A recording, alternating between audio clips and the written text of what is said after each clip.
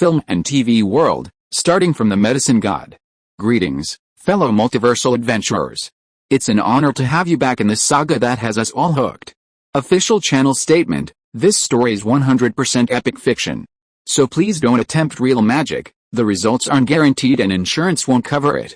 The rights to this masterpiece belong entirely to its brilliant original author. We are just a barge sharing it with you. Do you want to keep being part of this amazing community? Join our ninja army of subscribers on YouTube and give this content a like. And for true fans, our Patreon has exclusive ninjutsu waiting for you. Chapter 51. I have something to say. The students looked at each other, but no one stepped forward. Wang Yan, ever the troublemaker, wasn't one to tolerate such behavior and immediately raised his hand. Director, I have something to say. Speak. Director, I don't know who it was, but I just saw Chen Sun, Qiao Ran, and Zhao Yi sneak out. As soon as he said this, all eyes turned to Wang Yan at the back. Director Ma stared at the trio with a scrutinizing gaze. Actually, the students all knew who had done it, but no one spoke up. This was because if anyone spoke up at this time, they would definitely be out of the class. Even if the other students thought it was right, they would stand aside and condemn them. Seriously, Wang Yan's behavior was unpopular among the students. But Wang Yan didn't care what others thought, or the trio might retaliate against him. Besides, there were definitely people among them who shared his thoughts and supported him. Turning to the trio, he taunted, "Then don't just sit there. Are you men? If you are, just admit it openly. Don't drag other innocent classmates into this and waste everyone's time. If you don't want to study, don't waste other people's time. It's just inciting people, what's the big deal?" As expected, with Wang Yan taking the lead, the other students in the class with good grades started buzzing around. The pressure was concentrated on the three of them. Unlike the other two, Zhao Yi's legs started to tremble. He felt a call of his father. Director Ma didn't stop them, just glared at them. Giving Zhao Yi a disdainful look, Chen Sun and Qiao Ran exchanged a glance, and like warriors, raised their heads high and said, "I did it, it has nothing to do with him." He could deny it to the death, but what would his classmates think of him? What would his brothers think of him? Where would his face be? Where would his dignity be? Where would his pride be? In Qiang Ji's words, isn't a young man if he's not hot-blooded? In Wang Yan's opinion, he was just spoiled. Concerned about saving face? You'll be used as a doormat to save face in the future. Qiao Ran certainly couldn't let Chen Sun take the blame alone. Director, it was all my doing. That silly boy Zhao Yi chimed in, "It's not their fault, it was all my fault. You don't need to keep backing down. I'm telling you, none of you can escape. All of you, go stand outside." Director Ma pointed to the door. He glared fiercely at Wang Yan, who had betrayed them.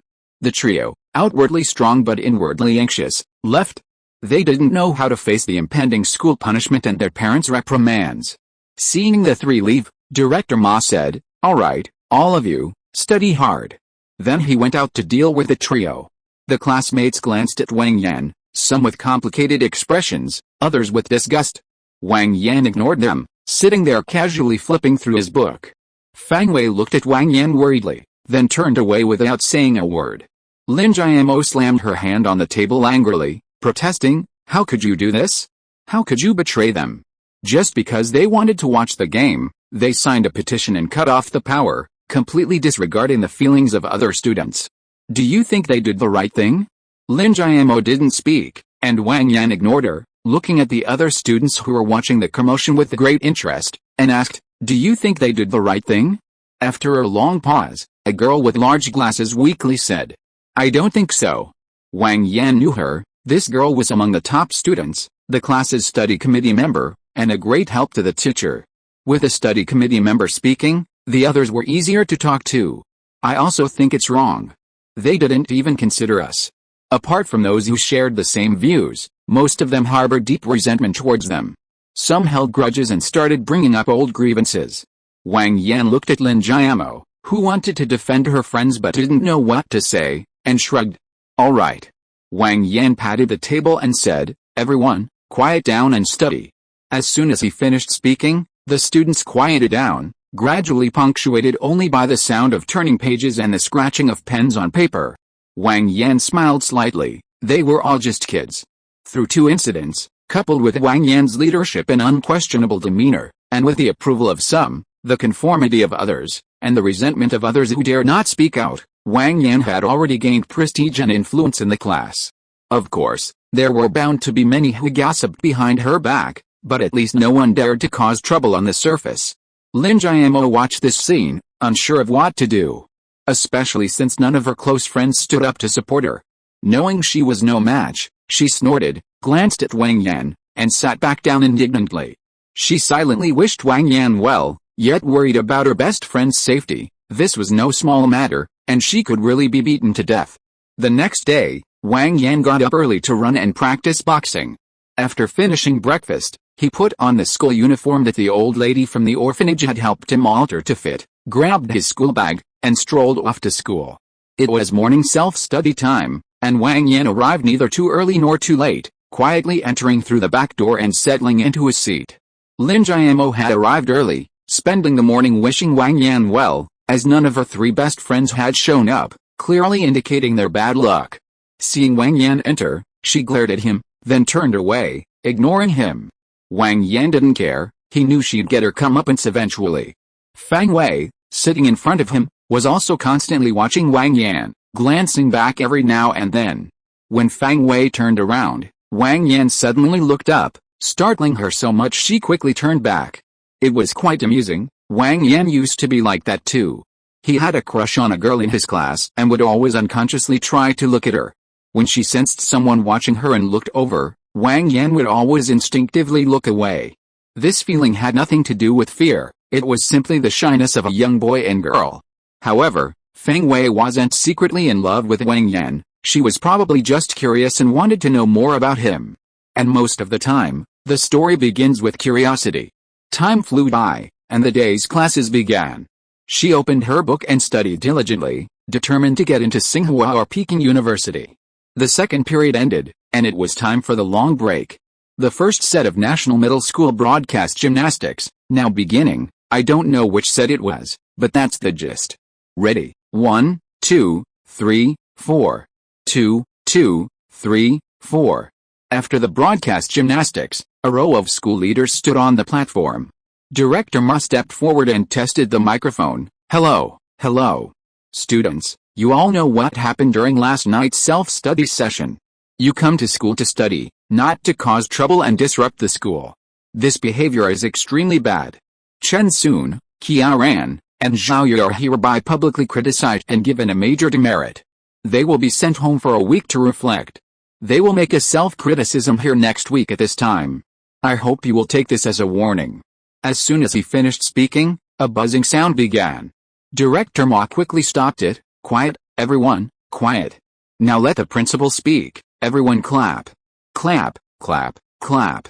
The students began to clap, and Wang Yan perfunctorily clapped along. Then the principal began a long, rambling speech. Even later, company leaders did the same thing at meetings. Things that could be said in 2 sentences were dragged out for ages.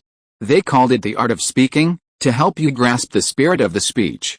After so many years, Wang Yan understood what was really going on. But he was genuinely sleepy.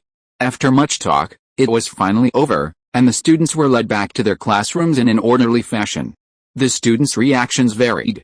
Some, disgusted with the school, silently agreed, saying awesome. Others, gloating, thought serves them right, while still saying awesome. Those with opinions wisely kept quiet, as everyone around them was saying awesome. Wang Yan, however, had nothing to say, because he used to say awesome, too. In the afternoon, during pay class, Wang Yan had nothing to do, so he went to the basketball court to play. Mainly, he wanted to show off and reminisce about his youth. Wang Yan used to be a little bit skilled, but very badly. Now he was different, his physique was undeniable. He could pull off tomahawk dunks, high-flying dunks, and behind-the-back dunks. He was agile, quick-witted, explosive, and had excellent control. His long-range shooting might not be accurate, but his 2-pointers were absolutely unstoppable. The school's pay team players, and some familiar faces, greeted Wang Yan warmly as he approached. Those who didn't recognize him asked the people next to them, "Who's he? He's got such a presence." Him? This was a deep friendship built over the past month, even though Wang Yan hadn't played much. But with just a couple of flashes of his skills and a little guidance, Everyone was won over. They didn't know why, they just felt Wang Yan was great, and they especially enjoyed talking to him and playing basketball with him. Here he comes. Sukai, the captain of the school team, saw Wang Yan coming and tossed the ball over. Wang Yan nodded, caught the ball, walked to the three-point line, raised his hand, and attempted a three-pointer, missing it. He then sprinted a few steps, pushed off the ground with both feet, leaped high, caught the rebounding ball, and slammed it home. He didn't dare to show off by hanging it on the rim. He was afraid of breaking it with too much force. Wow, that's fucking awesome. Wang Yan, awesome. The students on the sidelines, even though they had seen it many times, were still incredibly excited. They couldn't help it, they were envious and jealous. There were also some girls nearby who were enjoying the cool air, pointing and whispering as they saw Wang Yan's amazing performance. To be honest, Wang Yan now has a group of female fans, all of whom stumbled upon him playing basketball. Looking at Wang Yan with envy, Sukai said, "You're really awesome. So damn handsome. You're almost there too. I saw you were almost there the other day, just keep pushing," Wang Yan encouraged Sukai. But looking at Sukai, he couldn't shake the image of the sitcom love apartment. "Don't try to comfort me, I know my own level. But, what about what Coach Zhang mentioned last time? Have you considered it? Forget it, I still need to study." Saying this, Wang Yan called out to the students nearby, "Come on, let's play a full-court game." Soon, everyone was set up. A group of young men started playing basketball enthusiastically. Wang Yan didn't play selfishly, he mostly passed a ball. Besides, at his age, it was enough to show off a little and get a feel for the game, the rest was just for fun. This game is all about teamwork, right?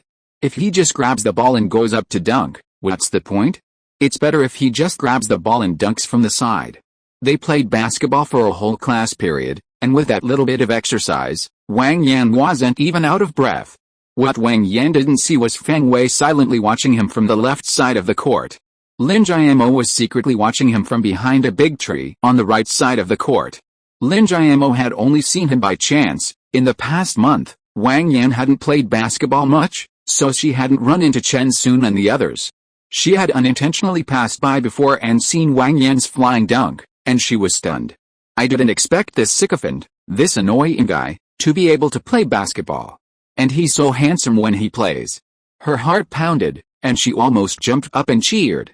But then she remembered how annoying Wang Yan was, and she was conflicted, so she hesitated and secretly hid behind the tree to watch. Wang Yan didn't know, and even if he did, it didn't matter. Although he started school later than this, generally speaking, everyone's thoughts weren't that different. It's just that the kids back then were really innocent. That evening, after school, Wang Yan packed his things and strolled out. As he walked outside, he saw Feng Wei riding a bicycle, but with a few boys following her. Wang Yan frowned and called out, "Feng Wei." Hearing someone call, Feng Wei stopped her bike, turned around, and was about to speak when she saw the people following her. Startled, she lowered her head and didn't dare move. Wang Yan walked over, and before they could speak, asked, "What are you doing following her? Kid, I advise you to mind your own business." Ignoring the two delinquents, Wang Yan said to Feng Wei, "You go first." "You dare," one of the skinny boys threatened fiercely. Wang Yan wasn't one to tolerate such behavior. He tripped the skinny boy, and with a quick movement, the boy fell to the ground with a crack. To avoid hitting his head, Wang Yan silently tipped his heel.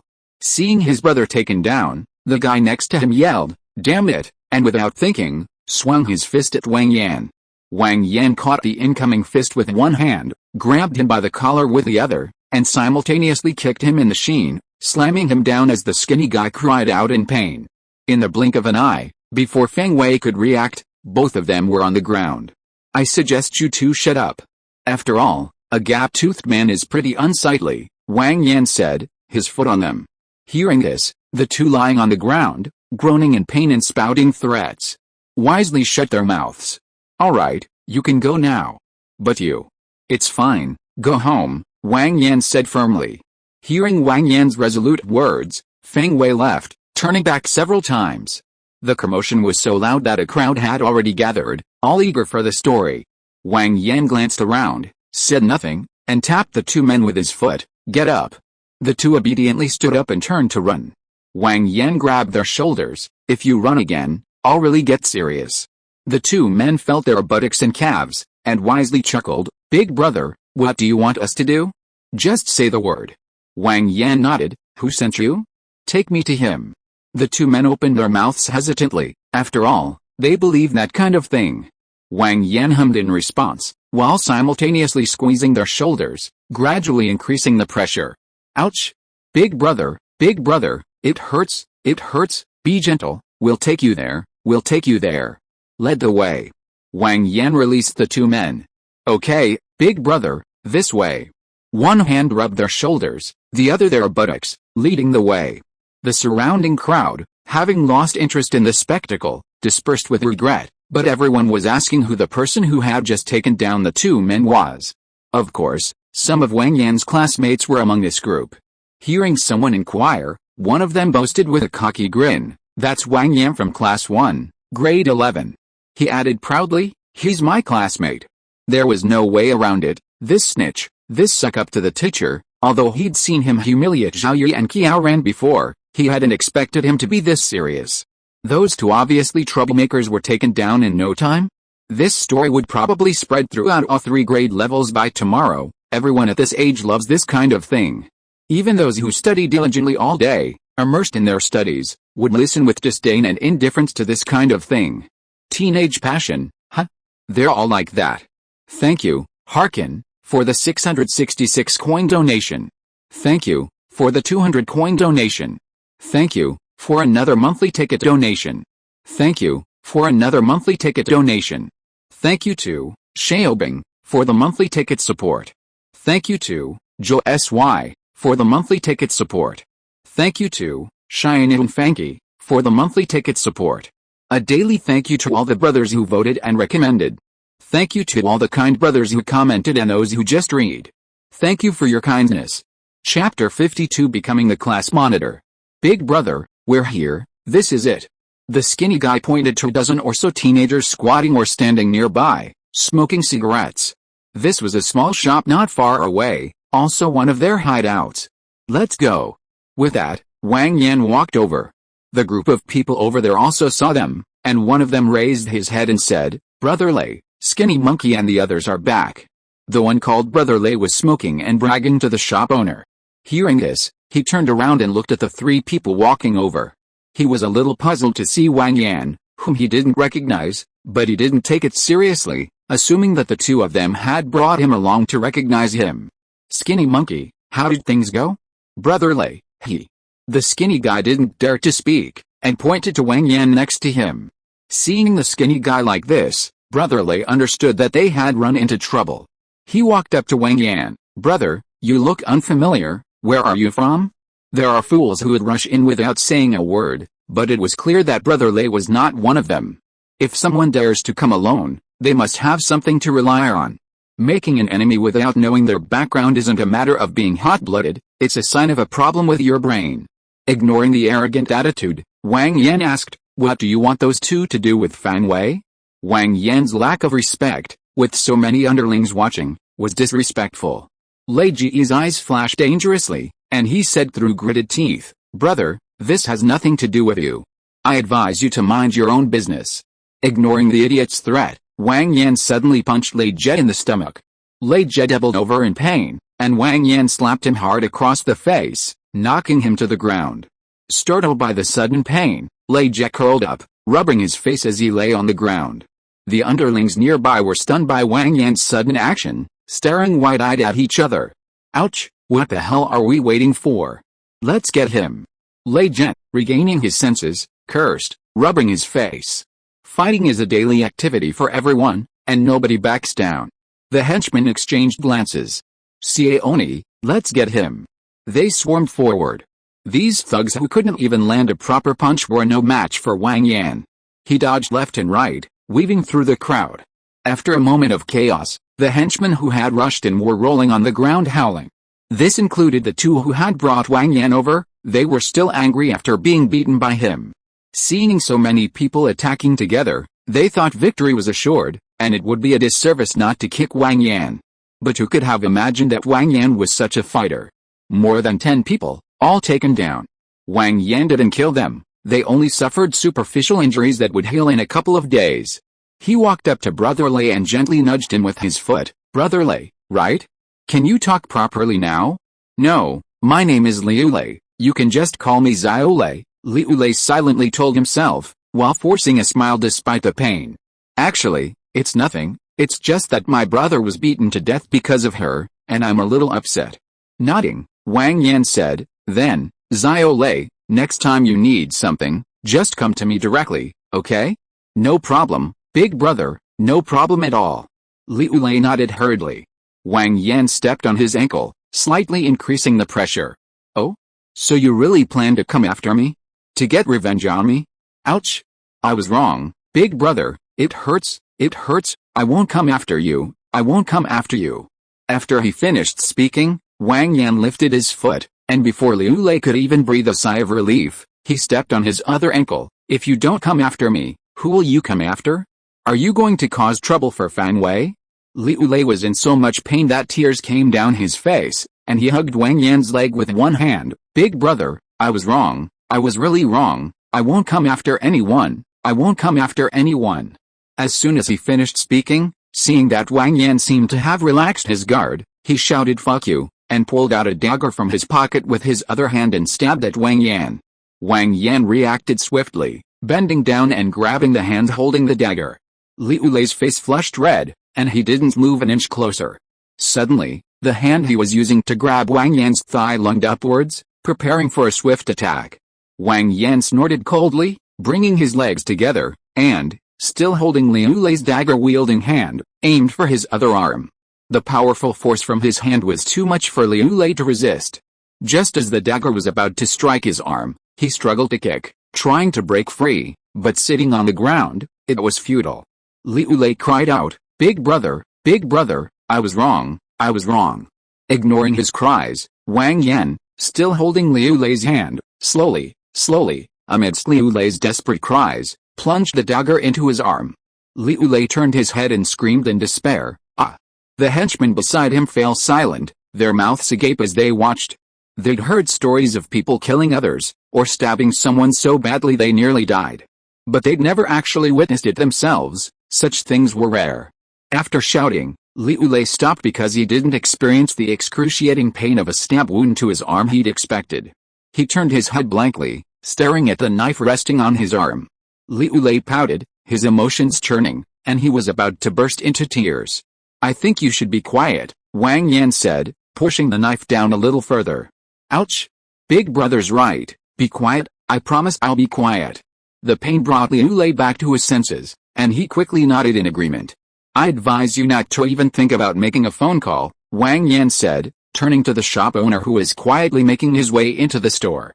Hearing Wang Yan's words, the small shop owner was struck dumb. He quickly stood still, awkwardly stammering, hey, little brother, oh no, big brother misunderstood. I just wanted to get you some water. I guess you must be tired. Ignoring him further, Wang Yan turned and twisted Liu Lei's wrist. Liu Lei cried out in pain, releasing the dagger, which fell to the ground. Wang Yan slapped Liu Lei on the back of the head, saying, pretty bold, huh? Another slap, being a big brother is all that cool, isn't it? Another slap, staring into Liu Lei's eyes, alright, that's enough for now. Let me make this clear. If there's a next time, don't blame me. Standing up, he addressed the people on the ground, you're all the same. Don't take my words lightly. He then said to the small shop owner, get me a bottle of soda. Hearing this, the small shop owner quickly ran inside and grabbed the bottle of soda, watching Wang Yan reach into his pocket for money. He hurriedly said, no, brother, it's on you. The shopkeeper was an adult, but adults are often timid, even he was scared by the fighting ability. Here you go, take it. I'm not robbing you. He handed over the money, and as the shopkeeper's eyes twitched, he used his hand to open the bottle cap. He didn't know whether to take the money or not. With a slight smile, Wang Yan swayed away while drinking his soda. He didn't bother talking to them anymore, they wouldn't listen to their parents anyway, why should he bother? As soon as Wang Yan left, the group of guys started groaning. Damn, that bastard really went all out, it hurt like hell. Come on, ouch, he obviously held back.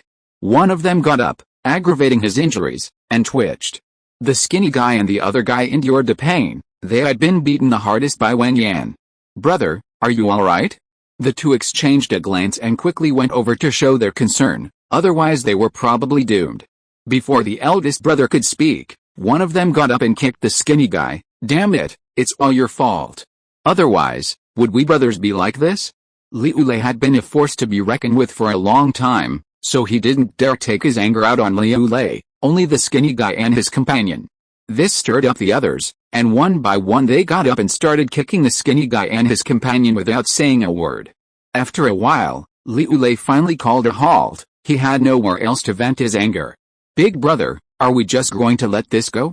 Liu Lei didn't speak, but some of the others glared angrily at the one who had spoken, thinking, "Damn it, I didn't hurt you enough. Let's find out more about that kid first." Liu Lei couldn't help but think of Wang Yan's eyes earlier, that coldness. Liu Lei shuddered and dared not think about it anymore.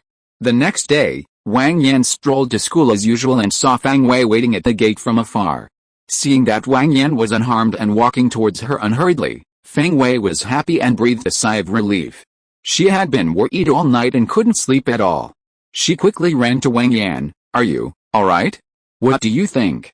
Fang Wei didn't know what to say. "Don't think so much, come on, let's go inside." "Okay." Fang Wei followed closely behind Wang Yan, head down. She didn't dare look up because most of the passers-by were pointing and whispering about them. Wang Yan knew they were talking about how he had taken down 2 people yesterday. "If anyone else comes looking for you, tell me." Fang Wei kept her head down, a slight smile playing on her lips. "Okay." Lin Jiamo skipped to the school gate and saw Fang Wei following Wang Yan inside. She immediately lost her enthusiasm for skipping. Yesterday, all Lin Jiamo could think about was Wang Yan dunking, even with special effects added. She couldn't help but think how Wang Yan's ordinary face was so pleasing to the eye. But thinking about his conflict with his friends, Lin Jiamo sighed. She thought Wang Yan was handsome and charming, and subconsciously wanted to get closer, but she felt she would be letting down her good friends. Besides, she had a conflict with Wang Yan, and she was sure she left a bad impression on him. Seeing Fang Wei following behind Wang Yan, she wasn't exactly envious or jealous, just a little uncomfortable. She pouted and followed him into the classroom, looking sullen. The moment Wang Yan entered, things got interesting. If things were like that outside, the classroom was even more chaotic. All the students were staring at him. One bold, nosy student said to Wang Yan, "Wang Yan, you were really fierce yesterday." Wang Yan smiled and nodded at the student. Another witness asked, "Wang Yan, you took down 2 so easily, have you trained?" His admiration for the strong had never changed. Nodding, Wang Yan said to him, "It was just random practice." Before anyone could ask further questions, Wang Yan clapped his hands. Alright, thanks for your concern, everyone get back to what you were doing." Martial prowess was also part of his authority. The troublemaker who had witnessed Wang Yan's fighting ability yesterday wasn't resistant today, and didn't find Wang Yan's antics annoying anymore. His decisive action clearly showed they were all on his side. Everyone sat quietly in their seats to study. A new day had begun. The first class was with their homeroom teacher, Mr. Hao. Without the 3 troublemakers, the class was truly transformed. Some were sleeping, some were daydreaming, and some were paying attention. Mr. Hao could clearly feel the smoothness of his lectures. Of course, the teacher was still responsible. He couldn't just ignore those who were sleeping or daydreaming. Chalk stubs were flying everywhere. Lin Jiamo listlessly pondered her questions. "Pay attention. What are you thinking about?" Startled awake by a slap of chalk from Teacher Hao, Lin Jiamo glanced instinctively at Wang Yan behind her, then quickly turned back. She smiled sheepishly at Teacher Hao. Pretending to listen, she continued, her mind a battle of ideas. "Wang Yan is so handsome. But what about Chen Sun and the others? But Wang Yan is so handsome. What about Chen Sun and the others? They should understand, right? They won't mind, will they?" "Yes, they definitely won't mind. We're good friends." "That's right, that's it." Lin Jiamo effortlessly reassured herself. Then, she started worrying again that Wang Yan might have a grudge against her because of yesterday's incident, and she frowned as she pondered a strategy. 45 minutes passed quickly, and Teacher Hao finished the lesson with a satisfied expression. "Everyone, don't rush off yet. There are 2 things I need to discuss. First, we need to elect a class monitor. As you all know, Chen Sun is no longer suitable to be our class monitor. 5 minutes. Everyone, please recommend someone. In less than 5 minutes, as soon as Teacher Hao finished speaking, a group of students, who had been so energetic after class, spoke up. Teacher, I choose Wang Yan. Yes, it has to be Wang Yan. I agree. Lin Jiamo also raised both hands. I agree too. She glanced at Wang Yan, but to her disappointment, he didn't react at all. The other students had no objection to Wang Yan being class monitor, though of course, they wouldn't dare voice their opinions. Seeing the overwhelming support for Wang Yan, Teacher Hao asked, does anyone disagree with Wang Yan being chosen as class monitor? A group of students began to jeer. No, we'll choose Wang Yan. Okay, so what does Wang Yan mean? Since everyone has chosen me, it's my duty.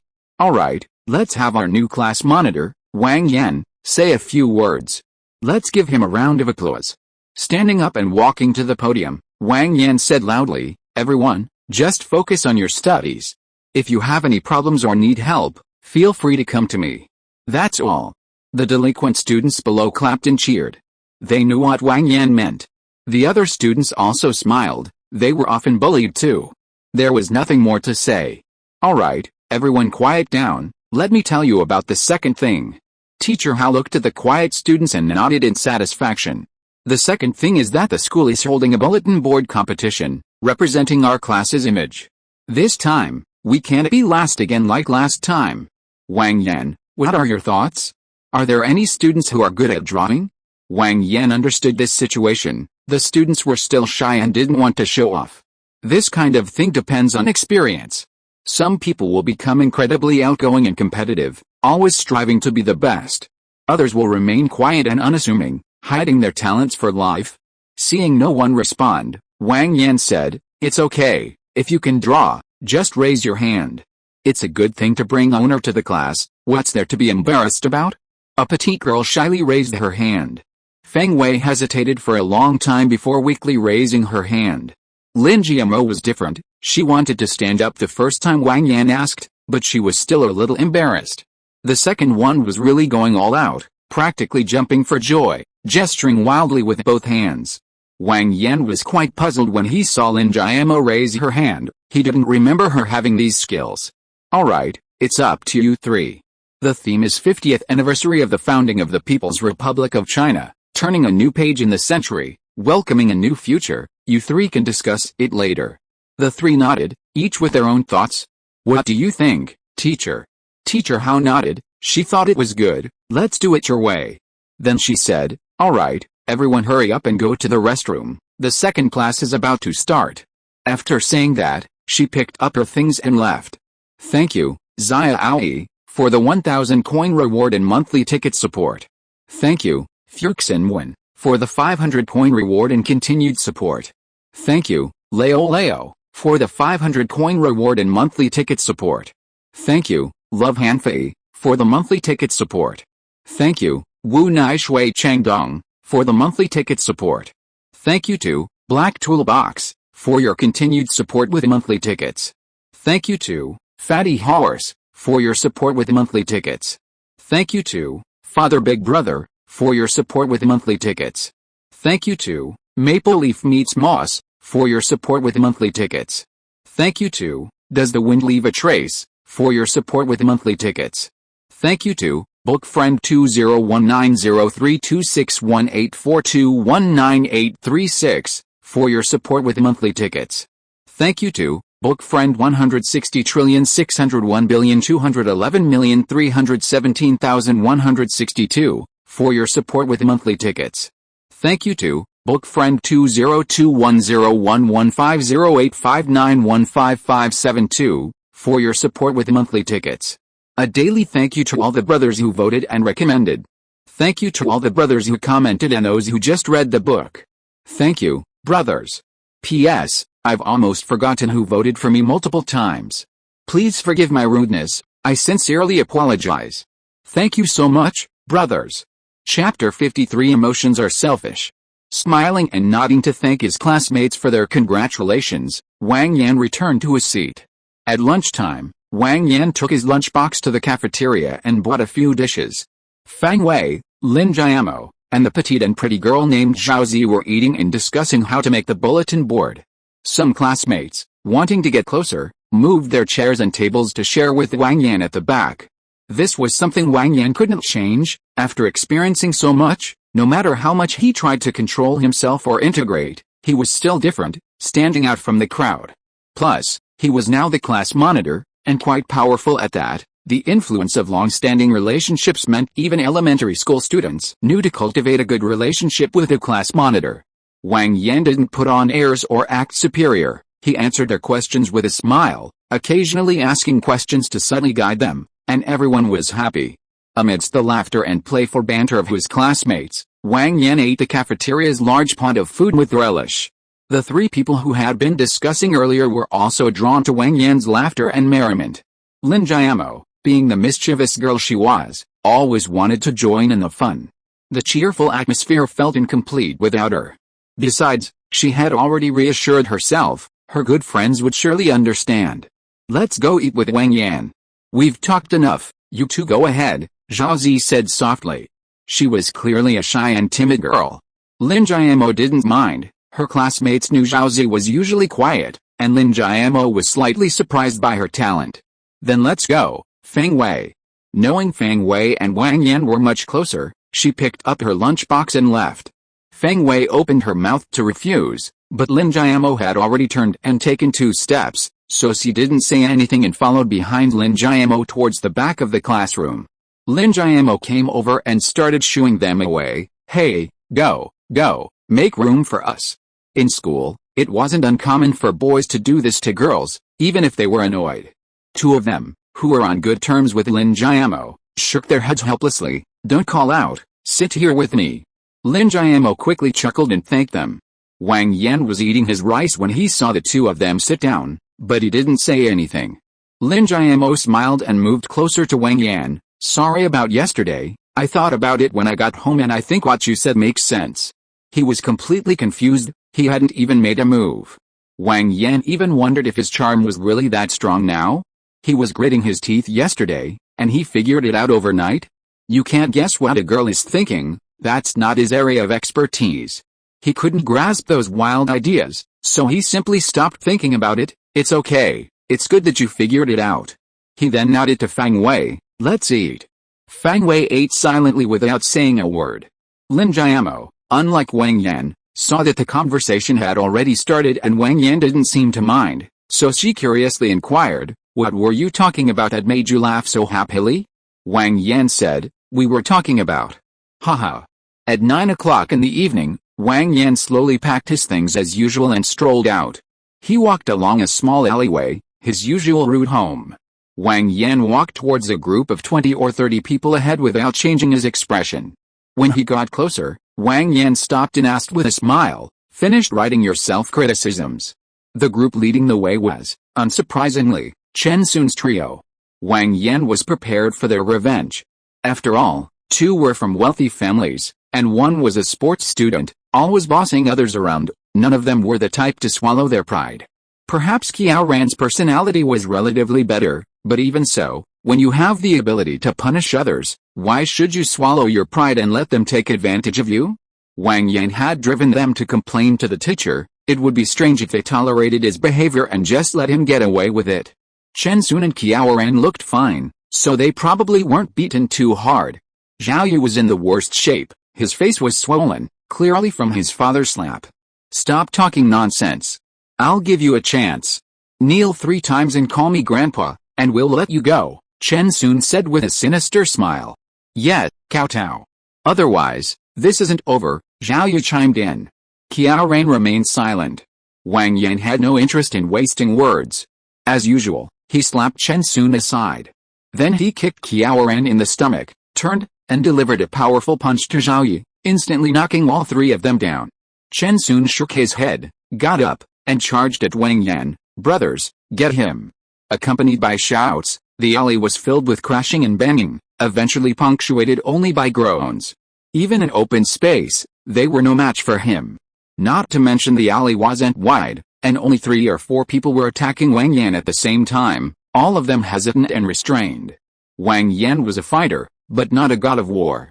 Although high school students aren't fully developed, they're close enough. And Wang Yan couldn't go all out, so he was a bit restrained. Therefore, he inevitably got kicked a couple of times, and his clothes had quite a few large footprints, but otherwise he was perfectly fine. It's no exaggeration to say that with the attack power of this group, he could have stood there without fighting back. As long as they didn't hit sensitive areas, he could have held out for a while. Moreover, halfway through the fight, seeing how fierce Wang Yan was, some even ran away in fear. He patted the dirt and footprints off his school uniform. Wang Yan frowned and shook his head. The dirt was easy to remove, a couple of pats and it was gone, but the footprints were a different story. He had just washed his clothes yesterday.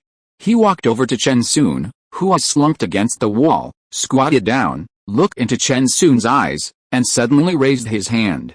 Chen Sun thought Wang Yan was going to slap him and instinctively raised his hand to block. But after waiting for a while, he didn't receive any attack from Wang Yan. He carefully lowered his arm, when suddenly he was hit hard on the head with a flick. Damn it! Chen Sun wisely swallowed the words back. He rubbed his head, hissing and groaning to relieve the pain. Just this once, Wang Yan said, raising his index finger, his eyes like knives. Chen Sun was terrified, not daring to look Wang Yan in the eye, but he gritted his teeth and remained silent. Standing up, Wang Yan clapped his hands and walked over to Qiao Ran, pausing for a moment. Thinking he was about to be hit too, Qiao Ran quickly covered his head, the crisp sound from before still hurting him. Ignoring Qiao Ran, Wang Yan walked over to Zhao Yi, who was groaning in pain, and squatted down in front of him. Zhao Yi was much more straightforward. 20 or 30 people couldn't beat one, so what was he? Knowing he was no match, he acted like a dead pig that wasn't afraid of boiling water, not caring what happened. Wang Yan slapped him on the head, making Zhao Yi wince in pain. Don't you know what kind of people they are? He slapped him again. Don't you have any self-awareness? He slapped him again. You'd better watch yourself. Wang Yan stood up and left. Chen Sun and his two companions weren't so relaxed. They had to appease the people lying on the ground, otherwise, if they gathered a group of people to fight, and ended up getting beaten up for nothing, their day would be over. In the end, the three of them spent a long time spitting and saying all sorts of nice things, buying cigarettes, alcohol, and treating them to a meal, before it was finally over. After the people who had come to help left, the three of them sat down side by side on the curb, sighing. How can that bastard be so good at fighting? It hurts like hell. Chen Sun said, rubbing his sore spot. He really is good at fighting. What should we do? Qiao Ran asked. I think we shouldn't cause trouble. 20 or 30 people can't beat him. Let's stay away from him. Zhao Yi said. Zhao Yi, are you scared? Chen Sun said. It's not that I'm afraid. What can you do? Chen Sun remained silent. Seeing this, Qiao Ran said, all right, let's leave it at that for today. We'll discuss it again tomorrow. It's getting late. Let's go home. The dejected group dispersed and went home. The injuries on their faces were easy to talk about. They could be brushed off with a few words. Parents know what their children are like. Besides, they were just superficial injuries, nothing serious, and it wasn't the first or second time they'd come home with bruises. Zhao Yi walked along the road, thinking about Wang Yan's two sentences. Did he not understand these things? He did. But he didn't want to think about it. Wang Yan didn't care about anything, he just said a few words out of spite, and that was it. Following the script, wasn't the other person quite wealthy? His meddling might have made things worse for them. Back home, after washing his clothes, Wang Yan went to sleep peacefully. In the following week, Feng Wei, Lin Jiamo, and Zhao Zi completed the bulletin board together and won third place in the grade. This didn't give Wang Yan any sense of honor, he had no interest in it at all, it was purely the three girls' achievement. During this time, Feng Wei and Lin Jiamo always stayed at the back, chatting and laughing with Wang Yan and a group of male classmates while eating lunch. That day, during the second long break, dear teachers and classmates, good morning. I'm sorry to have wasted your time and energy. Accompanied by Chen Sun, Qiao Ran, and Zhao Yi loudly apologizing from the podium, they returned to school. Back in class, Chen Sun asked Lin Jiamo, whom he hadn't seen in a long time, about recent events. When he heard that his class monitor had been removed and replaced by Wang Yan, Chen Sun's face turned quite grim. He knew he wouldn't be class monitor, But he didn't expect Wang Yan to take over. Wang Yan had only been there for a little over a month, and she was already class monitor? Chen Sun couldn't accept it. Lin Jiamo noticed Chen Sun's expression and quickly changed the subject. Oh, you guys don't know, do you? Our class bulletin board got 3rd place, and I contributed to it too, she said proudly, waiting for the 3 of them to praise her. The 3 of them turned around to look at the bulletin board. Chen Sun and Qiao Ran looked back at Lin Jiamo with disbelief. Zhao Yu chimed in, really? Tell me which one you drew? The national emblem and the national flag. Wow, it's really well drawn, almost like the real thing. Zhao Yu praised her highly. Then he asked, who drew that dragon? That was Zhao Zi. The rest were done by Fang Wei, Lin Jiamo explained. Upon hearing Fang Wei's name, Zhao Yu didn't say anything, but Chen Sun and Qiao Ran's eyes clearly flickered, and they both looked towards Fang Wei's seat. Watching the quiet figure flipping through a book, Qiao Ran didn't say anything, but Chen Sun said, I didn't expect her to be able to draw. And she's pretty good at it? Seeing that apart from Zhao Yi, her 2 other friends weren't bothering her and were only concerned about Fang Wei, Lin Jiamo pouted and returned to her seat, ignoring them. Zhao Yi sensed that Lin Jiamo was unhappy and quickly went over to comfort her. He had missed her terribly after not seeing her for a week. Just then, the teacher entered to the sound of the school bell. The class monitor shouted, stand up. With a clattering sound of chairs being moved, the students shouted in unison, hello, teacher. After sitting down, some read books, some found a sleeping position and sprawled out, doing nothing of note, but no one spoke. Chen Sun felt like he didn't recognize his classmates anymore. Something was wrong. When did they become so well-behaved? He nudged the student in front of him, hey, what's up? Unable to bear it any longer, the student in front glanced back at Wang Yan, and seeing that he wasn't paying attention, whispered. Wang Yan said, if you don't want to study, don't study, but don't bother others. Anyone who causes trouble will get revenge. He quickly turned back to his reading the martial arts novel he'd rented from the shop outside the school. Chen Sun snorted coldly and looked towards Wang Yan, meeting his gaze. Remembering the fear of being controlled, Chen Sun shuddered and quickly turned back, pretending to read. He was secretly plotting revenge against Wang Yan. Wang Yan had almost gotten him expelled, his parents had kicked him, and Wang Yan had even beaten him up. Both were competitive young men. How could he possibly accept defeat? He'd been thinking about it for a week, but still couldn't come up with a plan. The problem was, he disgusted Wang Yan, and Wang Yan would retaliate against him. He couldn't even beat him, so what was the point of being disgusted? Lost in thought, he saw the figure in white sitting in front of him, attentively listening to the lesson. A breeze blew into the classroom, gently brushing her hair, serene and peaceful. This breeze also stirred a ripple in the young man's heart. Chen Sun was mesmerized, resting his chin on his hand, staring blankly. Qiao Ran, sitting in front of him, wasn't mesmerized, but his gaze kept drifting to the beautiful figure in front of him. Gradually, they both realized something was wrong. Why was Fang Wei constantly turning around to look? Following Fang Wei's gaze, they turned back, and back again, until they saw Wang Yan. The 2 girls snapped back to reality and quickly turned away. Zhao Yu did the same. He kept turning to look at Lin Jiamo, and Lin Jiamo kept turning to look at Wang Yan. Comparing their own thoughts, the 3 of them understood what the 2 girls meant. Only they knew what they were really thinking. The feeling was even worse at lunchtime. Some brought their own food, others got theirs, and after everyone finished, they returned to the classroom. Chen Sun and Qiao Ran watched as Fang Wei skipped over to the table Wang Yan had already set up and sat down. After sitting down, she was still calling out to Lin Jiamo. What did this mean? It meant they had eaten together before. The 3 of them didn't say anything, just stared intently at Lin Jiamo. Lin Jiamo was torn. Having no other choice, she decided to confess. I'll come over in a bit, she called out to Fang Wei, sitting down next to the trio. Hey, don't look at me like that, Lin Jiamo said, embarrassed and annoyed that the 3 of them were staring at her without saying a word. Zhao Yu preemptively asked, what's wrong with you? Don't you know he's an enemy? Oh, we're all classmates, what's with all this talk of enemies? Why say such nasty things? This left the 3 speechless. Qiao Ran took a deep breath and said, GMO, confess and you'll be treated leniently, resist and you'll be punished severely. Oh, it's like this.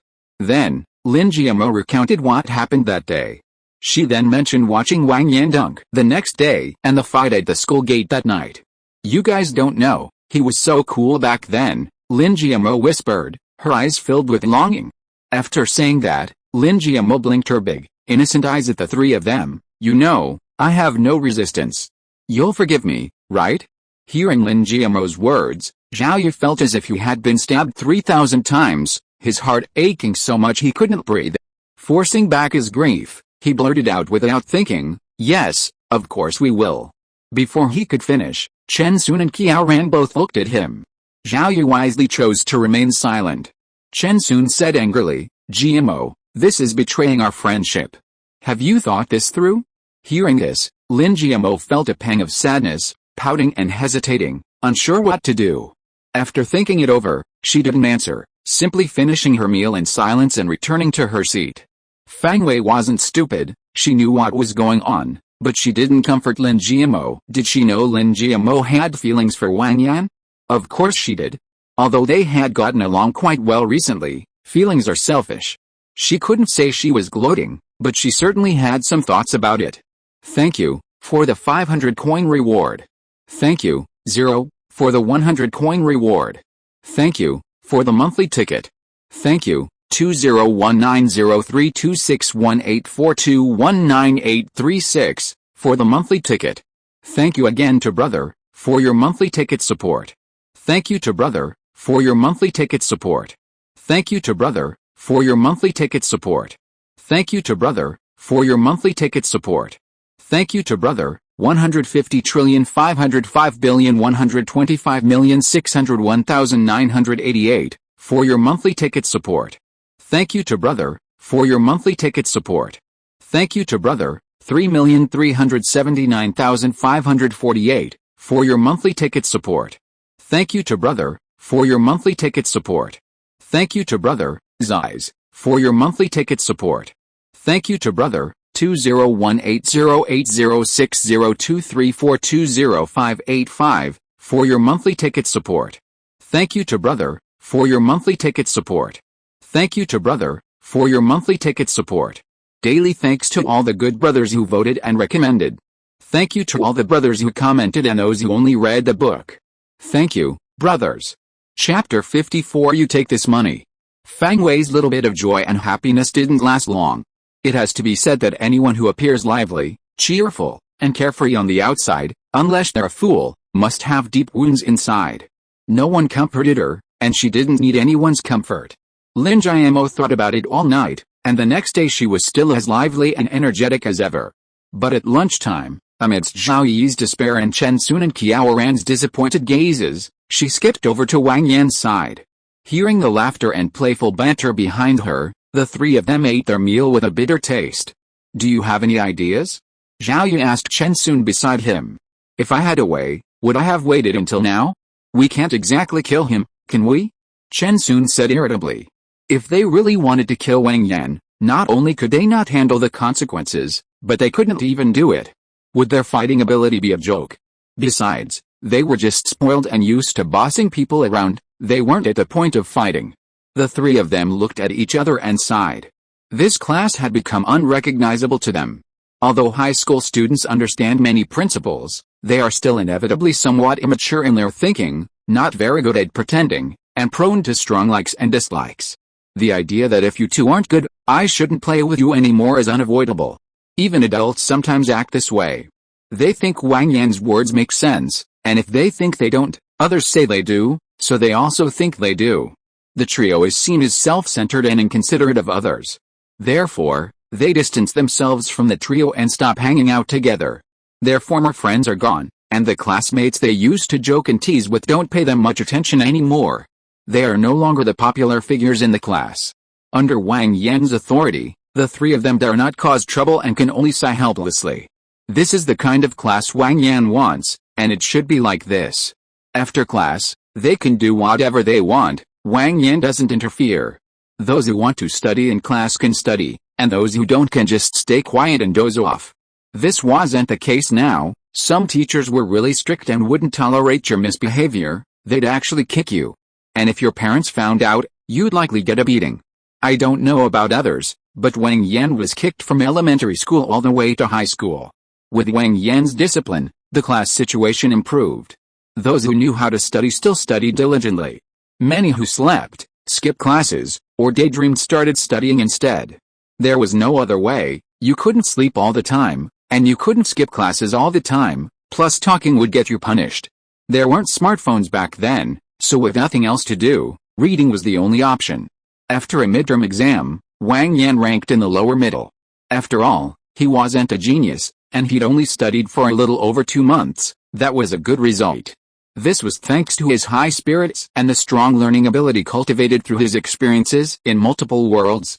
Wang Yan wasn't the main issue. The real improvement was the learning atmosphere, and the other students' grades all improved significantly. Teacher Hao and Director Ma were overjoyed, knowing it was all thanks to Wang Yan, the class monitor, and even awarded him a 3 Good Student Award. The trio quieted down, resigned themselves to their fate, and accepted it. What could they do if they couldn't beat them? It didn't hurt. On his way home that day, Zhao Yi reflected on his actions. Chen Sun and Qiao Ran came from better families and were better students than him. He'd been so foolish to follow them around so carefree all day.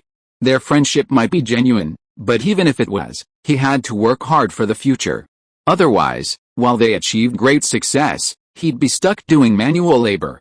So, Zhao Yi started studying during his breaks. However, he couldn't let go of Lin Jiamo. Lin Jiamo would often run to Wang Yan's side, which made Zhao Yi uncomfortable.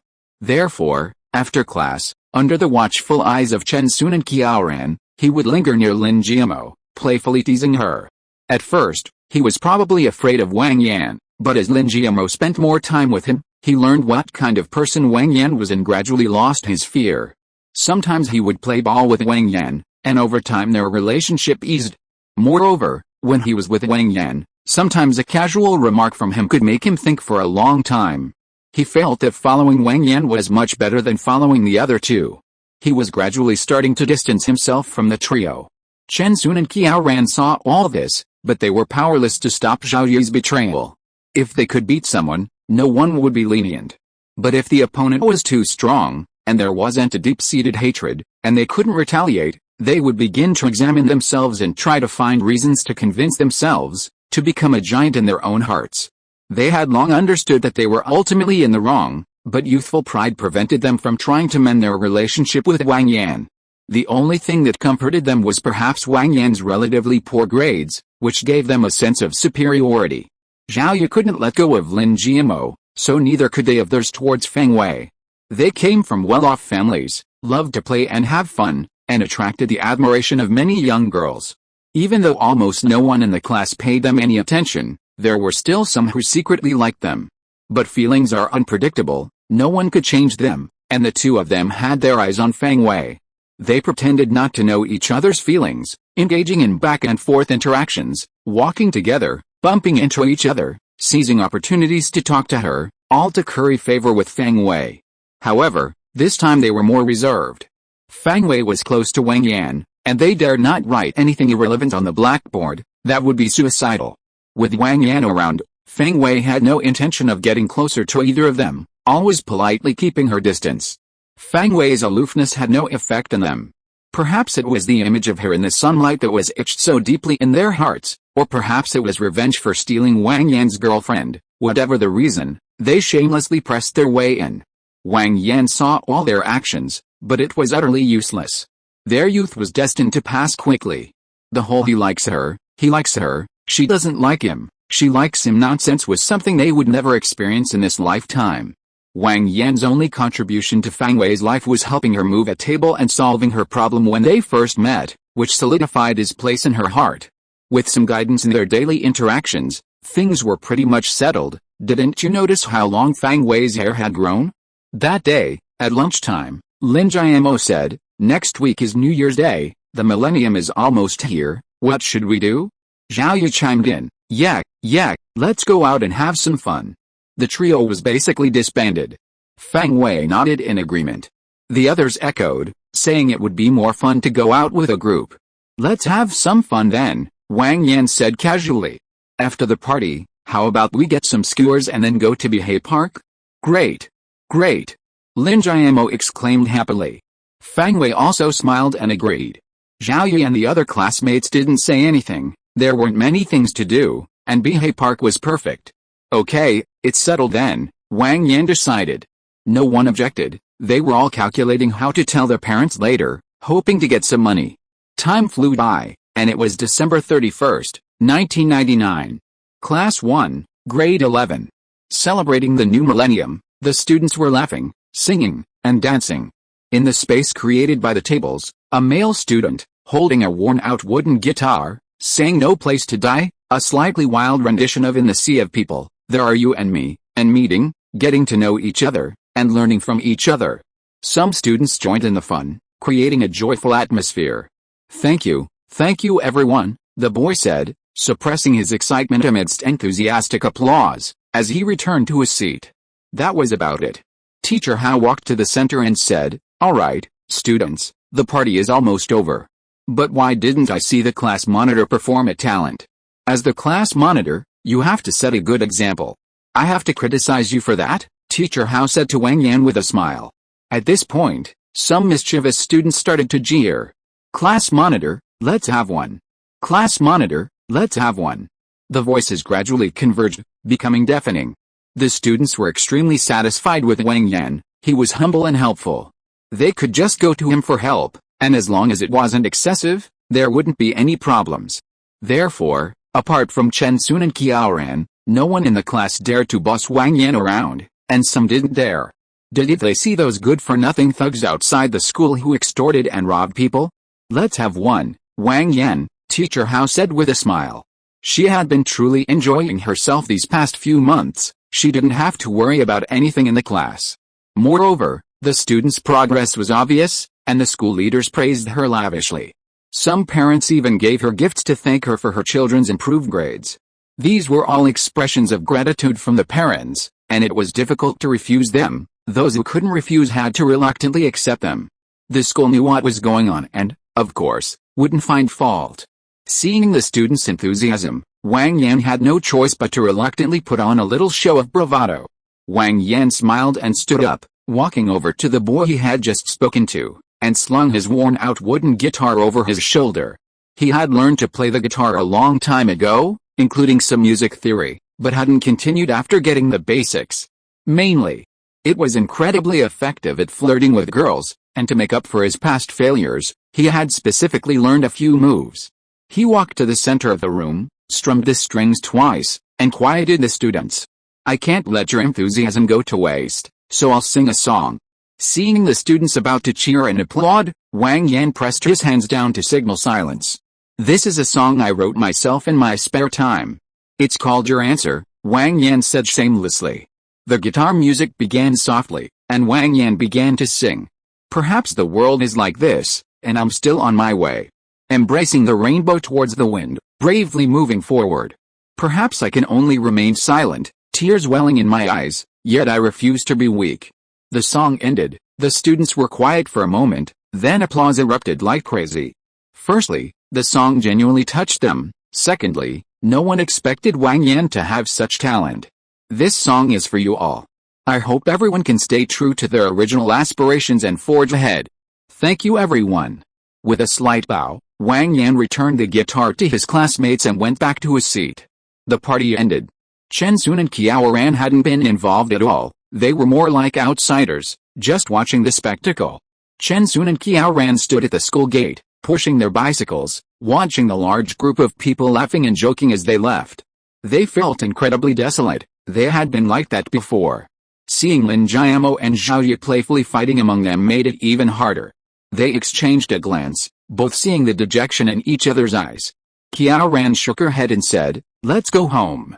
Chen Sun didn't speak, got on his bike, and rode away. He had brought this upon himself. He couldn't blame anyone else.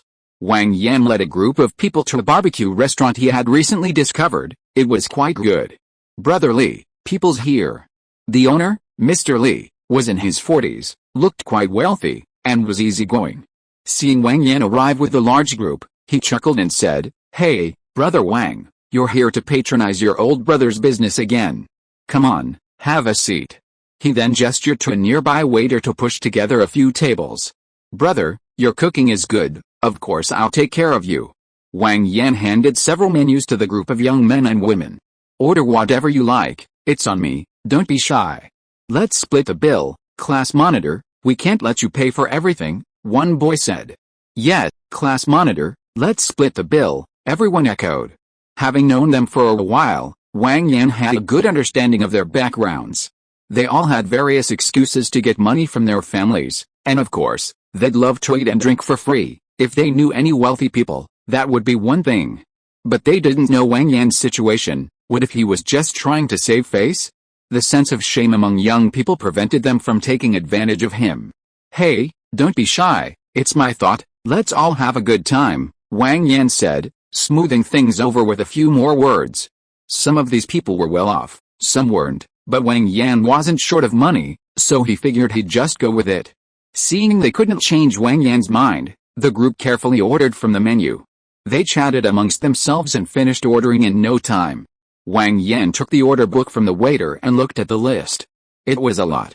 But it was all just 1 or 2 skewers. They were afraid of spending too much. Looking at the list, Wang Yan thought this was what most people's youth should be like. Looking around at their sincere eyes, Wang Yan chuckled and scolded, I told you to order as much as you wanted, and this is all you've got? Skewers, please? The others found Wang Yan's comment amusing and laughed. Alright, is it that funny?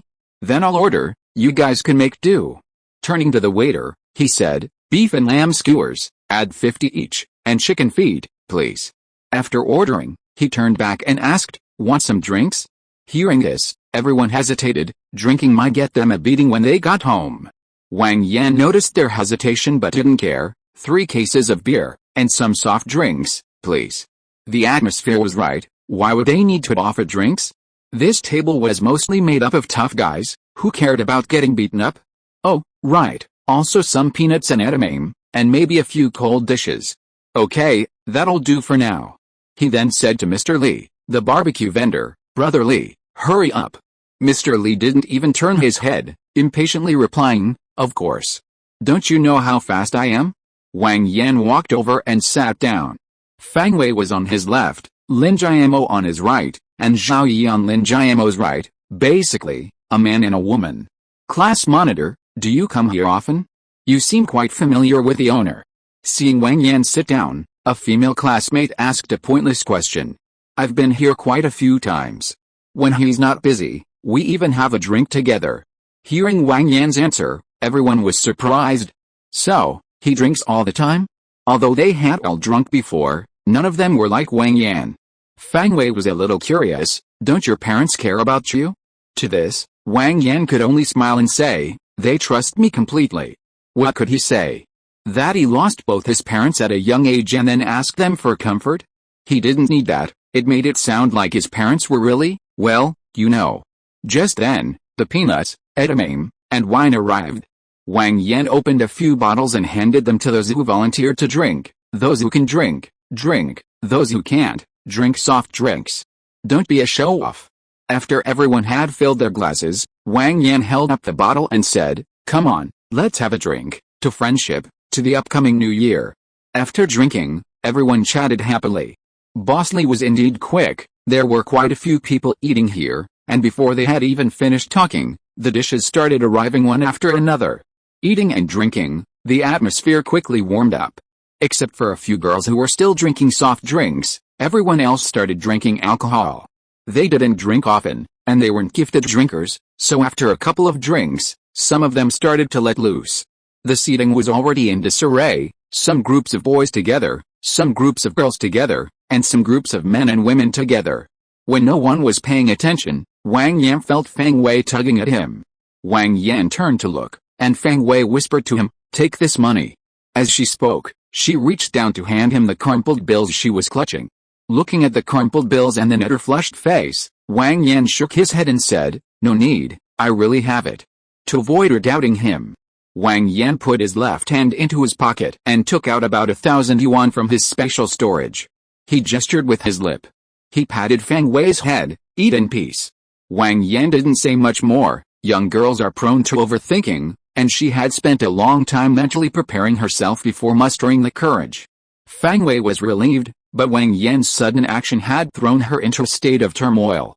Fortunately, she had been drinking, and her face was still flushed from her earlier embarrassment, so he didn't notice. She quickly sat up straight and whispered, "Okay." The girl's shyness was quite amusing. Wang Yan chuckled and clinked glasses with her. "Come on, let's have a drink." Fang Wei poured herself a full glass and downed it in one gulp. She drank a little too quickly and choked, coughing. Wang Yan patted her back. "If you can't drink, drink less. Why are you drinking so fast? I didn't force you." Fang Wei didn't answer, but smiled broadly while coughing. After a couple more pats, Fang Wei took a sip of water, smiled at Wang Yan to indicate she was alright, and went to talk to her classmate next to her. "Thank you, just right, for the 100 coin reward. Thank you, Midnight Tea, for the 100 coin reward. Thank you, Bookworm Night, for the 100 coin reward. Thank you, Old, for the continued support with monthly tickets. Thank you, 2424 Bull, for the monthly tickets again. Thank you again too, for your monthly ticket support. Thank you too, for your monthly ticket support. Thank you too, Liashu Wu, for your monthly ticket support. Thank you too, for your monthly ticket support. Thank you too, for your monthly ticket support. Thank you too, for your monthly ticket support. A daily thank you to all the brothers who voted and recommended. Thank you to everyone who commented and even those who just read. Thank you, brothers. If you are listening to this novel on a channel other than Fanfic World, it means it was downloaded and re-uploaded without effort. We warmly invite you to visit our channel, Fanfic World. There you will find the original version of this story and many other novels of various genres. We look forward to seeing you dive into a world of incredible novels. Chapter 55. You two need to work hard. Turning back, Wang Yan chatted with his classmates from time to time, enjoying his skewers and drinks, completely at ease. They were all students, without any complicated thoughts, and he didn't need to guide them. They were having a great time on their own. Lin Jiamo and Zhao Yi, to his right, were talking to a few people nearby, but their minds were always on Wang Yan. She clearly saw him patting her head and back. She didn't feel too good about it. Taking advantage of a moment when no one was around to talk to her, Lin Jiamo leaned close to Wang Yan. She and Fang Wei were thinking the same thing. "Do you have enough money for all this? If not, I have some." Saying this, she pulled out a wad of cash from her pocket, trying to give it to Wang Yan. Wang Yan shook his head helplessly, put his right hand in his pocket, and took out another 1,000 yuan or so from his special storage. "That's enough, don't worry. I'll get more from you if I need more. Just enjoy your meal." He patted Lin Jiamo's shoulder and said, "Okay, let's drink then." She clinked glasses with Wang Yan and downed her drink in one gulp. Then, pretending to choke, she covered her mouth and coughed a few times. Wang Yan patted Lin Jiamo's back speechlessly. "That's enough. Do you think I can't tell the difference between a real cough and a fake one?" Seeing that she had been found out, Lin Jiamo awkwardly looked up and gave Wang Yan a silly laugh. Zhao Yi had been watching Lin Jiamo closely and saw her take out her money. He wasn't stupid, of course he knew why. Although he felt uncomfortable seeing Lin Jiamo and Wang Yan so close, he still fumbled for money in his pocket and handed it over under the table. He didn't say anything, just stared at Wang Yan. Wang Yan was the center of attention, and everyone else noticed the action and looked over. Patting Zhao Yi's hand holding the money, Wang Yan said, "Thank you for your thoughtfulness." Then Wang Yan stood up, took out more than 1,000 yuan and flicked it in the air, swish swish. He had to show off now, otherwise this matter wouldn't be over. "Come on, everyone, take a look. Are you relieved now? Eat and drink as you please." Wang Yan slammed the money on the table and opened a bottle of wine. "To thank everyone for their concern, I'm doing this as a token of my appreciation." With that, amidst the cheers of his classmates, he downed the entire bottle. "Come on, let's toast our class monitor to thank him," someone suggested, and everyone agreed, standing up to drink another glass with Wang Yan. This time, no one was worried, and the atmosphere became even more lively. The other diners didn't say anything about the commotion. Although they thought these students in school uniforms were a bit unreliable, they weren't much better back in their day. Everyone has their youthful days, and everyone smiled knowingly, their conversation inevitably turning to reminiscing about the past. "Hey, class monitor, I still have my guitar with me. How about you play another song?" said the boy who had sung "No Place to Die." The others, hearing this, thought it was a good idea. Wang Yan's performance was indeed quite good, and they all got excited too. Those eager to help gave him no chance to refuse, and without a word, they clapped and cheered. Great, everyone clap. The guitar was already being handed to Wang Yan, so why be coy? He'd just reluctantly put on a little show. Wang Yan stood up, slung his guitar over his shoulder, and said, "Then I'll play a tune to liven things up." The other diners, noticing Wang Yan with his guitar, instinctively wanted to listen. Even old Li, who had known him for months, stopped grilling. He had no idea this kid had this talent. He put the skewers aside, opened a bottle of wine, and took a big gulp, a welcome break.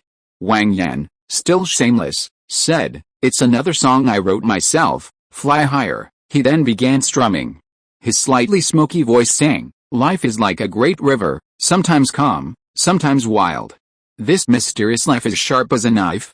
Fly higher." After the song, everyone's spirits were high. "Class monitor is awesome," the students shouted. The other diners, including Brother Li, all gave him a thumbs up. Wang Yan opened another bottle of wine, gestured to the surrounding circle, and everyone raised their glasses in a toast, drinking together. Ignoring the admiration in Fang Wei and Lin Jiamo's eyes, Wang Yan sat down and chatted with the others. The meal lasted 3 or 4 hours, and most of the drinkers were quite tipsy. Wang Yan didn't feel comfortable letting them go back like that. Something might happen on the way, and it would be difficult to explain.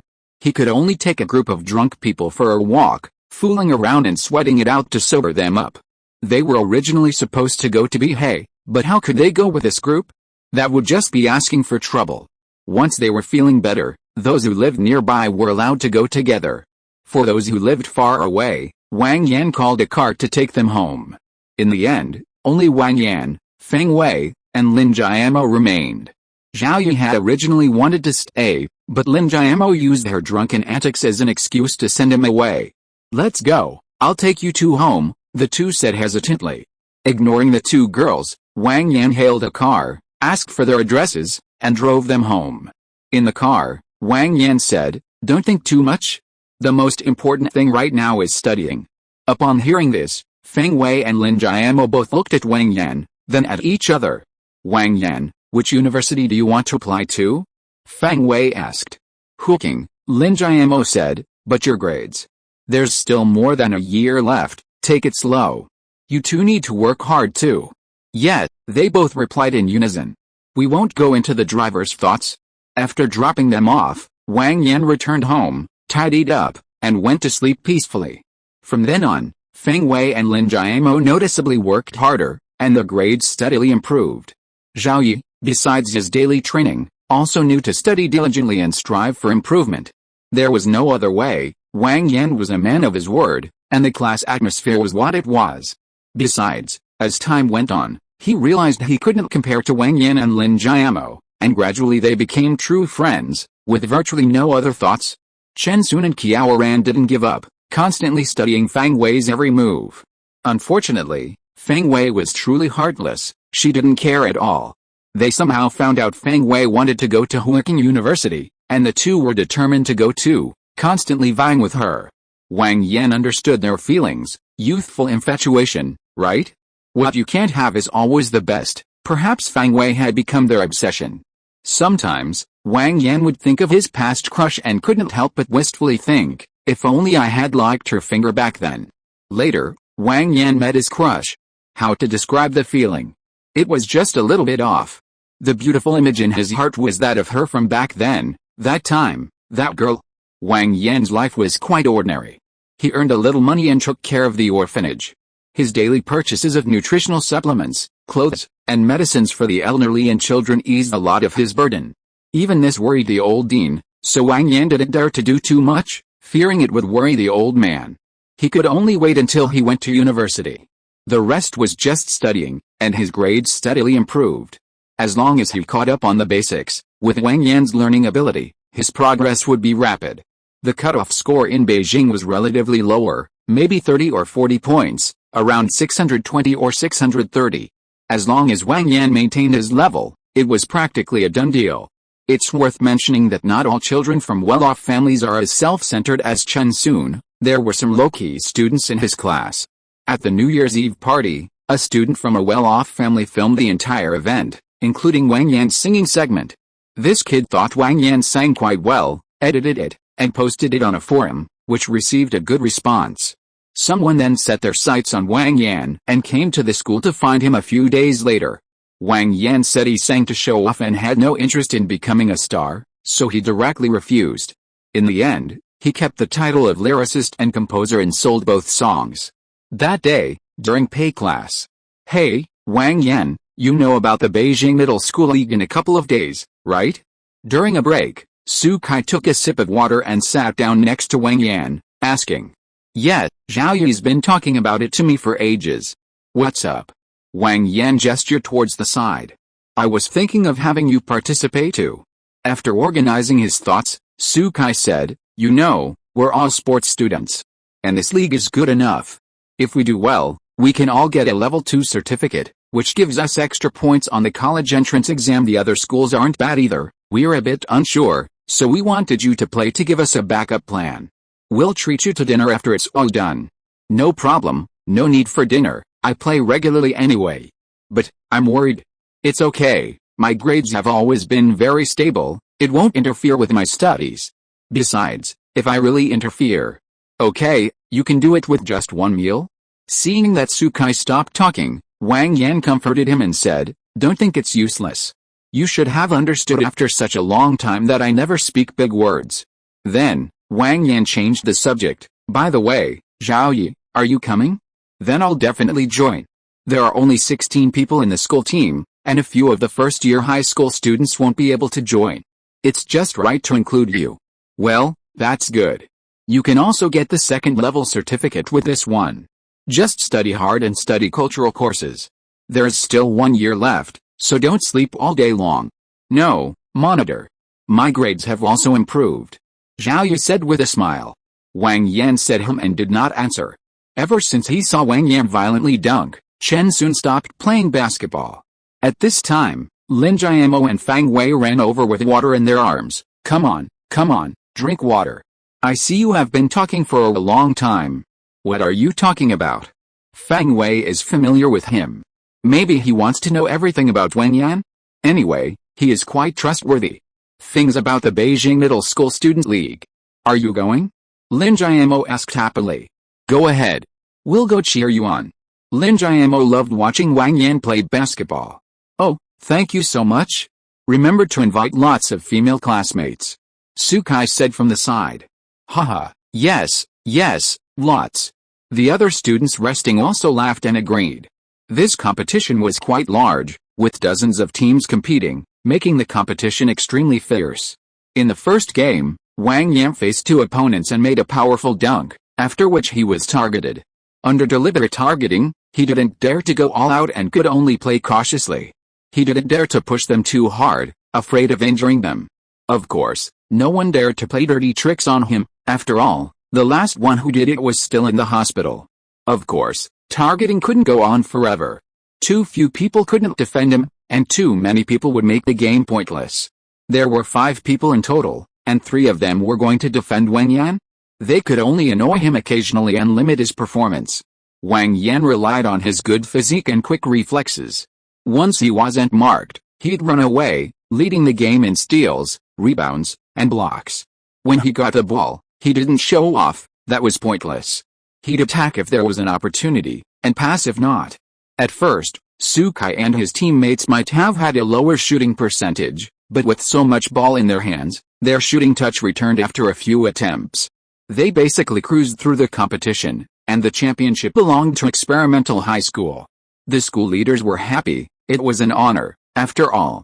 Experimental High School hadn't won a championship for several years, and this victory was a testament to the efforts of the current leaders, a well-rounded development in moral character, intelligence, physical fitness, aesthetics, and labor skills. The result was a win-win situation. The school had honor, the leaders received commendations, the players got certificates, and even bonus points. After the college entrance exam, Su Kai left, many others left, and the school was empty. Perhaps the teachers were used to seeing off a new batch of students every 3 years. But what they were used to wasn't the constant farewells, but the sadness that accompanied each departure. even though they knew many would never be seen again. The teachers, with a heavy heart but smiling faces, wished their graduating students a bright future. The college entrance exams were over, and summer vacation had arrived. Fang Wei and Lin Jiamo kept coming to see Wang Yan. Zhao Yu also frequently came over as a third wheel. Wang Yan didn't say anything, he didn't care if they came or not. Thus, they all learned where Wang Yan lived, and of course, they also learned about his background in this world. He ended up getting some comforted, they were all doing it for his own good. Wang Yan could only shake his head and smile bitterly. That day, Wang Yan took the three of them, carrying a bunch of things, to the orphanage. As soon as they entered, a child shouted, "Brother Wang Yan is here! Brother Wang Yan is here!" This shout caused a stir, and a whole bunch of children rushed out from all directions.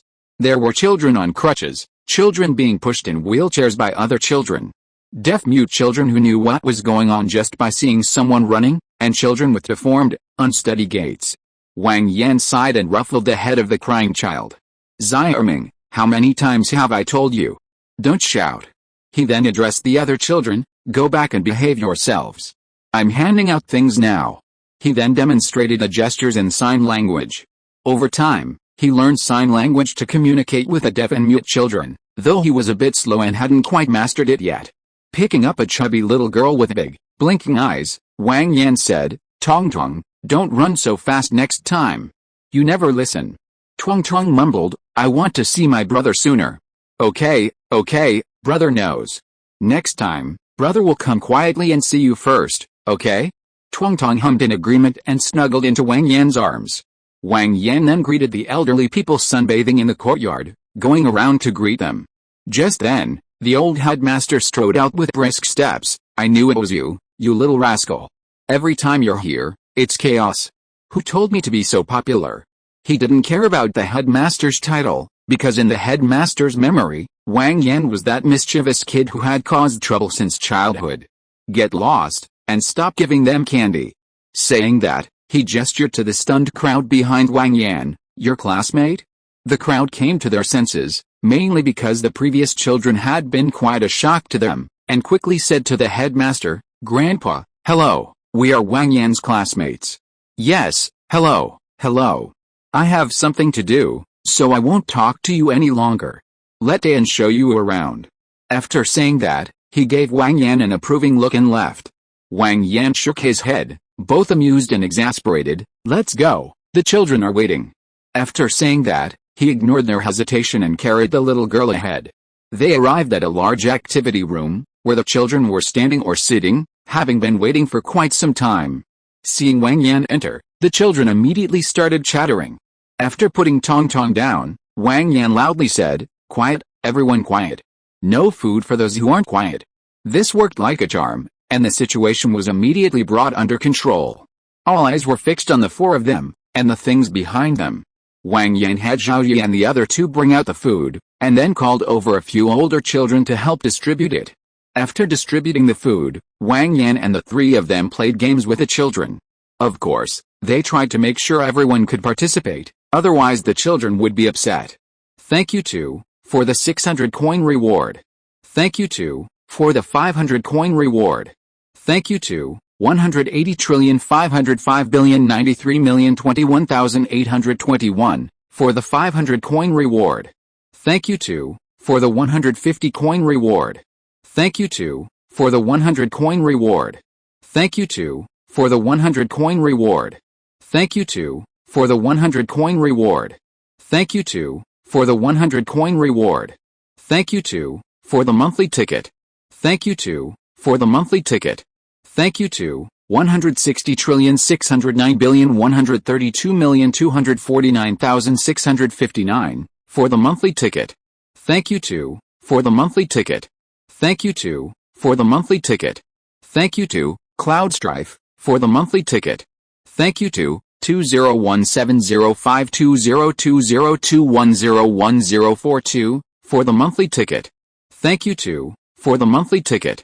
Thank you too, 20170418223411862, for the monthly ticket. Thank you too, for the monthly ticket. Thank you to brother, for your monthly ticket support. Thank you to brother, Yi, for your monthly ticket support. Thank you to brother, for your monthly ticket support. Thank you to brother, for your monthly ticket support. A daily thank you to all the brothers who voted and recommended this book. Thank you to all the good brothers who commented and those who just read the book. Thank you, brothers. Chapter 56 Graduation. The group strolled unsteadily down the street, their spirits low except for Wang Yan. Fang Wei and Lin Jiamo's eyes were particularly red. Come on, cheer up, don't be so down. But they're so pitiful, Fang Wei choked out. Lin Jiamo also burst into tears beside her. Yeah, so pitiful, some of them are so young. Zhao Yi didn't speak, but it was obvious he wasn't feeling well either, his eyes also red. Let me say something, they're not pitiful, and they don't need to be pitied. What they need is respect, not your overflowing tears of compassion. You're just going to cry all you want, then go back to sleep and do whatever you were supposed to do the next day? Wang Yan shook his head. Why bother? No, we are. Lin Jiamo blurted out, speaking without thinking, wanting to argue. But as soon as she finished speaking, she realized Wang Yan was right, she must be like that. They're not coming out, are they? So, don't think about useless things, just keep it in your heart. If you can help when you can, that's fine too. If you can't, offering your blessings is also acceptable. The elderly and children in the welfare home have suffered countless scornful looks and witnessed countless hardships in their lives. The only thing that hurts them is the deep pity in the eyes of others when they look at them. The three nodded, knowing that what Wang Yan said made sense, but they still couldn't be happy. Let's go, don't think too much, shall we go for a stroll in the hay park? After saying that, Wang Yan led the way, and the others silently followed behind. To forget something, shifting your attention is the most effective way. Watching the three of them laughing and slowly rollerblading, Wang Yan didn't know if they still had that compassion from before, at least on the surface, it wasn't at all, and they were having a great time. At this moment, Fang Wei cried out and was bumped by someone, almost falling, but fortunately Lin Jiamo caught her. Seeing that this group of people were no good, Zhao Yi quickly stepped in front of the two. Blind spot. Fang Wei? The person who had tripped opened his mouth to curse, but after looking up and seeing the nervous person in front of him, he immediately swallowed his words and quickly looked around. Wang Yan was also a little speechless. It should have been long past his time. What a coincidence. Isn't this Brother Lei? Wang Yan slid over and said. Seeing Wang Yan coming over, Liu Lei quickly bowed and smiled obsequiously. No, big brother, just call me Xiao Lei. It's all my fault. I was blind, he said, while gently patting his face. He was really scared. After being beaten up that time, they followed Wang Yan for a while, especially when Wang Yan took on more than 20 people one-on-one. They secretly watched the whole thing. Later, they even heard that the gang of thugs outside the experimental high school, who were 2 streets ahead of him, had been driven away by Wang Yan. This guy was a living father. Who did he think he was? Ignoring Liu Lei and his nervous subordinates, Wang Yan turned to Fang Wei. Fang Wei, are you alright? Fang Wei leaned against Lin Jiamo, shook her head, and didn't speak. Alright, you guys go ahead and play. Wang Yan waved his hand and said to Liu Lei. Liu Lei was overjoyed. Okay, thank you, big brother, thank you, big brother. After saying that, he quickly led his group of subordinates away. Some of the new underlings didn't understand the situation and didn't want to leave, which angered Liu Lei so much that he kicked them twice. Skating my foot. Doesn't it hurt when I hit you? Wang Yan stepped forward to comfort him. It's alright. You know I've already dealt with these bastards. As soon as he finished speaking, Fang Wei rushed over from Lin Jiamo and threw herself into Wang Yan's arms. Wang Yan was wearing roller skates, and Fang Wei spun him around half a circle. Thank you, Wang Yan, Fang Wei said, choking back tears. Due to the angle, Lin Jiamo keenly noticed the fleeting smile on Fang Wei's lips and immediately bristled. Fang Wei, you. She rushed over and clung to Wang Yan. Zhao Yu witnessed the whole thing, laughing out loud, but what he felt inside was obvious. She claimed to be over it, but only she knew how much it hurt. Wang Yan understood perfectly well what the two were doing. Fang Wei wanted a hug, a further step in their relationship. After a while, Wang Yan separated them. That's enough, we've been hugging for ages, everyone's watching us. The time wasn't right yet, they couldn't rush things. Fang Wei and Lin Jiamo looked around and saw people pointing and whispering, their faces flushed with embarrassment. The young girls couldn't stand it, so they quickly returned their shoes and stopped playing. The group tacitly pretended nothing had happened and continued strolling along, laughing and joking. This summer, unnoticed, quietly slipped away. Fang Wei and Lin Jiamo were always seeking out Wang Yan. Their parents couldn't possibly be unaware. Wang Yan had met them both, and thanks to the fact that neither family knew the other's intentions, despite their reservations, Wang Yan smoothed things over. Both families only had one child, and neither set of parents were particularly lenient. Their idle chatter hadn't interfered with their studies. They had all witnessed their children's progress that year. As long as boundaries were maintained and their studies weren't affected, they essentially tacitly approved. September 1st marked the start of the new school year. After a summer of fun, returning to school felt a little disorienting.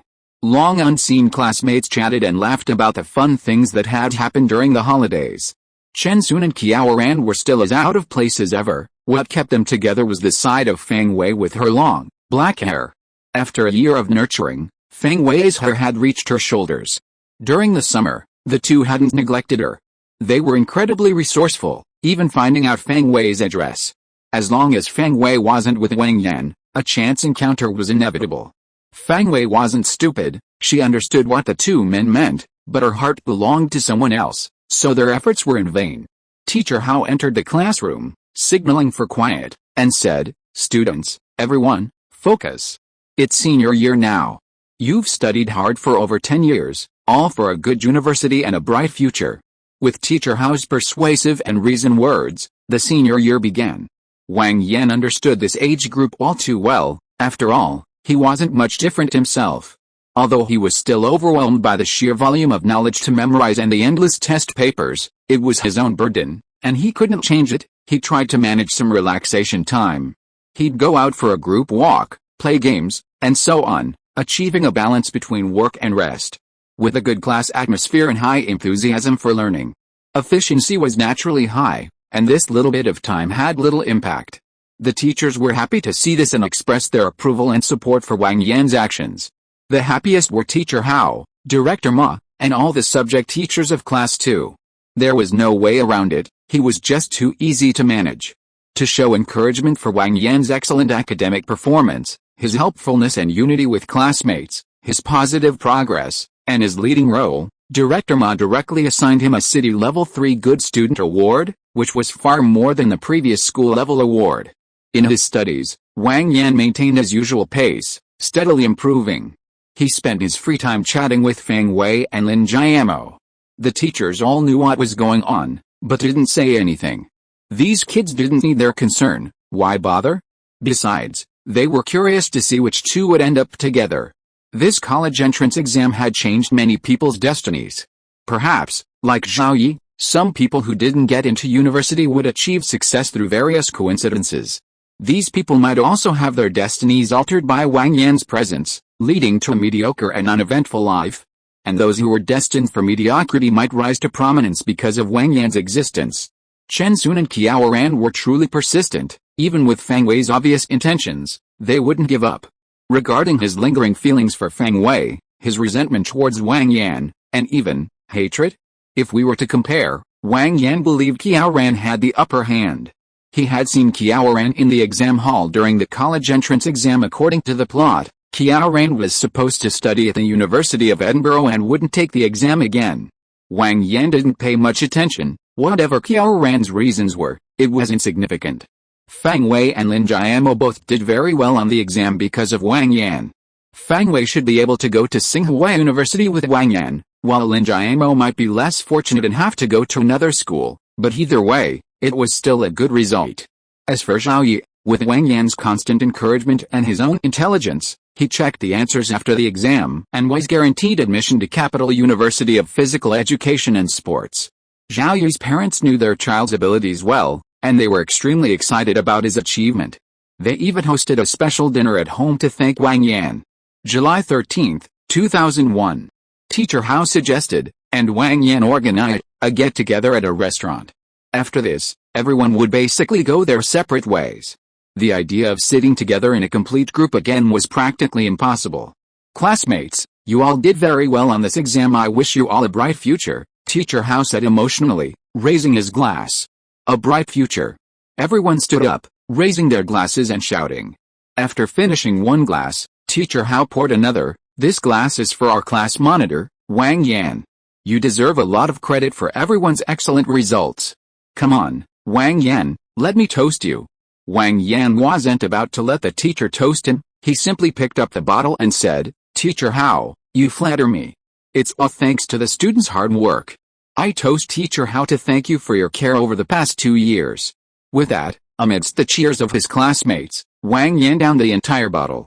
Teacher Hao also smiled and finished his glass.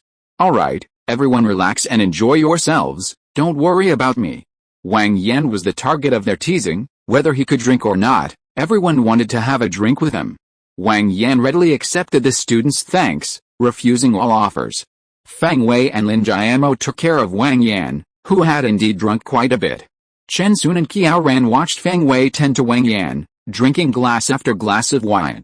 People's joys and sorrows are not always shared, but at this moment, they certainly felt a connection. Teacher Hao suggested that Wang Yan sing a song, a suggestion that was once again met with enthusiastic approval. Since the previous song, Your Answer, had already been sung by a celebrity, they all knew it was written by Wang Yan. With no other option, Wang Yan sang Blooming Life, a song that fit the theme and served as a blessing. His powerful rendition brought the atmosphere to a climax. After Teacher Hao said a few words and left, the atmosphere reached another peak. After all, everyone had just graduated and hadn't yet adjusted to their new roles. The teacher's presence always felt somewhat restrictive, a point Teacher Hao clearly understood. Wang Yan had been relentlessly pressured to drink from the start, and with Teacher Hao gone, it got even worse. Fang Wei and Lin Jiamo even drank a few glasses for Wang Yan amidst the teasing of others. Wang Yan didn't stop them, he was happy, everyone was having a good time. Zhao Yu, always the lively one, was bragging to his classmates. He'd also drunk quite a bit, and before he knew it, he was at Chen Sun and Qiao Ran's table. The three looked at each other, speechless. They hadn't been in touch since their group broke up. Now, facing their former brothers and friends, they didn't know what to say. I heard you did well on your exams? Qiao Ran broke the silence amidst the noise. Yeah, pretty good, Capital University of Physical Education and Sports. Congratulations. Chen Sun chimed in. How about you guys? Zhao Yu asked. Chen Sun replied, you know, we both did well, Tsinghua University. He nodded. Want a drink? Zhao Yu raised his glass. After thinking for a moment, he decided the glass was too small and opened 3 bottles of wine from the side. Let's have a drink. The two reached for their glasses. The trio of old clinked their bottles together. They exchanged glances and then chugged their drinks. Qiao Ran, with a lower alcohol tolerance, couldn't handle the bottle cooking and forced himself to finish his. The three of them turned the bottles upside down in unison, then looked at each other and burst into laughter without warning. At that moment, they seemed to have returned to the beginning, to those carefree, thoughtless days. After the laughter came silence, they could never go back. Zhao Yu forced a smile and patted the two of them heavily on the shoulders. You two keep drinking. I'll go check over there, they seem to be calling me. The two of them patted Zhao Yu back. Go ahead. Zhao Yu turned and left, his head slightly raised. Watching Zhao Yu's retreating figure, Chen Sun and Qiao Ran sighed, sat down, and shared a drink, laughing at each other's red eyes. Having suppressed their emotions for so long, the atmosphere in the room had become chaotic under the influence of alcohol. Some, drunk, were talking nonsense, complaining about the hardships of 12 years of hard study. Some, after drinking too much, inadvertently revealed long-hidden secret relationships. Others, swaying with bottles in hand, stood in front, loudly professing their love to a female classmate, only to find that she had long harbored the same feelings and loudly expressed her excitement. For every success, there was a failure. The girl politely declined, the boy claiming he was just drunk and talking nonsense, and left gracefully, only to hide in a corner silently licking his wounds. And then there were the usually quiet girls who loudly professed their love to a boy, only to find that he agreed to be with her but she refused. Caught up in the atmosphere, Zhao Yu found Lin Jiamo and raised his glass, saying, Jiamo, want to have a drink? Lin Jiamo understood Zhao Yu's intentions from the beginning and also raised her glass, let's have a drink. After they finished their drinks, Lin Jiamo said, Zhao Yi, we're best friends for life, aren't we? Zhao Yi took a sip from his bottle. Yes, best friends for life. But Fang Wei, she. Before Zhao Yi could finish, Lin Jiamo grabbed the bottle of wine. Come on, let's drink. After finishing her drink, Lin Jiamo skipped and hopped off to join her classmates in the fun. She ultimately didn't answer. Zhao Yi shook his head, didn't speak, and went to the group of male classmates for a crazy drinking contest. What Wang Yan didn't expect was that when he went to the restroom again, he saw Zhao Zi outside, the petite and delicate girl who had drawn a giant dragon on the bulletin board. While washing his hands, Wang Yan asked, "What are you standing here for?" Wang Yan, I. Zhao Zi's face flushed red, and she couldn't get the "I" out for a long time.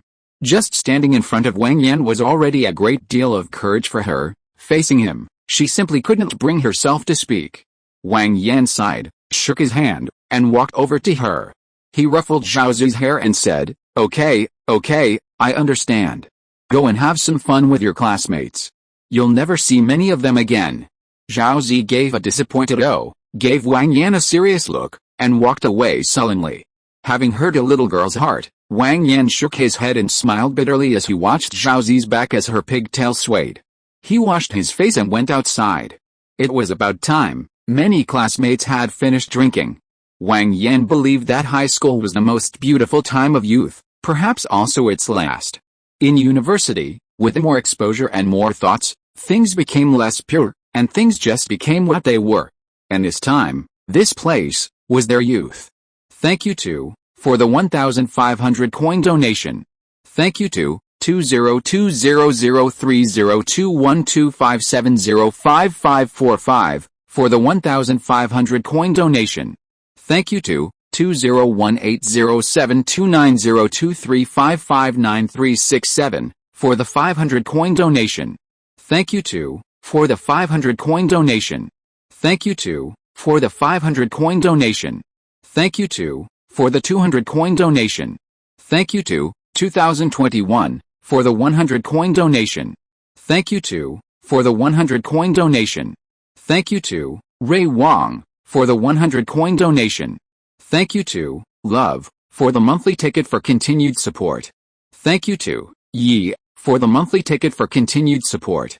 And thank you to the 9 big brothers for their monthly votes. CNG.com. This nickname was really hard to come up with. Ding Wang, Book Friend 20181011142288843. Donglei Ziki, The Person Ruined by Novels. Fang Ding Guagua, Book Friend 161,223,091,529,246. And Book Friend 160,603,082,403,746. I also want to thank all the brothers who voted and recommended this book. Thank you to all the good brothers who commented and those who just read the book. Thank you to all my big brothers. Chapter 57 taken. Under Wang Yan's strict control, the class maintained a harmonious atmosphere, with a strong sense of cohesion. Naturally, the relationships between classmates were closer. Therefore, this final celebration, except for a few who simply couldn't drink, was largely unaffected. When Wang Yan emerged, the atmosphere was unusually quiet. Those who had drunk too much and those who hadn't were all intently watching a small color television hanging on the wall. At 11 p.m. Beijing time, with Samaranch's distinctively foreign accent announcing Beijing, the students erupted in cheers, the late-night diners outside erupted in cheers, and China erupted in cheers. China, which had suffered a century of humiliation, whose people had been insulted by imperialist powers as the sick man of East Asia, had finally realized its long-cherished dream, proving its strength to the world. People cheered loudly, celebrating a new chapter in history. Surrounded by this, Wang Yan was also caught up in the excitement, joining in the merriment with his classmates for a while before the excitement subsided. The excitement was temporary. As the leader, Wang Yan had to take care of this group. Those who lived nearby didn't have many left, so they took the extras with him. Wang Yan called a taxi to take everyone who lived further away. Zhao Yi, in a bittersweet mix of pain and pleasure, drank too much and was taken home by someone who lived nearby. Chen Sun and Qiaoran, drowning their sorrows in alcohol, supported each other as they left. Finally, only Feng Wei, Lin Jiamo, and Wang Yan remained. The two of them had also drunk quite a bit and were practically drunk themselves. "Let's go, I'll take you home." Feng Wei hesitated, saying, we. "Oh, let me say it, we want. Seeing Feng Wei's hesitation, Lin Jiamo wanted to speak, but the words wouldn't come out. "It's quite late, we already told our parents we wouldn't be going home today," Feng Wei said from the side. Wang Yan glanced at the two of them. "Okay, then let's go to my place. Let's go." Ignoring the winking and gesturing from the two, Wang Yan swayed and walked ahead. Feng Wei and Lin Jiamo had visited often, so their toiletries were at the house. After washing up, the three of them turned off the lights and lay down on the larger bed Wang Yan had changed to. No one spoke in the darkness, only the cicadas chirping outside the window. Wang Yan rested his hands behind his head, his eyes closed. Feng Wei and Lin Jiamo lay on either side of Wang Yan, staring at the ceiling, lost in thought. After a long while, Feng Wei suddenly spoke. "Wang Yan? Will you be good to me? Forever?" "Yes." Lin Jiamo said. What about me?" "What about me?" "Same. Let's be together?" It took Feng Wei a lot of courage to say those words. She didn't even know how she managed to say them. "Us?" Lin Jiamo said firmly. "Us." Over the past 2 years, they had finally found common ground amidst their struggles, and they had secretly discussed these things. At first, it was fine, but the deeper their feelings for Wang Yan grew, the harder it became for them to let go. Now, neither of them wanted to give up. What they discussed in private was unknown and unimportant. In the darkness, Wang Yan smiled. "Not drunk?" "Very sober," they both answered in unison. Each took one side of Wang Yan, holding him tightly. In fact, for the past 2 years, Wang Yan had been quietly guiding them, helping them adapt to each other and get used to one another. Based on this, as long as one of them could understand and accept it, there wouldn't be any problems. After all, this was Wang Yan's first time, and he had no experience. He thought he'd have to create something dramatic, something life or death, for the two girls to understand. But things had come to this point, and he, Wang Yan, wasn't exactly a saint, so why waste time with unnecessary talk? Deceiving young girls might be despicable, but he, Wang Yan, truly had the ability to make them both happy, including happiness. He pulled his hands from behind their heads and embraced them. They were already at this stage, there was no rush. There was plenty of time to develop things slowly. Besides, this was an old house, and the soundproofing was relatively poor. An elderly couple lived downstairs, they were light sleepers, and Wang Yan couldn't make too much noise. After comforting them for a while, Wang Yan turned over to turn on the light. Feng Wei quickly stopped him. "Don't turn on the light." Wang Yan stopped. "Okay, I won't." Ignoring their lack of embarrassment, Wang Yan carried them separately to the bathroom to wash up. They were sweating from the heat and the exertion, and after all that, they weren't feeling very comfortable. He found a clean set of sheets and blankets and changed them before finally finishing. Wang Yan, shirtless, went to the window to light a cigarette, taking a deep drag. Feng Wei and Lin Jiamo stared at the faces illuminated by the moonlight, their expressions changing with the flickering smoke, lost in thought. Did they regret it? No. Feng Wei's memories blurred, as if she had returned to that night when the power went out. Lin Jiamo didn't have such poetic recollections. She was much more straightforward, simply grinning foolishly at Wang Yan's strong body. Feng Wei couldn't stand Lin Jiamo's silly giggling and pulled her out of her reverie. Lin Jiamo, engrossed in her daydream, was naturally unhappy to be interrupted and, despite her discomfort, was determined to fight Feng Wei to the death. She finally took a drag of her cigarette and stubbed it out in the ashtray on the windowsill. Wang Yan lay down on the bed, stopping the two playfully fighting, and put his arm around one of them. "Go to sleep, it doesn't hurt anymore, right?" The two girls snapped out of their daze, blushing and, ignoring the heat, immediately pulled the covers over themselves. With the effects of the alcohol and the exhaustion from the earlier fight, they fell asleep quickly in Wang Yan's arms. Looking at the sleeping girls on either side, Wang Yan also fell asleep sometime later. The next morning, a gentle breeze blew in through the window. Wang Yan, used to waking up early, opened his eyes promptly. Looking around, since none of the three were dressed, the scene was rather unseemly. Feng Wei and Lin Jiamo's sleeping postures weren't quite in sync with their personalities. Lin Jiamo was like an octopus, curled up in Wang Yan's arms. Fang Wei, on the other hand, had her head resting against Wang Yan's side, clinging to his arm, much more relaxed than Lin Jiamo. The early bird catches the worm, after all, and so on. Taking a few deep breaths, Wang Yan carefully pulled his arm away from Fang Wei and moved Lin Jiamo's hands and legs away as well. Both of them were truly exhausted, showing no sign of waking up. They quietly got out of bed and dressed. Wang Yan went out for his usual morning run, bought breakfast downstairs, put it in the room, and then climbed to the rooftop to practice some random boxing in the morning sun.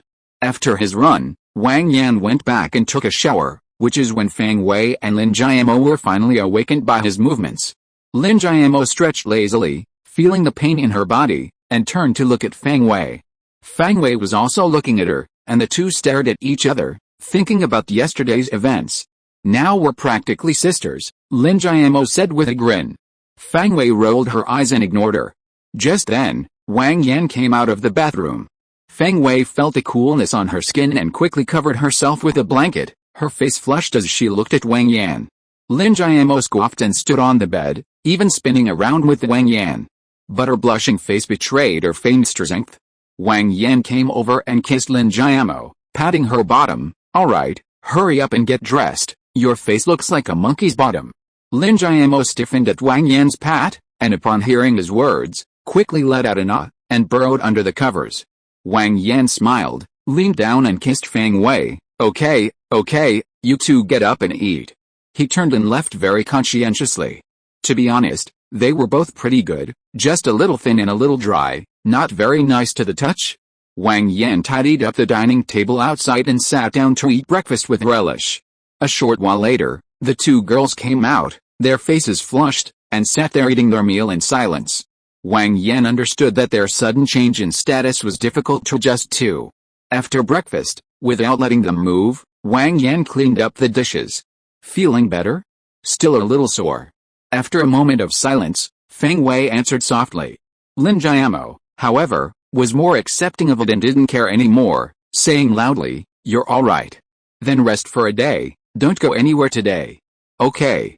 Neither of them objected. Now, just being with Wang Yan made them happy. Wang Yan did nothing all day but talk to them, shamelessly showering them with sweet words. At noon, Wang Yan cooked some nourishing and blood-tonifying dishes to help them recover. Not going home all the time wasn't practical, so in the evening, Wang Yan reluctantly took the two girls home. The next day, the two girls arrived at Wang Yan's place on time, as agreed. After a night's rest, they were almost fully recovered. Wang Yan wasn't in a hurry, letting them rest for a couple more days. "Shall we go out for a stroll?" "Sure." The two women, each holding an arm, strolled out. But when they saw someone again, they quickly let go of Wang Yan, feeling somewhat awkward.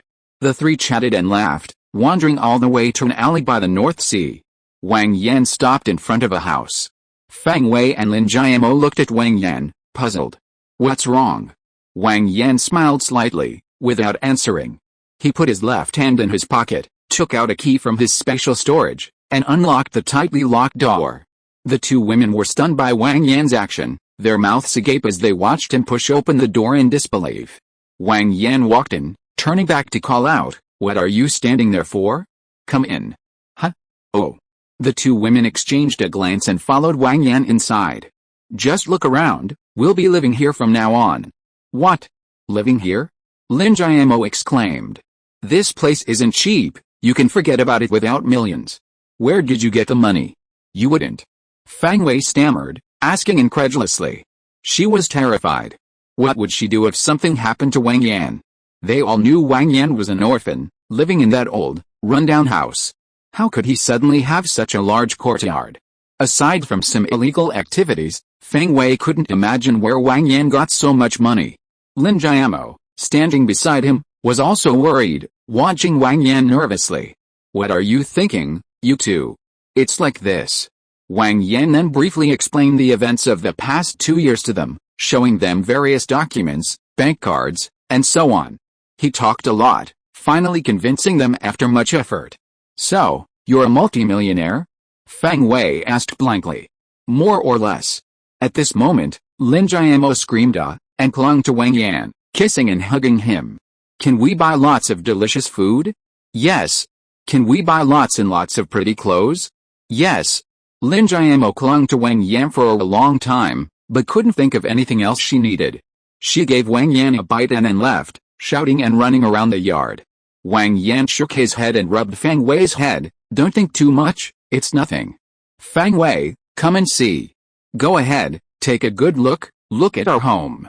Fang Wei smiled and nodded affectionately. Okay, our home. She turned around and went shopping with Lin Jiamo. Neither of them had much exposure to society, and their concept of money wasn't very clear, which was good. It was a two-courtyard house, well preserved. After Wang Yan bought it, he decorated it in a modern style. It had been more than half a year, and it was only recently finished. This thing was quite different from the big bungalows he lived in when he was a child. Overall, Wang Yan was very satisfied. It's just that there aren't any familiar neighbors around, no one to chat and boast to, otherwise he'd really get the birdcage walking feeling. Wang Yan, hands behind his back, found the two chattering away. We still need quite a few things, see what you want to buy. We'll go get them in a bit. Okay. The two girls happily looked around the rooms, discussing how to decorate them nicely. Wang Yan listened for a while and then gave up. Their key point was look good, completely ignoring everything else. He couldn't do it anyway, so he let them do as they pleased. Fang Wei and Lin Jiamo happily strolled around the streets decorating the house, showing no signs of discomfort whatsoever.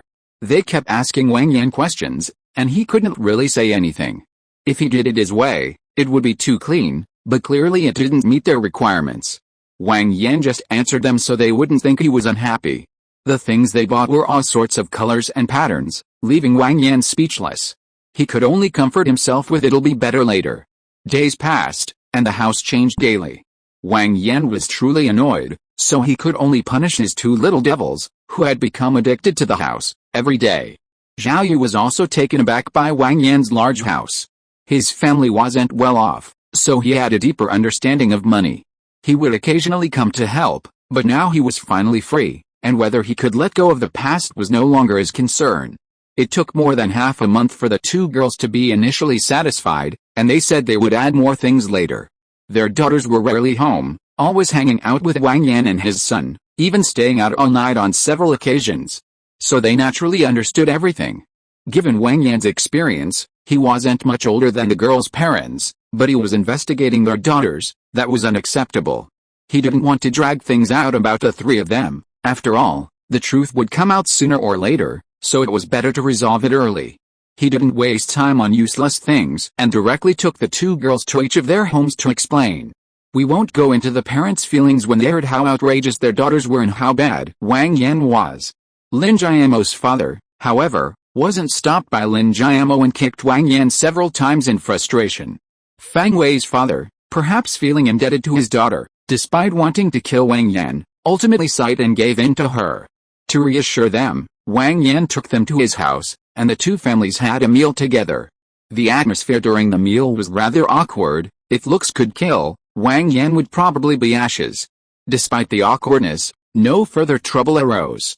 Their daughter was so determined to be with him that nothing could change their minds. The die was cast. Besides, the man was indeed capable in every way, so they reluctantly accepted it. The matter was settled, and everyone felt at ease. Fang Wei and Lin Jiamo naturally moved in and began their own lives. Thank you too, for the 5,100 coin donation. Thank you too, for the 500 coin donation. Thank you too, for the 300 coin donation. Thank you too, for the 100 coin donation. Thank you too, for the 100 coin donation. Thank you too, for the 100 coin donation. Thank you too, 160,401,223,337,709, for the continued support with monthly tickets. And thank you too, and 110,343,083,926,778, for their monthly ticket support. Daily thanks to all the kind brothers who voted and recommended. Thank you to all the kind brothers who commented and those who just read. Thank you, everyone. A few words about Chapter 58's release. My initial motivation was simply that I enjoy reading this kind of story, but I've had enough of all that cultivation-themed stuff. I thought I could do it too, so I just wrote it out of sheer stupidity. Honestly, it's not very interesting, and I'm not happy with it anymore.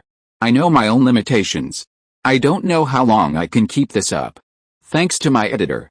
Thanks to all the brothers who have supported me for so long. Many of you have been silently voting without saying a word, and I've seen it all. Thank you. Updates are still the same, no big bursts. It wouldn't make much difference even if I worked myself to death. I'll post again around 12 p.m. tomorrow. 4 or 5,000 words a day is my limit. I've been burning the midnight oil writing this, and I'm even losing some hair. So, I advise you all to go to bed early and get up early. Take care of your health. Your lives are more important. Not reading novels isn't really a big deal. I've always known it's hard to please everyone, but I never imagined it would be this difficult. There are those who praise, those who criticize, those who point fingers, and those who attack. To those who flatter and praise me, I thank you all. But please stop flattering me. Honestly, it's making me feel a bit overwhelmed and pressured. If you really want to help me out, just cast a vote or something. I'll see it all. As for criticism, accusations, and attacks, I admit my lack of understanding and consideration. I just ask you to be mindful of your wording. Regarding the dialect issue, let's leave it at that. I don't want to elaborate. It makes it seem like I'm the one doing all the work, which is pointless. If you can support me, please do. If not, I still thank you for reading this far and reading my ramblings. Thank you. Chapter 59. You must be happy. Before they knew it, it was time for the new semester to begin. Wang Yan and Fang Wei were both students at Tsinghua University, and Lin Jiamo and Zhao Yu were also nearby, not far away, so their start dates were only a few days apart. Wang Yan chose a computer-related major. He was already LV2, and he wanted to level up a bit more. Aside from his numerous life skills, his other skills leveled up too slowly, and he wanted to see just how high the system's LV level could go. As for Feng Wei and Lin Jiamo's choice of majors, Wang Yan simply said, "Study whatever you want," and then he didn't interfere. He wasn't expecting them to make money anyway. It was better for them to learn something they liked, which would give them motivation. Happiness, after all, should be about being happy. Wang Yan had already wandered around campus twice in reality, and compared to 20 years later, he hadn't changed much, so he wasn't particularly excited. The three of them arrived at campus, registered, and collected their things. Wang Yan helped Fang Wei with all the chores. Fang Wei and Lin Jiamo were largely in agreement not to live on campus, but Wang Yan didn't agree. They should just focus on their studies and go back to stay for a couple of days when they had free time. Life is long. Sharing a room, regardless of relationship, is a precious memory. Besides, the two girls are still a bit immature. Even with Wang Yan's good manners, he can't help but spout useless nonsense all day. Having arrived early, Wang Yan only saw Fang Wei's roommate in the 4-person dorm. She was a very simple and honest girl, and she had already cleaned the dorm when they arrived. After greeting her, Wang Yan took the two girls to his dorm. No one was in Wang Yan's dorm yet, so he and the two girls busied themselves making beds and cleaning. They also bought some daily necessities, and most of the day was gone. That evening, the three of them had a hearty dinner, the last meal together for a while, since freshman military training would be quite long. The next day, the three of them went to Lin Jiamo's school together to help her settle in.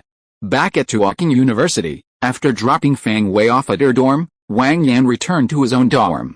His other three roommates were already there, smiling and greeting him as he entered. Hello. Hello, my name is Wang Yan. Yan as in Confucius said, what are your names? After a brief introduction, they met. One was from Shanghai named Li Xiang, another from Suzhou named Zhang Ping, and the third from Chang'an named Zhou Jiai. Through their interactions, Wang Yan learned that their families were all well off. It's just that they might have been too focused on their studies, becoming somewhat naive and not quite ready to just yet. Coupled with a bit of awkwardness, none of the three were particularly talkative. Back when he was in school, he always thought studying was utterly useless. Not only that, he also thought those top students were all stupid. How ridiculous. Have you ever been to Beijing before? No. We've been once. Zhang Ping and Zhou Jiai hadn't been, but Li Xiang answered. Li Xiang, have you been to all the tourist attractions in Beijing? Wang Yan asked. Li Xiang waved his hand, saying, it was many years ago, I don't remember much. Okay, then after military training, I'll take you around.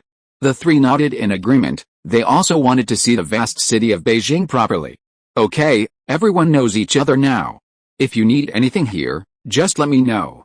Wang Yan politely ended the conversation. They weren't very talkative, and Wang Yan was happy with that. They were way older than him. If it were a young girl, it would be alright. He'd rather not meet these three. He'd had enough of being their life mentor. Fang Wei invited Wang Yan over for dinner that evening. Wang Yan thought for a moment and decided to bring his three roommates along, to introduce them to her, just in case one of those guys took a liking to her. Are you guys busy for a bit? Wang Yan asked. No, what's up, Wang Yan? The three answered in unison, confused about what Wang Yan wanted. Then get ready, I'll take you to meet my girlfriend and her roommates. Okay. The three of them weren't opposed to it. After agreeing, Li Shuang asked again, Wang Yan, when did you start dating your girlfriend? High school, we were in the same class. Wow, you got in early. Zhou Jin said. With a slight smile, Wang Yan said, alright, hurry up and get ready, Zhang Ping's almost done. They're all men, it's impossible for them not to have some ulterior motives when they used to look at their classmates like that. Receiving their Tsinghua University acceptance letters during the holidays, dreaming about the future, it would be even more ridiculous not to have a sweetheart by their side. During dinner, through a brief conversation, Wang Yan had a good understanding of Fang Wei's roommates. Overall, they were alright, their thoughts weren't too complicated. After all, those who get into Tsinghua, except for geniuses, are basically all hard-working students who haven't been exposed to much useless stuff. As for the future, who can say for sure? The meal passed by casually. The next day, the mandatory military training began. Wang Yan had nowhere to go, so he just wandered around. However, to Wang Yan's surprise, he found Chen Sun and Qiao Ren in Fang Wei's class line. Fang Wei hadn't told Wang Yan about this, perhaps they hadn't come before? Wang Yan was a little impressed by them. Were they really that persistent? How did they find out Fang Wei's major? Did he even consider whether he liked it or not, or what the future held? Coming to Tsinghua University might have been for Fang Wei, but they not only came, they even ended up in the same major. Before, it was just speculation, but now it's confirmed. Fang Wei is secondary, the main reason is for him, Wang Yan. Since nothing seemed particularly interesting, and Wang Yan was being cheeky, he went to find Fang Wei during free time. Seeing Wang Yan arrive, Fang Wei quickly pulled him to her side, blushing, and said, let me introduce you all, this is my boyfriend, Wang Yan. She paused, perhaps feeling this wasn't enough of an act, and added, he's already met my parents. Fang Wei's personality this time was much better than in the original drama, she was more proactive. So she got along quite well among the classmates, having some popularity. Upon hearing this, some of the surrounding classmates gave a lively, meaningful "oh." Fang Wei's face turned even redder, but she stubbornly refused to bow her head. Wang Yan greeted them with a smile, hello everyone. He chatted and laughed with a group of girls. Chen Sun and Qiao Ran, who were sitting together, exchanged a glance and lowered their heads, their fists clenched tightly. After the laughter subsided, Wang Yan pretended to glance at Chen Sun and Qiao Ran as he left. Seeing their helpless expressions, Wang Yan smiled slightly, thinking it was just a way to amuse the silly boys. That evening, Chen Sun seemed to have forgotten his daytime weakness. He picked up his guitar and, just like in the story, started singing. It has to be admitted, his looks really do have an effect.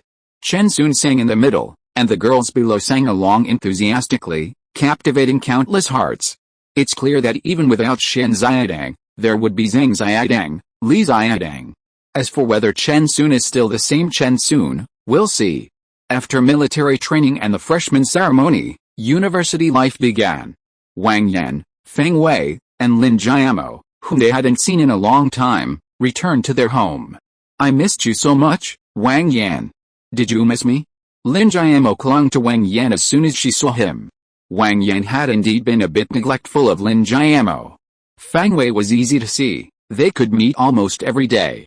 Lin Jiamo, however, was at her own school, and during military training, they hadn't seen each other at all except for phone calls. Of course I missed you, Wang Yan said, pulling Lin Jiamo into his arms. So, to show how much I missed you, I've decided to reward you properly.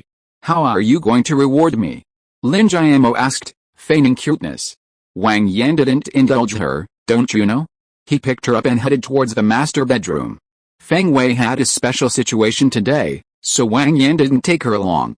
Lin Jiamo, of course, knew about Feng Wei's situation. After all, they were close comrades. She proudly perched on Wang Yan's shoulder, making a silly face at Feng Wei. Feng Wei ignored Lin Jiamo, preferring to stay out of sight rather than deal with her. She rolled her eyes at her and headed to the kitchen to prepare the vegetables. Neither she nor Lin Jiamo knew how to cook, so they could only prepare and wait for Chef Wang to take over. After a while, Feng Wei grew increasingly impatient. Almost an hour had passed, and she had cleaned the vegetables thoroughly, but it still wasn't finished. Impatiently, she walked to the bedroom, listening to Lin Jiamo's shameless shouts from afar, and slammed her hand on the door. "You two hurry up, I'm hungry." She heard Lin Jiamo yell angrily from inside, "Feng Wei, you, ah." Feng Wei hummed Wang Yan's original song, "Fly Higher," triumphantly as she walked away. A short while later, Wang Yan came out after washing up, gave Feng Wei a slightly resentful look, and went into the kitchen to wield his ladle. Feng Wei didn't even glance at him, humming a little tune as she crossed her legs and swung them around on a stone bench in the yard. After Wang Yan finished cooking, Lin Jiamo had recovered enough. It was the transition from summer to autumn, and the evenings were cool. The three of them ate at the stone table outside. Lin Jiamo fiercely gnawed on her ribs while glaring at Feng Wei. Feng Wei, however, continued eating silently, oblivious to the situation. Wang Yan cleared his throat, drawing the two women's attention. "Let me say this. Regarding today's incident, I need to criticize Ms. Feng Wei. I hope you can deeply reflect on your actions and conduct a self-examination." "Yes, I must criticize her, I must examine myself," Lin Jiamo nodded resentfully. Feng Wei wasn't afraid at all, even winking at Lin Jiamo. "Wang Yan, look at her," Lin Jiamo said unhappily, whimpering. All right, I'll punish her in a couple of days. I'll make sure she can't get out of bed for 3 days." Hearing this, Feng Wei imagined a terrible scene and shuddered. She knew what a beast was like. She truly couldn't handle it. Okay, I was wrong, I apologize. "Tell me, what did you do wrong?" Lin Jiamo persisted. The three of them finished dinner laughing and joking, and then cleaned up the dishes together. That night, Feng Wei slept alone. The next day, Wang Yan sent the two girls home first. He bought some things and went door to door, and during disdain. He couldn't resist going, even if people didn't like him. After visiting two families, Wang Yan went to the welfare home to see the elderly and children. One of the elderly had passed away recently. The children didn't understand much, but the elderly were different. The atmosphere in the welfare home wasn't good, it was heavy. No one could truly understand life and death, even if these elderly people had long since given up on living. Their health was already poor, and with their spirits down, two more might pass away. Wang Yan kept the elderly company, trying to cheer them up. The not-so-pleasant day passed just like that, and their classes officially began. Wang Yan was studying computer-related subjects, so of course, he needed a lot of practice. And it was only 2001, copying wouldn't hurt. So he simply had someone register a holding company, with Feng Wei and Lin Jiamo each owning half. He then registered several subsidiaries under it, whether they actually operated or not, just to get the names on the books.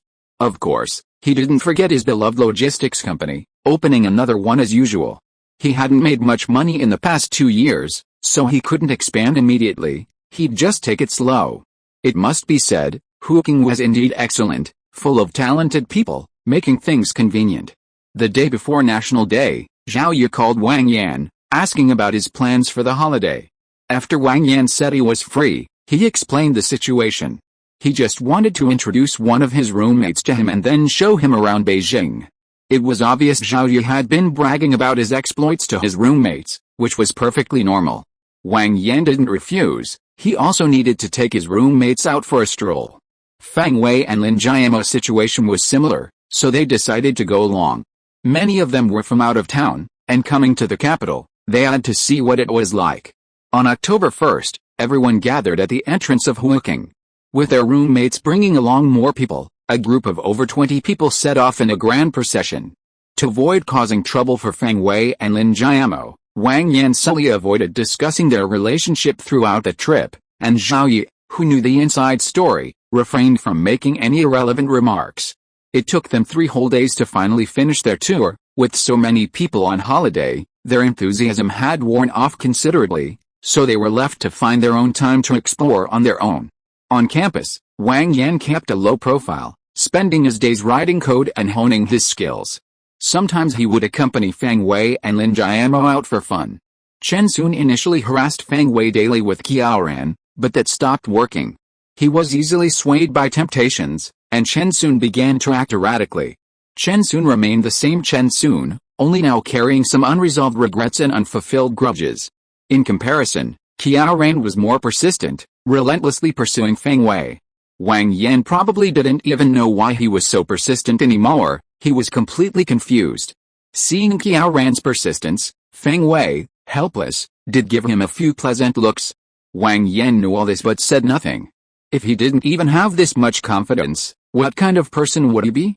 Chen Sun and Qiaoran were insignificant from beginning to end. In the blink of an eye, it was the second semester of their senior year, nearing graduation. That day, afterward, Wang Yan was leaning against a headboard with Fang Wei and Lin Jiamo in his arms. "Wang Yan, I want a child," Fang Wei suddenly said. Wang Yan didn't speak. He was very cautious about having children. After thinking for a long time, Wang Yan gritted his teeth. "Have one." Lin Jiamo next to him objected. "I want a child too, a girl." "Aren't you going to be an actress?" Fang Wei asked. "I'll do it after I have the baby, it's the same thing," Lin Jiamo said coquettishly, clinging to Wang Yan's arm. Wang Yan said emphatically, "Then have both." A month later, both of them were pregnant. Knowing that both of them were pregnant, their parents didn't say much, but they all moved into their house to serve the 2 little devils. Originally, it was only Lin Jiamo's mother who wanted to come, but after Wang Yan's decision, there weren't enough rooms, so they simply decided to have both of them come. Several years had passed, and aside from their dislike of Wang Yan, the 2 families had gotten along quite well, without any major conflicts.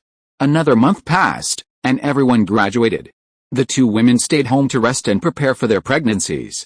Wang Yan, except for sleeping at night, rarely came home, always busy with various company matters.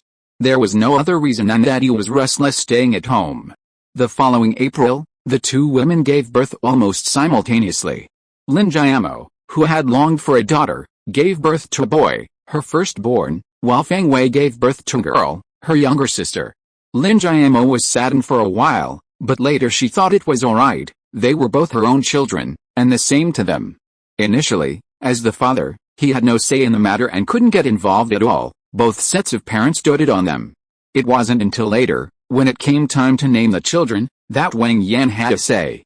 Being a father for the first time, Wang Yan pondered deeply, resorting to pedantry. After much thought, he still couldn't decide on names, finally naming his son Wang Wei and his daughter Wang Jia. Although both sets of parents weren't entirely satisfied, Fang Wei and Lin Jiamo felt good about it, and the marriage was finally settled. Once the 2 women had finished their postpartum confinement and were completely settled, both sets of parents finally left. Wang Yan accompanied Fang Wei and Lin Jiamo through postpartum recovery and breastfeeding. After recovery, once the babies were weaned at 1.5 years old, the 2 women, who had talked about wanting children, couldn't handle taking care of them all day.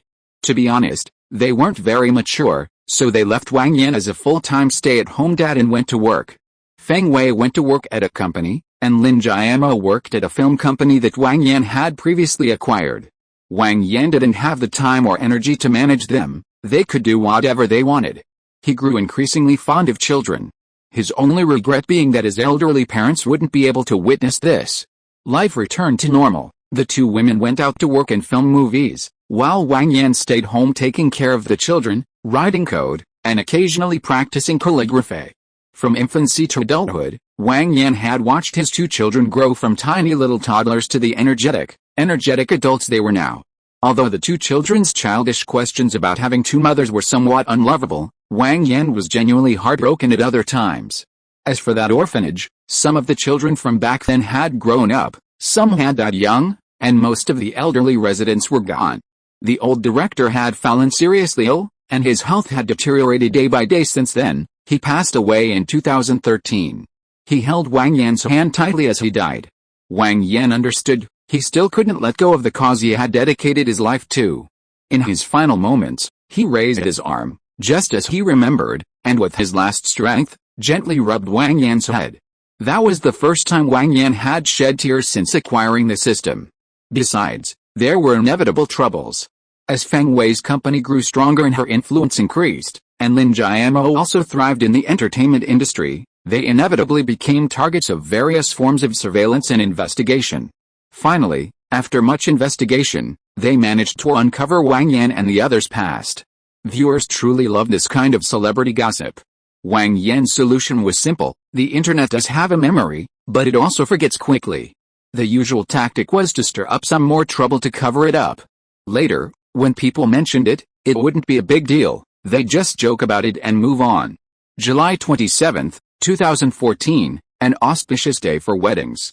This was Zhao Yi's big day. Over the years, Zhao Yi had done quite well under Wang Yan's guidance. In college, he had excelled in the university basketball league and made it to the Beijing basketball club. Later, for various reasons, he retired and followed Wang Yan around, living a comfortable life. When Wang Yan's family arrived, they saw Zhao Yi and his bride greeting guests at the door. Since Zhao Yi had some news value, reporters were also waiting. Seeing Wang Yan's family appear, they immediately went wild. It was Wang Yan's first time living in the spotlight, and for someone like him who is used to working behind the scenes, it didn't feel good. He ignored them because Zhao Yi had already arrived with his beautiful wife. "Brother Yan, you've finally arrived." Zhao Yi warmly came over and hugged Wang Yan and his family. Nodding to Zhao Yi's wife, Wang Yan said, "Stop with the nonsense. How many times have I told you this over the years? Be more composed," Zhao Yi and Wang Yan said in unison. They looked at each other and laughed. Wang Yan pointed at Zhao Yi. "You little rascal. Let's go in first." Zhao Yi glanced at the frenzied reporters. "Let's go." Just as Wang Yan was about to leave, Wang Jia behind him objected. "Uncle Zhao, you haven't said hello to me and my brother yet." "Oh dear, Xiao Wei and Xiao Jia. I was so busy talking to your dad, I didn't even see them. Let me hold you, I've missed you so much." Zhao Yi patted Wang Jia's head and picked her up in his arms. "Let's go." Amidst Wang Jia's cheerful giggles, Zhao Yi carried her away. Feng Wei, who was behind them, was about to say something about the children. "They're 9 years old already, and they're still so immature." Wang Yan stopped Feng Wei. He knew that Zhao Yi genuinely loved his two children. If Wang Wei were a girl, he would definitely hold her first. Looking at the festive decorations, Feng Wei and Lin Jiamo were somewhat unhappy. They couldn't have a grand wedding, that would have too much of an impact.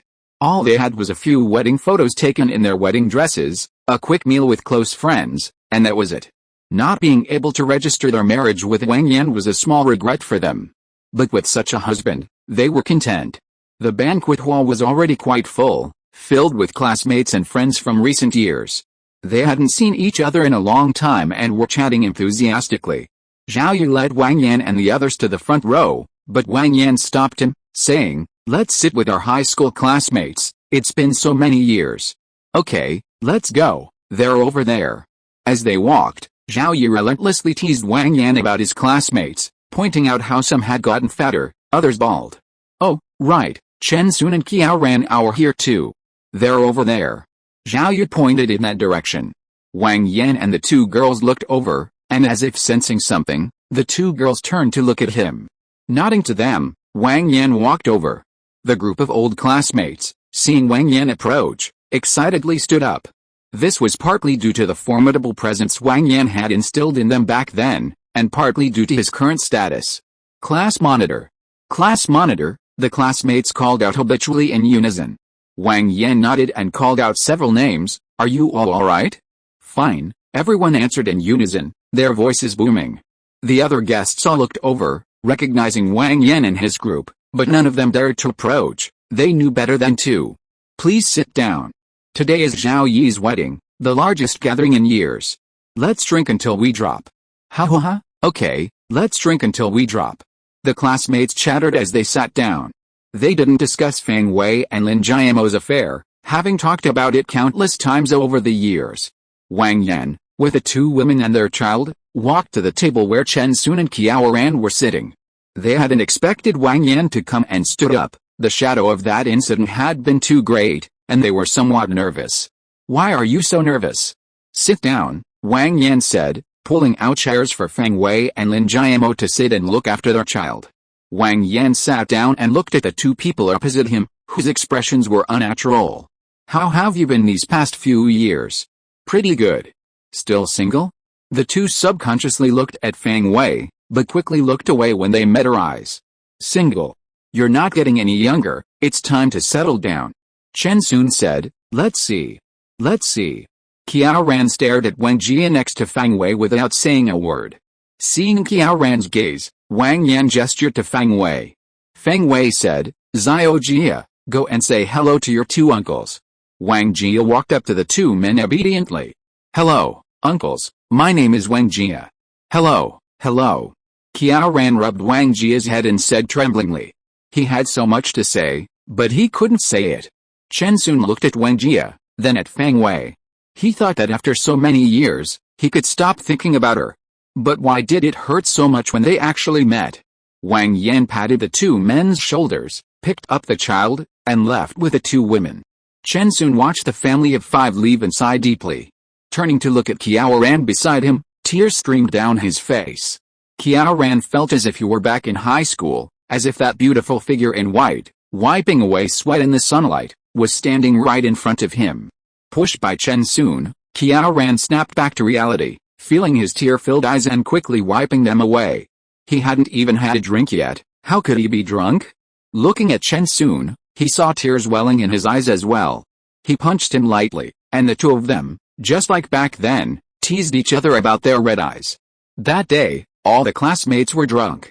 They recalled scenes from the past, as if it had all happened yesterday. They talked about the happy and sad times they had shared.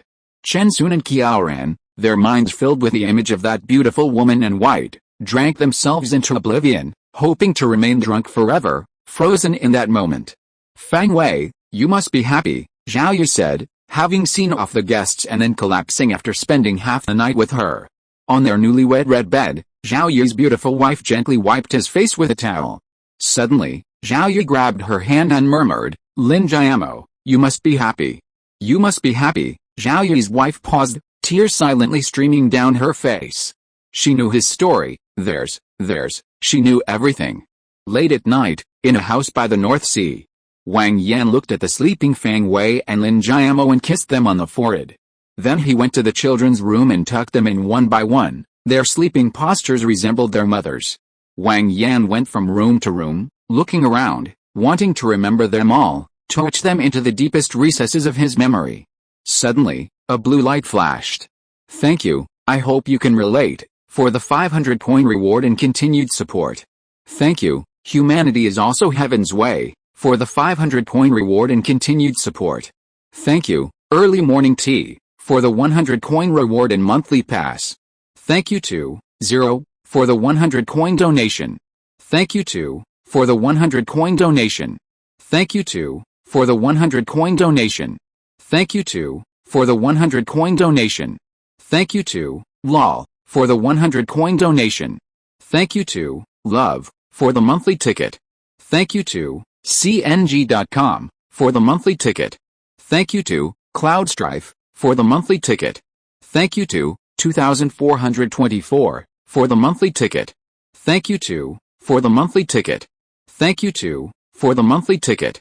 And thank you to the 12 brothers who supported me with monthly tickets. Angry Little Shuang, Book Friend 20170517170935925, XX Army, Yaoyu 198,321, Wu Henlei, Promised Gods Forever, That Mother, Zhai Sesheng Xiang, Wu Zhuan Weiwo, Yu Su Chen, 90 Degrees Looking Up at the Stars, and, Hower. I also want to thank the brothers who voted and recommended me. Thank you to all the brothers who commented and those who just read the book. Thank you, brothers. Chapter 60 Returning to the New World of Everyday Life. Slowly opening his eyes, memories flashed through his mind. Wang Yan lay on the bed, staring blankly at the ceiling. He thought of the fragments of those bygone years, the clear laughter of his two children echoing in his ears. 1,000 thoughts swirled in his mind, and Wang Yan was overwhelmed with pain. It took him a whole week to finally manage to adjust. Pulling out his character panel, Wang Yan's attributes were, Strength 20, Agility 20, Constitution 20, Spirit 22, Unallocated points 5, Storage space 2M. Skills, Computer LV5, Combat LV3, Cooking LV3, Calligraphy LV1, omitting a bunch of skills. The task completion rewarded him with 5 attribute points, the other attributes remained unchanged. Over 15 years, Wang Yan's computer skills progressed from LV2 Proficient, LV3 Professional, LV4 Master, all the way to the initial LV5 Proficient. P.S. I don't know what to do either, feel free to suggest ideas. It's like an inverted pyramid, the higher the level, the harder it is to advance. According to the system's information, LV5 is the limit. Since everyone is at LV5, there's a difference in skill level, and it depends on who goes further. Wang Yan is currently a beginner, still a mediocre player at this level, and has a long way to go. Having not fought for so many years, Wang Yan's combat skills have improved only slightly. However, he has practiced for many years, and his fighting philosophy is beginning to take shape. He feels he's about to break through. His cooking skills have improved reasonably well, as he spends his free time researching delicious recipes and cooking for his children, showing his dedication. For many years, his main focus has been on computers, and his calligraphy is only just beginning to show signs of improvement. There's nothing particularly noteworthy about his other skills, however, he has made progress in various miscellaneous areas. Wang Yan doesn't want to stay in the capital anymore. He's lived there for 15 years, and seeing familiar things always brings back memories. He also doesn't want to work anymore, it's meaningless. After calculation, it seems splitting his pay into 2 installments would be more reasonable. So at the end of the month, Wang Yan withdrew half his money, the taxes of which were excruciating. He used the money to pay off all his debts, kept some for expenses, and invested the rest in stocks as usual. Wang Yan spent a day wandering aimlessly around the Bihei Park area in this vast capital city. The next day, he packed his bags and left, spending 2 days at home, only to be nagged by Zhang Xia for those 2 days. It wasn't that Wang Yan was unfilial, but the nagging was just too powerful. He quickly left his hometown again, heading to Linen. At Shaoshan Airport, Wang Yan took a taxi with his suitcase and went straight to West Lake. Before coming, he had booked a nearby guest house. The environment looked quite nice, and at a little over 100 yuan a day, he booked a month's stay. He and Gajia had been here before, but their stay was short, and they only had a general look around. This time, he wanted to explore more and really enjoy it. Life returned to normal. He would get up early and run a couple of laps around West Lake, finding a quiet spot to practice some random boxing. After breakfast, he would leisurely wander around the city. That day, it was drizzling, and there were relatively few people around. Wang Yan stood on the shore of West Lake, holding an umbrella, watching the ripples on the water. A woman, also holding an umbrella, walked up to him and stood beside him. Hearing the sound, Wang Yan turned and glanced at her. Seeing the disappointment in her eyes, he turned back to continue looking at West Lake, seemingly unconcerned. He said, "Are you disappointed?" The woman was a little embarrassed and explained, "I'm sorry, I saw you standing here alone and I was a little curious." She had been sheltering from the rain behind Wang Yan and had seen him standing motionless by the lake, umbrella in hand. The distant mountains, the nearby lake, and the occasional passerby made Wang Yan stand out, seemingly aloof from the world. His height and upright posture had also made her want to get to know this man, but the result had indeed disappointed her. While he wasn't exactly a backview killer, Wang Yan's face was quite ordinary, completely shattering her previous beautiful fantasies. "It's nothing, don't be embarrassed," Wang Yan said, nodding to her before turning and walking away into the wind and rain. This felt pretty good, but he was too ordinary, and perhaps the other person wasn't interested in getting to know them better to discover their extraordinary qualities. Besides, he wasn't in the mood to pursue women right now, it wasn't interesting. The woman just watched their departing figures until they disappeared. That evening, Wang Yan, who was reading, received an unexpected message from the system. Guangbaozhen from the Grandmaster, Zhenwu, dare not to uphold the nation. Wang Yan had seen this movie before, it mainly tells the story of. Please search it on Baidu. It had been quite a while, so as usual, he logged in and watched the Grandmaster, as well as Ip Man and its sequels. He then researched some materials from that time and prepared everything. Looking at the time, it was already past 4 in the morning. Wang Yan lay in bed, pulled out the control panel, and made his selection. A flash of blue light, and Wang Yan disappeared from the room. Wang Yan opened his eyes, wearing a black long robe and leather shoes, and looked around. Noticing the large characters Fengshan, he confirmed that he was at Fengshan railway station. Confirming the environment was safe, Wang Yan stood still and received the message from the system. His identity was simple: Wang Yan, 20 years old, returned from studying abroad halfway through, his family scattered and gone due to the war. It was now September of 1930, the 19th year of the Republic of China. The Central Plains War had just ended. Wang Yan didn't rashly go to the Guang family. He was just an unknown nobody. No one would pay him any attention. Even if Gong Baozan had the air of a grandmaster, what was he, Wang Yan, anyway? He couldn't waste his time. After asking around, Wang Yan went to the area where martial arts schools and Fengshan were gathered. He wasn't in a hurry to add attribute points. He didn't know his own level. He wanted to spar first. "Brother, I would like to ask your master for a lesson. Please inform him," Wang Yan said politely to the man outside a martial arts school. Upon hearing this, the man frowned, his tone unfriendly. "So, you're going to cause trouble?" No, it's a closed-door spar, a closed-door spar." Wang Yan waved his hand. The man frowned and thought for a moment, then decided not to act rashly. "Wait a moment, I'll go ask my master." He waved to the two men, telling them to keep an eye on Wang Yan, and went inside to ask for his opinion. He wasn't stupid, after all. Without a proper strategy, Liangshan was definitely not a place to go. Wang Yan's polite demeanor made it hard to tell his true intentions. If things escalated, and they ended up losing, they'd be finished. Wang Yan was patient, standing quietly at the door, ignoring the wary, hostile gazes of the two young men. A short while later, the man from before came out. "Come in, my master has agreed." Wang Yan nodded and followed him inside. After passing the front hall and entering the courtyard, Wang Yan saw an old man with his hands behind his back, looking at him. "Young man, do you want to challenge me?" the old man said in a strong voice. Wang Yan clasped his hands and said, "This junior is new here and did not expect such a situation. Please forgive my rudeness, sir." The old man waved his hand and smiled unconcernedly. "It's all right, ignorance is no excuse. Since you're here, let my disciple spar with you."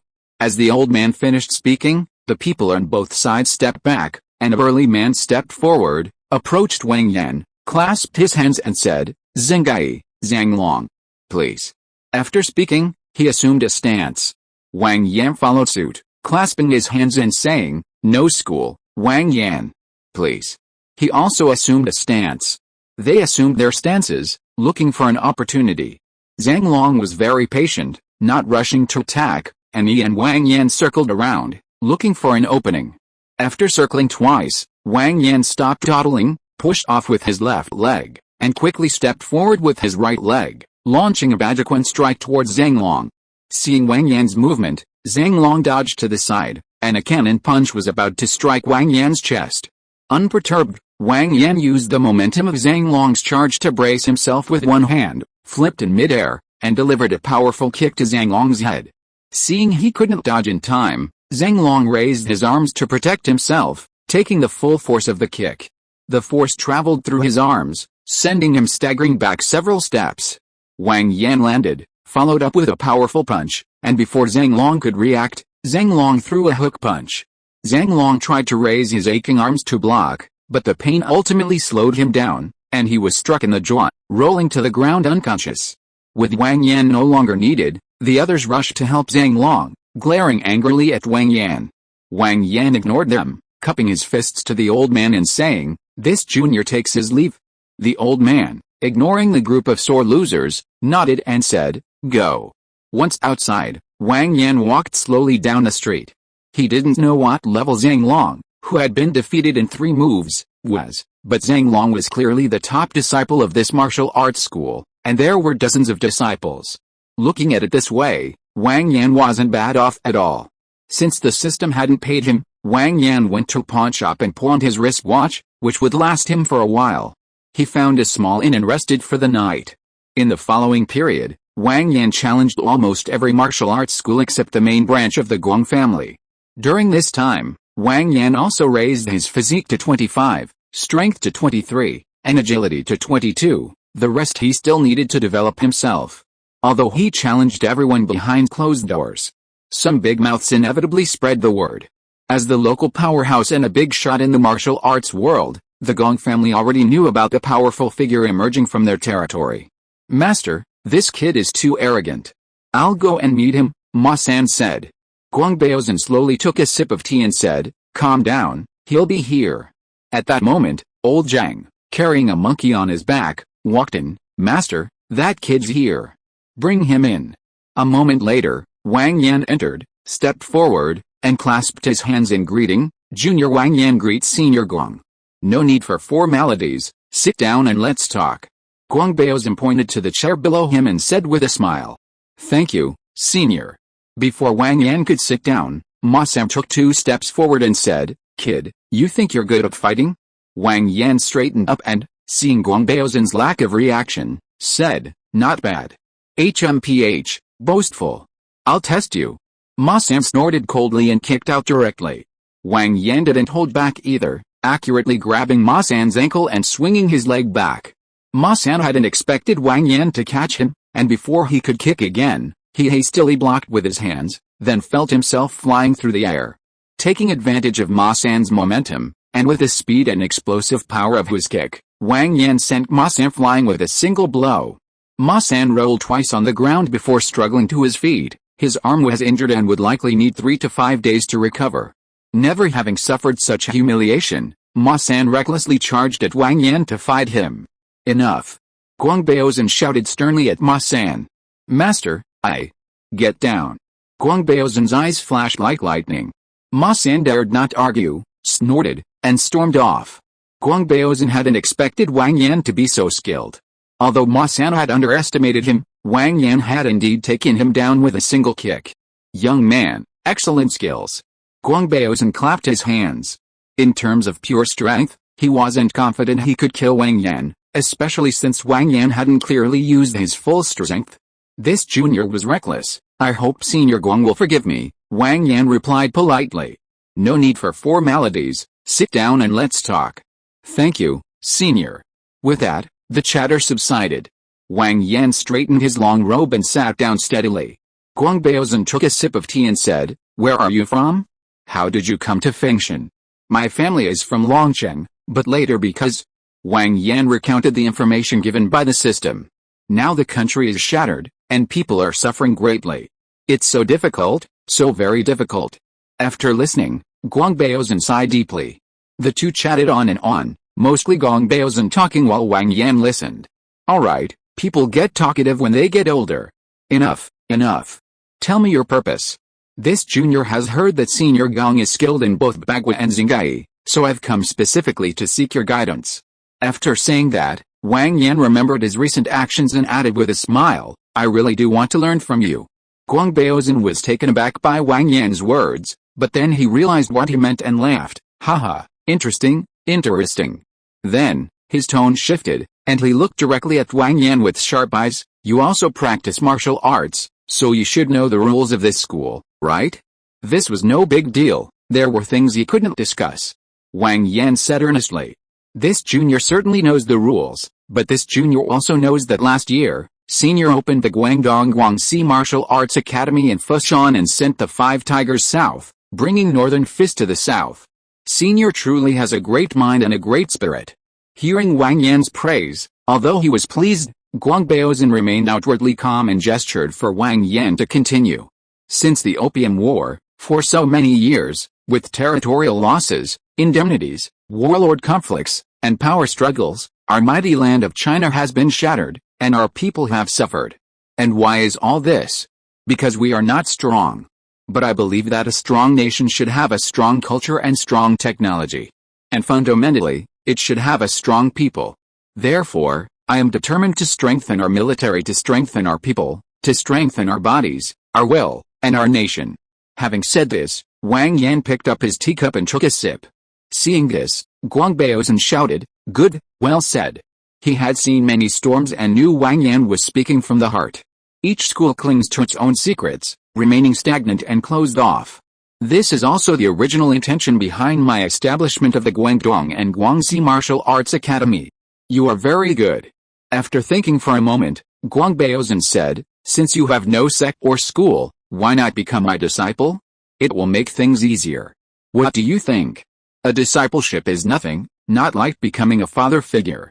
Besides, Guang Baozhen is a true master, he's already offering his help, so why wouldn't he agree?" Wang Yan immediately stood up and poured tea for Guang Baozhen, offering it with both hands. "Master Gong, please have some tea." Guang Baozhen didn't bother with such formalities, smiling as he accepted the tea and took a sip, considering the matter settled.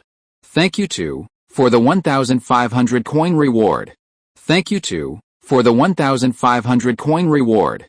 Thank you too, King, for the 1,500 coin reward. Thank you too, for the 1,500 coin reward. Thank you too, for the 500 coin reward. Thank you too, for the 200 coin reward. Thank you to all the brothers who voted for the monthly tickets. There were a lot yesterday, and I can't thank everyone all, but I believe you can feel my sincerity. A daily thank you to the brothers who voted for recommendations. Thank you to all the brothers who commented and those who just read. Thank you, dear brothers." Chapter 61 Those Grandmasters in Their Twilight Years. Wang Yan stayed at the Gong family's residence for 3 days under Ma San's murderous gaze, but didn't see Gonger, whom he guessed was probably sent away to study. During this time, he exchanged martial arts philosophies and combat experiences with Guang Baozhen. Fighting and killing are all about strength, speed, and accuracy, combined with energy-efficient and effective techniques. In terms of experience, Wang Yan wasn't far behind. After all, he had fought his way through Hong Kong. But his physique was honed day after day, year after year. There's no first place in literature, but there's in martial arts. A leader's position in the martial arts world is earned through real combat. Many of Guang Baozhen's views brought Wang Yan different insights.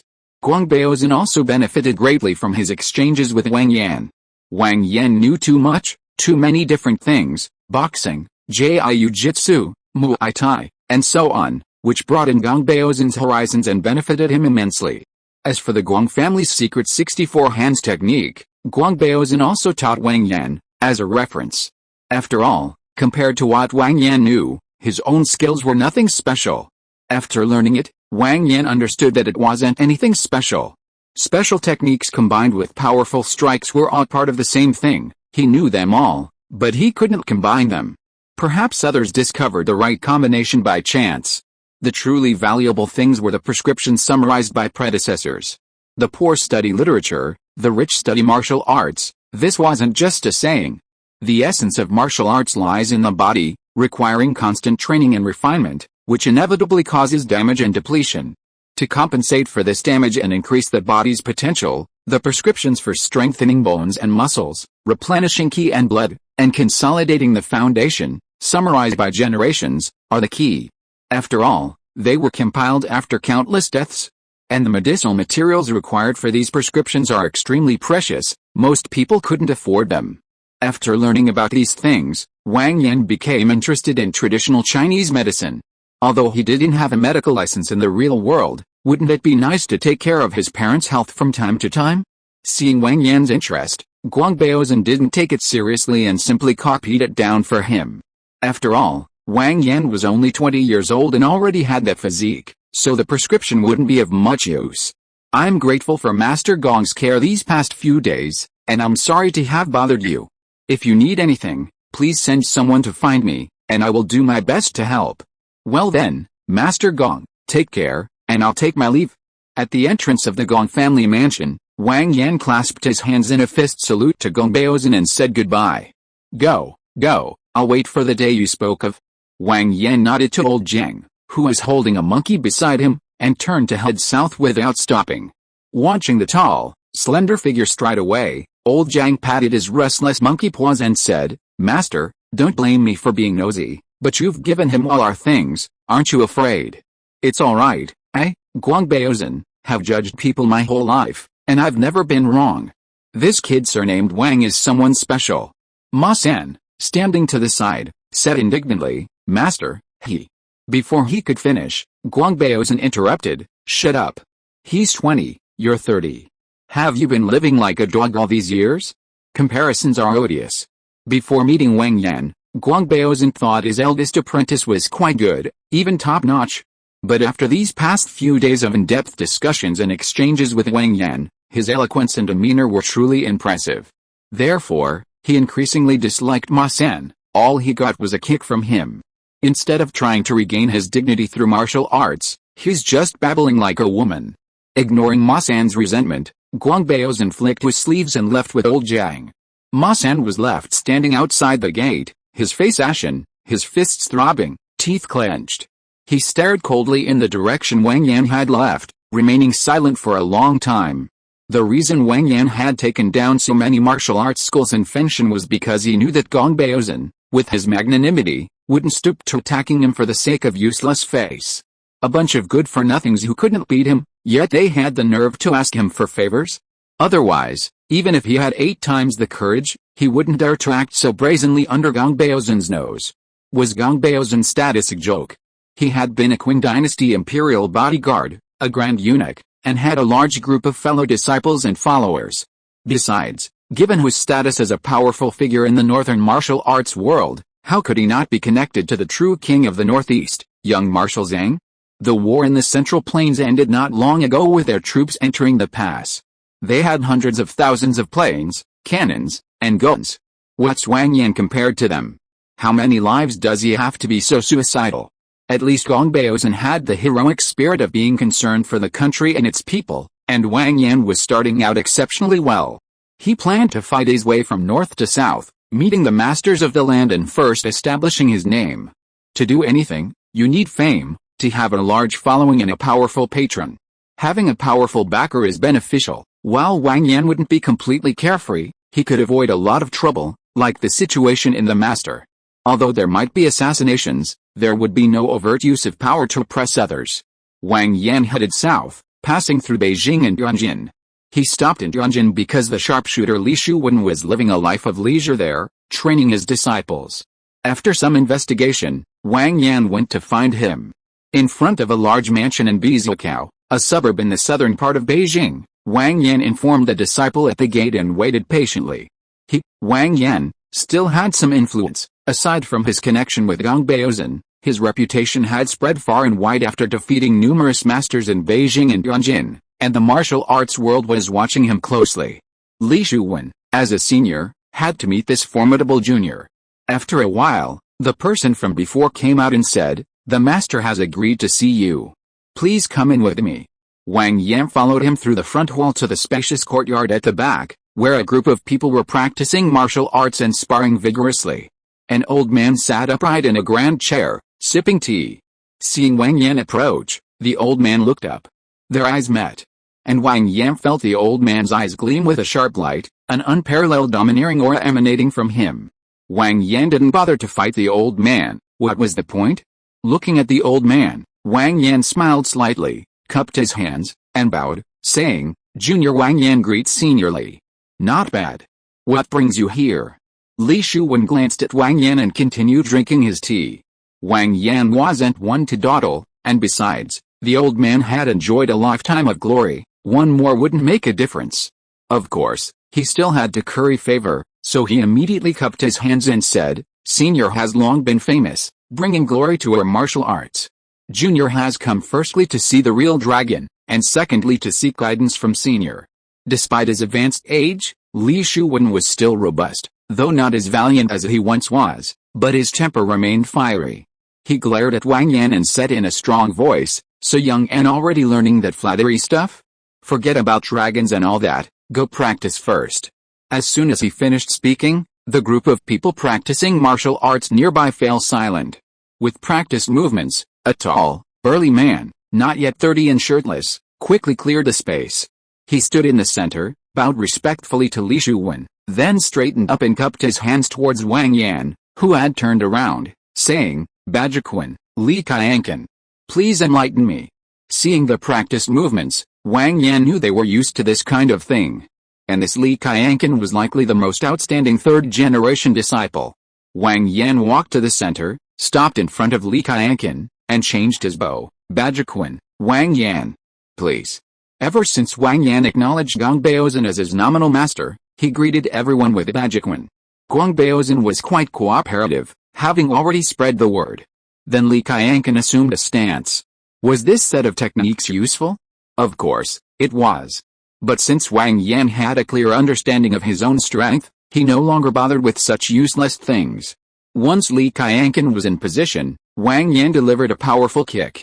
Li Qianqian reacted quickly, but his speed was far inferior to Wang Yan's, and he narrowly dodged the kick.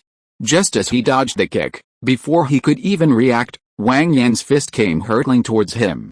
True to his family's martial arts tradition and the personal training of a martial arts master, he hurriedly protected his face again. The force of the blow sent Li Qianqian staggering back several steps. Enduring the pain, he raised his arm to retaliate, but a gust of wind rushed towards him, and he saw Wang Yan's 44-inch foot stopped in front of him, just a hair's breadth from his nose. He quickly stopped his movement. This wasn't some martial arts movie where blows landed on multiple points. In a real fight, victory or defeat was decided in an instant. Whoever was slower died. Wang Yan calmly lowered his leg and cupped his hands in a gesture of respect to the still shaken Li Qianqian. I'm honored. The numerous battles he'd had recently engaged in, coupled with his daily training, had all his physical attributes at 25, his height increased by 1 centimeter to 184 centimeters, and he estimated his weight to be around 200 kilograms. Barring unforeseen circumstances, in a one-on-one fight, he was virtually unbeatable. However, he couldn't handle a group fight either. Even if 8 or 9 well-known figures like Li Qianqian, at their peak, ganged up on him, they could only kill 4 or 5 at most in a desperate fight, and then he would be pretty much finished. Afterwards, Wang Yan cupped his hands to Li Shuwen and said, "Senior." Li Shuwen exclaimed, Good. Your strength isn't much less than mine back then. The younger generation surpasses the older, new talents replace the old." After a moment of reflection, Li Shuwen said, "Come, sit down." Seeing that his master had invited him to sit, the disciple serving nearby quickly brought a teacup and poured tea. Wang Yan thanked him and sat down. "I noticed that what you just used wasn't just Central Plains techniques, there were also many traces of Western boxing?" Li Shuwen asked. Wang Yan knew he had fought many foreigners in the past, so he was quite familiar with their methods. Wang Yan said, "I studied in America before, and I learned some Western boxing, Southern boxing, and Japanese karate." Learning from others and forging your own path, not bad," Li Shuwen affirmed. At his level, he didn't care about those things anymore. Any boxing technique that could kill was good. He paused and continued, "Since you studied abroad, why are you still thinking about practicing martial arts? In this world, someone like you is very popular." Wang Yan knew this question well. To gather like-minded people, and to gain the approval of those truly patriotic and concerned seniors, and turn their coffin lids, he had said this countless times recently. The standard answer came naturally to him, "It's like this, I think." He repeated the same thing he had said to Gong Baozhen. Wang, had a clear conscience. He wasn't deceiving the seniors. He really intended to do this. After listening to Wang Yan's words, Li Shuwen remained silent for a while, then said, looking slightly aged, "All right, your path may be right, but I won't live to see that day." Without needing Wang Yan's words of comfort, Li Shuwen instantly regained his vigor, as if he hadn't just spoken. "Stay here for a few days, and exchange ideas with this old man." Wang Yan stood up, cupped his hands in a salute, and said, "Thank you for your kindness, senior." In the following period, Wang Yan learned a great deal from Li Shuwen, including some secret techniques of Bachquan and Li Shuwen's spear techniques, as well as his unique medicinal formulas. Beyond these, he learned even more from Li Shuwen's experience and wisdom, which Wang Yan needed. He also helped train his disciples, passing on some of the things Li Shuwen had summarized and refined. After absorbing and integrating Wang Yan's knowledge, these disciples benefited greatly. Wang Yan had a solid foundation and learned quickly. A month later, Wang Yan bid farewell to this legendary master. He knew they would never see each other again. Facing the old man standing at the door seeing him off, Wang Yan bowed respectfully and continued south under Li Shuwen's smiling gaze, without looking back. He thought to himself, a hero's twilight. Alone, he continued south, challenging, learning, and improving along the way, undefeated, his reputation growing ever more renowned. In July of 1931, Wang Yan arrived in Shanghai. By then, Shanghai was an international metropolis, though it was filled with concessions. News of Wang Yan's arrival had spread far and wide, and the local underworld figures were eager to teach this arrogant young man a lesson. As usual, amidst their disdain, Wang Yan defeated masters from Shanghai's underworld, including those from the Green Gang. Despite their humiliation, they didn't take any drastic action, finding solace in the fact that Wang Yan had already taken down many more. That day, Wang Yan arrived at the gate of a courtyard on the outskirts of Shanghai and knocked on the door. A short while later, the gate opened, and an elderly man in a blue servant's robe came out. He asked Wang Yan, "And you are?" Wang Yan cupped his hands in greeting and said, "This junior is Wang Yan. I heard that senior son is here, so I came to pay my respects. Please inform him, sir." The old man suddenly recognized him. "It's you. My master said that since you've arrived, I should take you in. Please come with me." After politely thanking him, Wang Yan followed the old man inside. In the courtyard, Wang Yan saw a ruddy-faced, vigorous old man practicing martial arts with agile movements. The servants invited Wang Yan to sit down, served him a cup of tea, and then withdrew. Wang Yan sat quietly, sipping his tea and watching the old man's movements. After a long while, the old man finished his practice, stood up, and exhaled. Taking a towel from the old servant and wiping his sweat as he approached, he said, "Have you been waiting long?" Wang Yan quickly rose to greet him respectfully, saying, "Junior Wang Yan greets senior son." He then straightened up and said, "Senior, you flatter me. I have been fortunate enough to witness your martial arts practice. I have benefited greatly from it.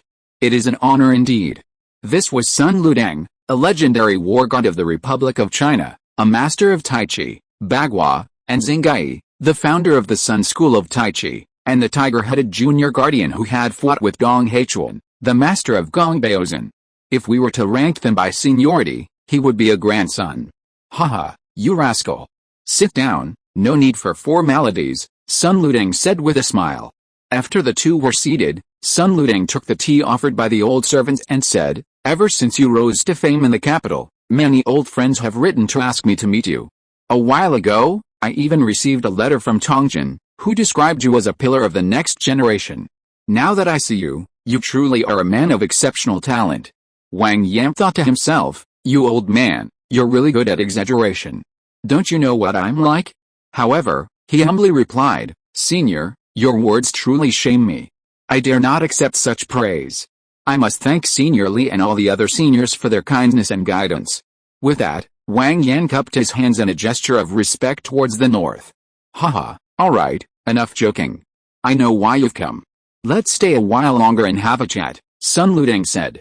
Sun Ludang was even somewhat looking forward to Wang Yan's arrival. What he had just told Wang Yan wasn't a lie. Moreover, he had recently been searching for a talented successor.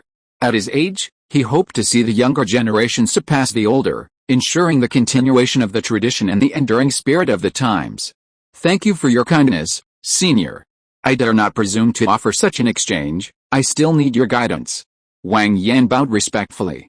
"Thank you to 2424, SY, Da, and Alex 1342, for their continued support with monthly tickets, and to 201705130929275537, 201908231127426663, 201905231909338334, 201904081313000464, and 88, for their monthly ticket support. Daily thanks to all the brothers who voted for recommendations. Thank you to all the good brothers who commented or just read. Thank you, brothers. P.S. The initial subscription was over 1,100. I thought I'd only get around 400 or 500, so I really want to thank you guys. Perhaps you guys were just out of ideas and gave me this much help, but please allow me to offer my sincerest blessings and heartfelt thanks. I hope you guys are healthy, have all the best, go to bed early, get up early, and take care of yourselves. Thank you. If you are listening to this novel on a channel other than Fanfic World, it means it was downloaded and re-uploaded without effort. We warmly invite you to visit our channel, Fanfic World. There you will find the original version of this story and many other novels of various genres. We look forward to seeing you dive into a world of incredible novels. Chapter 62, Ip Man. After bidding farewell to Sun Ludang, Wang Yan left Shanghai and continued south. This time, his journey was much faster. Powerful figures in both the martial arts world and politics, like Gong Baozan, Li Shuwen, and Sun Ludang, had endorsed him. Combined with his own strength, he had practically defeated everyone he encountered. His main purpose was to visit renowned masters and exchange knowledge. He accepted those willing to learn, and didn't force those unwilling. By now, the knowledge he possessed from his special storage, his memories, and the insights he gained along the way was immense. He had fought countless battles, large and small, with no weak opponents. By the time he arrived in Foshan in September, Wang Yan's fighting skills had reached LV4. Reaching LV5 now would require gradual, persistent effort. It wouldn't happen overnight. Stepping out of the train station, Wang Yan saw people holding signs with his name to greet him. Relationships were truly important, especially in this era. Without exaggeration, Wang Yan is currently the most influential figure in the martial arts world, and everyone is watching his every move. Indeed, many people, regardless of their actual skills, act like superiors, putting on airs and behaving arrogantly. Wang Yan has seen it all along his journey. Arriving in Foshan, things are alright, although they are more likely after his backers, they are still showing him respect. Approaching the man, Wang Yan said, "Hello, brother, I am Wang Yan. May I ask which senior invited me?" "Hello, Mr. Wang. Chairman Chen of the Jingwu Association sent me. Please follow me, Chairman Chen has prepared a banquet." He nodded to Wang Yan and led the way. Upon reaching their destination, Wang Yan looked at the 6-story building before him, with a large plaque above it bearing the 3 gilded characters Gonglu in a flamboyant style. This must be the Golden Pavilion from the drama. Even in the midst of worldly affairs, there must be people of true character. But even a gentle embrace can be a graveyard for heroes. The Jingwu Association had booked the entire place today, so it was mostly filled with martial arts figures from Foshan. As Wang Yan arrived at the main hall on the top floor, everyone turned to look at him, eager to see this young man who had made a name for himself through his fists. Stepping forward, Wang Yan walked to the center of the room and clasped his hands in greeting to the middle-aged man seated at the head of the table. "Junior Wang Yan greets Chairman Chen." He then straightened up and cupped his hands in a circle, saying, "Greetings to all the fellow practitioners and seniors present. No need for formalities, please sit down," Chairman Chen gestured. After Wang Yan sat down, Chairman Chen continued, "Everyone here knows your thoughts, and everyone knows your purpose. There's no problem with that. The seniors have already set an example, and we certainly can't let the martial arts world laugh at us. However, this is your final battle from north to south, Foshan. What are your plans next?" Wang Yan put down his teacup and said, "I will be staying in Foshan for a while to organize what I've learned this year." Then, remembering the matter of losing his job, he added, "However, rest assured, I will not be opening a martial arts school in Foshan." Before Chairman Chen could even speak, a burly man holding a girl said, "Brother Wang, what are you saying? Opening a school is fine. But since you've said so, it's settled then." This was an impatient man, eager to confirm that Wang Yan wouldn't be opening a school. The others also chimed in, echoing the burly man's statement. They were afraid too. With Wang Yan's undefeated record, having fought his way from north to south, what chance did they have if he opened a martial arts school? Martial arts training also requires a livelihood. What would they eat and drink? Chairman Chen glanced at Wang Yan, who was casually sipping his tea, then glared at the group. They had utterly disgraced the Foshan martial arts world. Gradually, the people below noticed Chairman Chen's expression and quieted down. However, they didn't take it seriously. They had chosen Chairman Chen for their own benefit, otherwise, what would they need him for? Alright, let's leave it at that. Let's get down to business. Chairman Chen naturally understood the situation. He couldn't control his subordinates, so he had to suppress his anger. Wang Yan nodded, put down his teacup, stood up, walked to the center, and cupped his hands in greeting, saying, "Please enlighten me." A man in his 30s with thick eyebrows and large eyes stepped forward, undoubtedly Ip Man. Actually, Ip Man was quite resentful, but with a group of elders present, he couldn't refuse to step forward. Ip Man stood opposite Wang Yan, cupped his hands, and said, "Wing Chun, Ip Man, please enlighten me." He then took a step back, displaying his signature asking hand gesture.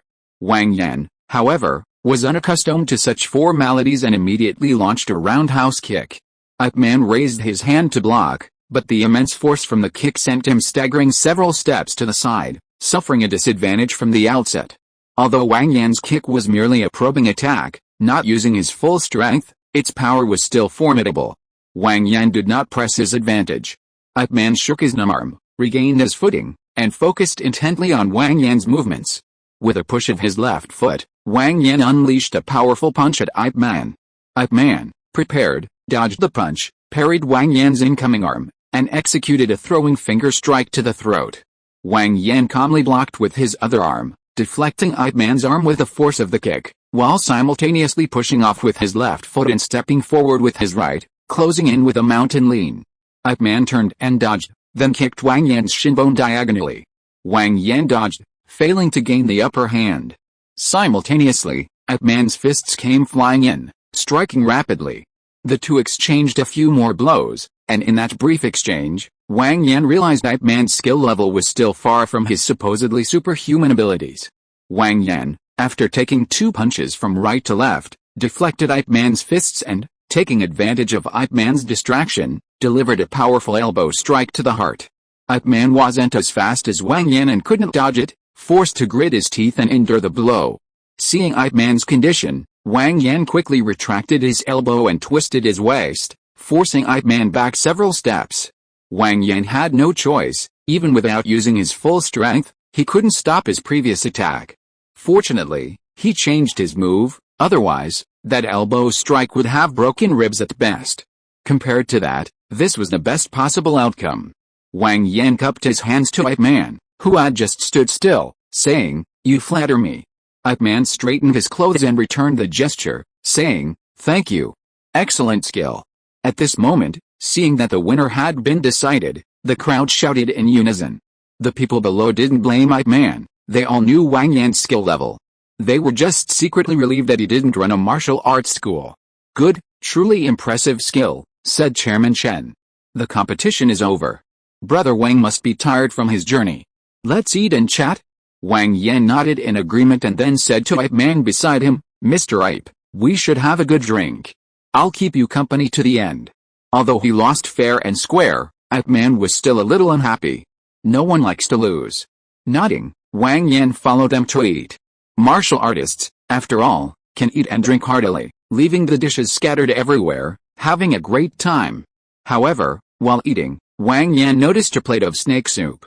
Wang Yan forced himself to eat a bite despite feeling unwell. After savoring the taste, he realized it was indeed delicious and had been around for decades. Taking advantage of the lull, Wang Yan quietly went to the kitchen and said to the figure behind him, "Junior Wang Yan, may I ask if Senior's surname is Ding?" When Wang Yan first arrived, although he moved very quietly, Ding Lianshan had noticed him keenly. After all, in this line of work, caution was ingrained in his bones. Slowly turning his head, a pair of captivating, murderous eyes stared directly at Wang Yan. "You've mistaken me for someone else." Wang Yan bowed respectfully and smiled. "Don't frighten this junior. I don't believe that with such a commotion at Jinglao, Senior wouldn't know where I come from." Ding Lianshan smiled, his expression instantly becoming kind and gentle. "You're not bad, lad." He turned and added a piece of firewood to the stove, continuing, "I know your ambition, very good. But as for people, steel is easily broken. One must know when to let go and when to hold back. You should hold back." Wang Yan nodded in agreement. He couldn't help it, he was invincible from north to south. Even with his godlike perspective, he maintained a humble and polite demeanor, but deep down he couldn't help but become a little arrogant, inevitably revealing his sharp edges. He practically had the words "if you're not convinced, then fight," written all over his face. Afterwards, Ding Lianshan inquired about the current situation in the northeast and the recent developments of the Gong family, talking for a while. Seemingly losing interest in conversation, Ding Lianshan turned back to the stove and said, "Go on, don't tell Baozan I'm here, lest he worry." Wang Yan knew Ding Lianshan was homesick and didn't want to talk more. It was understandable that he was reluctant to leave his homeland. Besides, Ding Lianshan's current situation wasn't good either. If someone with ulterior motives saw him and discovered something, Ding Lianshan would have to go on another round of hiding. Moreover, he didn't have much of a relationship with Ding Lianshan, he was only being polite because of Gong Baozan. He didn't want anything from Ding Lianshan, since he knew those things himself. Without pressuring him, he said, "This junior will stay in Foshan for a while. If you need anything, you can come and find me. Farewell." After dealing with those people, the day was over. The next day, Wang Yan woke up in an inn. After settling in, he rented a courtyard not far from the Yi family mansion, bought some miscellaneous items, and officially settled in Foshan. In the following days, Wang Yan, as usual, visited the local elders. He wasn't qualified to have those people throw a banquet to welcome him, so they went to the Golden Pavilion that day. That day, Wang Yan carried some wine, tea, and cooked food to the Yi family mansion. He knocked on the door, and after a short while, the door opened, and an old servant came out. Wang Yan held up what he was carrying and said, "Please inform the elder that I, Wang Yan, have come to visit." The old servant nodded, said please wait a moment, and turned to go inside. Wang Yan waited patiently for a moment, and then saw Yuan follow the old servant out quickly, bowing from afar and saying, "Brother Wang, you didn't even inform me beforehand so I could have welcomed you. Please come in." "Haha, brother Yi, you're too kind," Wang Yan said, handing the things he was carrying to the old servant and following Yuan inside. As Ip Man walked, he said, "I wonder what brings you here, Brother Wang? After our last fight, I observed that Brother Ip's moves were incredibly skillful. I've come to discuss them further." "That's easy, easy." Just then, they arrived at Ip Man's main hall, where they saw Ip Man's wife, Chun Wingsheng, having dinner with their child. Wang Yan said apologetically, "Oh dear, I've come at a really bad time. Please forgive me, Brother Ip." "It's all right. Have you eaten, Brother Wang? If not, would you like to join us?" "That would be too much trouble, Brother Ip. I happen to bring a roast chicken and some braised pig's trotters. Let's eat together." Wang Yan readily agreed. Ip Man was stunned. "I was just being polite?" And he agreed? And even offered to add another dish? "Besides, wouldn't you have to refuse at first, and I'd have to invite you twice before you reluctantly agreed?" "Well, that's perfect. Uncle Xiang, bring the food up, and add another set of chopsticks in a bowl." Ip Man invited Wang Yan to sit down, then turned to the old servant and instructed him. It was just a meal, and Ip Man didn't care. Wang Yan sat down and said to Zhang Yongcheng, "Hello, sister-in-law, my name is Wang Yan. And Brother Ip, please don't be so polite, just call me Yan." Zhang Yongcheng nodded reservedly to Wang Yan, said okay, and then fell silent, lowering his head to eat. Ip Man said from the side, "Then don't be so formal. I'm a few years older, just call me Brother Wen." Wang Yan also greeted Ip Chun next to him. The child was only 7 years old. The meal was quite quiet, as everyone was still getting to know each other and needed time to adjust. After the meal, the two sat down to drink tea. Ip Man offered Wang Yan a cigarette, which Wang Yan thanked and accepted. The two began to talk, puffing on their cigarettes. Ip Man mainly talked about his understanding of Wing Chun and some techniques for generating power. Everyone has their unique strengths. Even if they practice the same thing, the results will be different for each person. This process has indeed benefited Wang Yan. "Alright, Brother Wen, don't see me off. I live just 2 streets away. I might bother you again in the future. Don't be a stranger, Yan. You're always welcome. Take care. Your friend is alright. He knows to bring something when he visits, although he ate it all himself." Zhang Yongcheng said after Wang Yan left. Ip Man shook his head and didn't say anything. He suspected that Wang Yan had just come to freeload. Wang Yan strolled along the road, thinking about things. He and Ip Man still needed to get to know each other better. They were still a bit unfamiliar with each other. On September 18, 1931, the Japanese bombarded Beijing. The next day, they captured Fengshan. Whether it was Zheng Xiaoshui or Bald Man who said it was irrelevant, non-resistance was a fait accompli. When the news spread, the whole country was in an uproar. Protests, demonstrations, and public indignation ensued. But in the end, it was all in vain. Ultimately, weakness was the original sin. Wang Yan wrote to Gong Baozan in Fengshan to inquire about his safety, and also wrote to his acquaintances to offer his greetings. That was the end of it. There was nothing he could do. At most, he could return to the northeast and kill a few dozen or a few hundred people, which wouldn't affect the overall situation at all. On the contrary, his killings might incite the Japanese to massacre the local population in their anger. and political matters were beyond the reach of a mere martial artist like him. A ripple spread through the Foshan martial arts world, but it quickly subsided, and Jinlao remained Jinlao. For the next period, Wang Yan spent his days studying martial arts techniques, occasionally practicing calligraphy.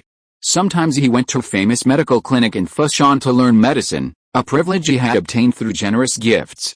Medicine and martial arts are inseparable. Wang Yan had previously studied sports medicine, partly to understand his own condition, and partly to know how to fight ruthlessly and kill quickly. He also knew a little about massage and bone setting. But this time, he was learning authentic medicine. From memorizing texts as an apprentice to identifying and dispensing medicine, to understanding medical principles, and so on. From time to time, Wang Yan would often go to Ip Man's house for meals, and their relationship had grown increasingly close. Ip Man wasn't petty or a sore loser. Moreover, Wang Yan's knowledge far surpassed Ip Man's. Often, their conversations felt more like Wang Yan giving Ip Man a one-sided lecture. As the saying goes, the more you get to know Wang Yan, the more captivating he becomes. Ip Man was mesmerized. He was a martial arts fanatic, and if Wang Yan hadn't been so busy, he could have followed him around all day. Through Ip Man, Wang Yan also met his friend Zhou Qingquan. With Wang Yan's intention to get to know him, the two hit it off immediately and started a business together. Throughout that year, Wang Yan was never wealthy. Wherever he went, he had the support of respected elders who were all well off. But in Foshan, it was different. He was a resident, not a guest, and no one cared about him. He needed manpower to run the business, and supporting people required money. Therefore, he borrowed some money from Guangbaozhen and brought Ip Man and Zhou Qingquan along to do business together. He was in charge of providing guidance, Zhou Qingquan was in charge of the operation, and Ip Man was in charge of lying down. Everyone was happy. Thanks to brother Qiao Xiaofu for the 100 coin reward.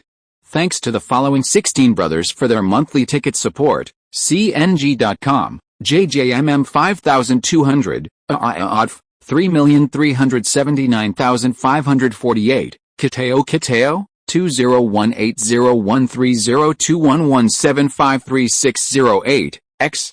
Daily thanks to the brothers who voted and recommended. Thanks to all the brothers who commented and those who only read. Thank you, brothers. Chapter 63 Dare to Kill? Time flies, and 3 years have passed in the blink of an eye. Now, 3 to 5 years have gone by. The country is still engulfed in war, with constant gunfire and protests. In 1933 and 1934, the two grandmasters of war, Sun Lutang and Li Shuwen, passed away one after another. Wang Yan traveled across half the country to pay his respects. These two grandmasters had countless disciples, many of whom held high positions. Despite Wang Yan's invincible demeanor, in their eyes, he was merely a skilled fighter. Wang Yan had fame, but no real prestige. Therefore, he received all the proper courtesy, but expecting more would be tantamount to forgetting his place. In his spare time, Wang Yan was not idle. Besides his daily martial arts practice, calligraphy, and medical studies, he secretly assembled a force of 500 men. These men were disciples and students of reliable senior figures he had previously consulted, and some were even his blood relatives. In fact, over the years, a significant portion of their disciples had already joined the army. The result, however, broke their hearts. Many of those men died in the warlord conflicts and power struggles, becoming victims of the fighting among certain groups. That's why they offered some support to Wang Yan, who clearly intended to fight the Japanese.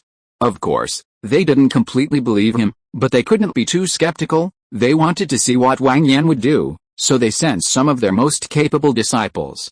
Using the large sums of money he'd made in business over the years, Wang Yan used gold bars to pave the way for the foreigners, acquiring a considerable amount of elite equipment to arm these 500 men. Ip Man and Zhou Qingquan didn't object to Wang Yan's lavish spending. They were quite supportive. They were both reasonable and understood the greater good. In a time of life and death, this was the right thing to do. In fact, they couldn't afford to support too many men. Food and supplies cost money. These men were all physically fit. As long as their unruly nature was suppressed and they were taught obedience, they would be good soldiers. Wang Yan didn't know how to train soldiers. He just followed his own ideas. Anyway, these people weren't afraid of hardship and could withstand it. Plus, with his pile of prescriptions, the lifespan reduction wouldn't be too severe. Therefore, He used his memory of formations, physical fitness, marksmanship, and some practical killing techniques he had summarized from various schools. His summarized techniques were basically all about one-hit kills. If you couldn't kill the opponent, you'd kill yourself. This is why it's said to shorten lifespan. It's all about rapid training, relentlessly focusing on speed and strength, a relentless, fast-paced approach where the fast live and the slow die.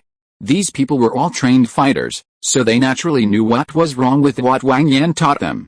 But when they left their hometowns, their elders warned them that once they left, only corpses would return. And since they had all come voluntarily, they didn't care about such things. Killing one was enough, killing more was a bonus. After the initial training, Wang Yan led these people north to fight several battles. He didn't know military strategy, and his strategic vision couldn't compare to others.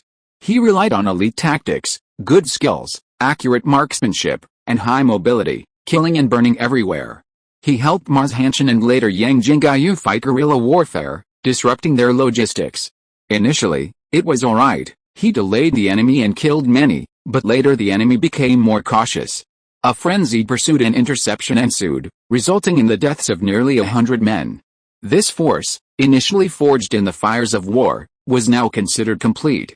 Wang Yan didn't need to worry about the rest. He only needed to control these men, occasionally accompany them on missions, and ensure logistical support. The rest was a matter of experienced men mentoring new recruits, gradually building up the force and letting them fend for themselves. What he did changed the situation somewhat, but it was useless against the overall situation. With only a few guns, he couldn't achieve much. It was merely brute force. Wang Yan had to once again begin to calmly recuperate. He had personally killed at least 100 people, driven by bloodlust. Now, when faced with a problem, his instinct was to kill to solve it. This was unacceptable. Because of the excellent secrecy, the veterans didn't publicize it, so everyone knew about this elusive team, but no one knew who led it. Perhaps some observant people discovered something through subtle clues, but they wisely kept quiet, only sending people to contact Wang Yan privately. After all, the team under Wang Yan's command was incredibly powerful, and it would be a waste for him to waste it. Wang Yan wasn't stupid. He was sure that if it were discovered he was working for someone else, he wouldn't have many men left the next day, and he might end up like Ding Lianshan. The veterans were old, not incapable, and he couldn't just fool them. So, he only contacted those who came to recruit him, providing them with some supplies because they were doing particularly hard work and facing difficulties. Better than nothing. He didn't acknowledge anything else. There's a saying, don't tell me what you think, tell me what I think. The Japanese also noticed something amiss and took some actions against Wang Yan, including assassinations and sniping. After being killed in several waves, they decided to hold back for now. After all, those men were carefully trained and far more valuable than ordinary soldiers. They had greater uses, and killing a mere warrior wouldn't be worth the sacrifice of so many others. However, this inevitably affected Gongbao's and Infengshan. Because of the Manchukuo and Greater East Asia Co-Prosperity Sphere initiatives there, it was difficult to target someone of Gongbao's stature. But it was still a hindrance, putting the Gong family in a difficult position. Gongbaozan wrote to Wang Yan, telling him not to worry and to continue with his work. He was genuinely pleased. The young man surnamed Wang hadn't been wasted, and his efforts hadn't been in vain. That day, Wang Yan and Zhou Qingquan, as usual, were having dinner at Ip Man's house. Zhang Yongchang was taking care of Ip Chun, who wasn't eating properly, while Zhou Qingquan's son, Zhou Guanggaiao, silently shoveled rice into his mouth. Zhou Qingquan picked up a piece of food and said, "Ayan, thank you so much. Guanggaiao has improved a lot. Even putting everything else aside, his health has improved considerably." Hearing this, Zhou Guanggaiao quickly slowed down his eating and became more refined. "Haha, why are you scaring the kids?" Ip Man laughed, ignoring Wang Yan's words. "Guanggaiao, don't worry, we don't have many rules." Wang Yan smiled back, "It's alright. It's my fault, really. Guanggaiao and Azhong have been my students for 2 years, and I've only recently started teaching them a little. Take your time. Guanggaiao is only 13, there's time," Zhou Qingquan reassured him. He knew what Wang Yan was referring to. He had handled many of the supplies. Shaking his head, Wang Yan was about to speak when Uncle Xiong came in. "Young master, a Master Liao is looking for you outside." Ip Man gestured to Wang Yan and Zhou Qingquan and went out to greet him. Wang Yan knew this was the beginning of Ip Man's story. Challenges never came to him, Wang Yan. He was universally acknowledged as invincible, having traveled from north to south. Who would dare challenge him? A short while later, Ip Man returned with his men and told him to wait. Wang Yan and Zhou Qingquan glanced at each other but remained silent. The group ate quietly, the only sound the clinking of bowls and chopsticks. As Ip Man ate, he glanced at the people at the table. Seeing that none of them spoke, he turned back and asked, "Master Liao, have you eaten?"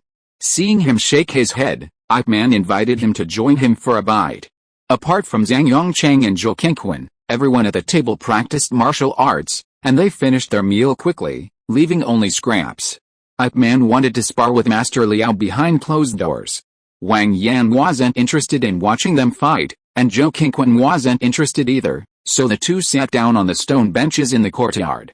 "Yan, a batch of supplies is coming soon. Arrange for someone to receive them," Zhou Qingquan said, taking a sip of tea. I'll give the orders later. By the way, Yan, we'll have to stop our support over there for a while. I've spotted some unfamiliar faces lately." Wang Yan pondered for a moment, considering whether to kill those people, and finally nodded, saying, "Let's lay low for a while. It's a good time to make some more money. I've lost quite a few people. We need to keep up with the compensation and recruitment." He picked up his tea, took a sip, and continued, "And you, practice what I taught you more. Even with protection, it's not safe anymore." Zhou Qingquan nodded without speaking. Just then, someone climbed up the wall. Wang Yan recalled the plot for a moment before remembering that it was Shadownelan. He'd been killing so many people in the past 2 years that he was confused. How could he remember such a minor character? He was uneducated, had no discipline, and had picked up a lot of bad habits from his life of crime. There were many kids like that in this era. It was a miracle he was even alive. Once he had climbed onto the wall and steadied himself, Wang Yan called out, "Hey kid." This startled Shadownelan so much he almost fell. Looking in Wang Yan's direction, he froze. Being from Foshan himself, he knew who Wang Yan was. There were countless legends about him.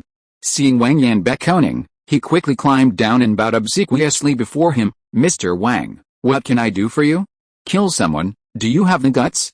This kid wasn't young by today's standards, probably 17 or 18.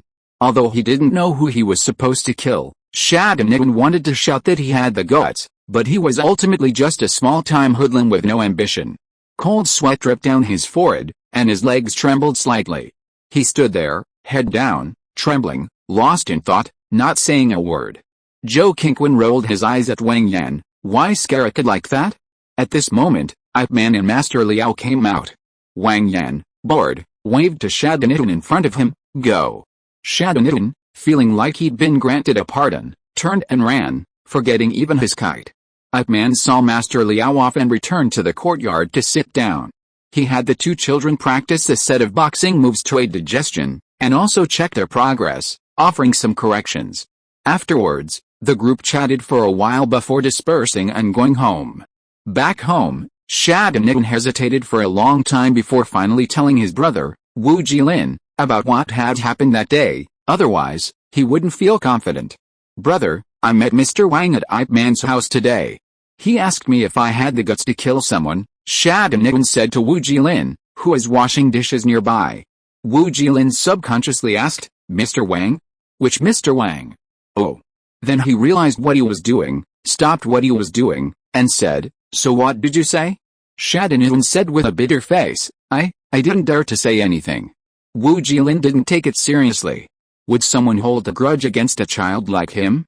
He comforted him, "It's all right, don't worry. Mr. Wang is someone important, why would he care about us? Just stay safe and don't cause me any trouble." Actually, Wu Jilin was also annoyed with Wang Yan. Such a big shot, he has plenty of people to do things for you, why did he have to scare my brother like that?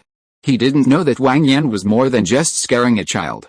If Shadownelan had said he had guts, he would have been sent away the next day, thrown into a base to train like crazy, and then sent to the battlefield to fight for his life.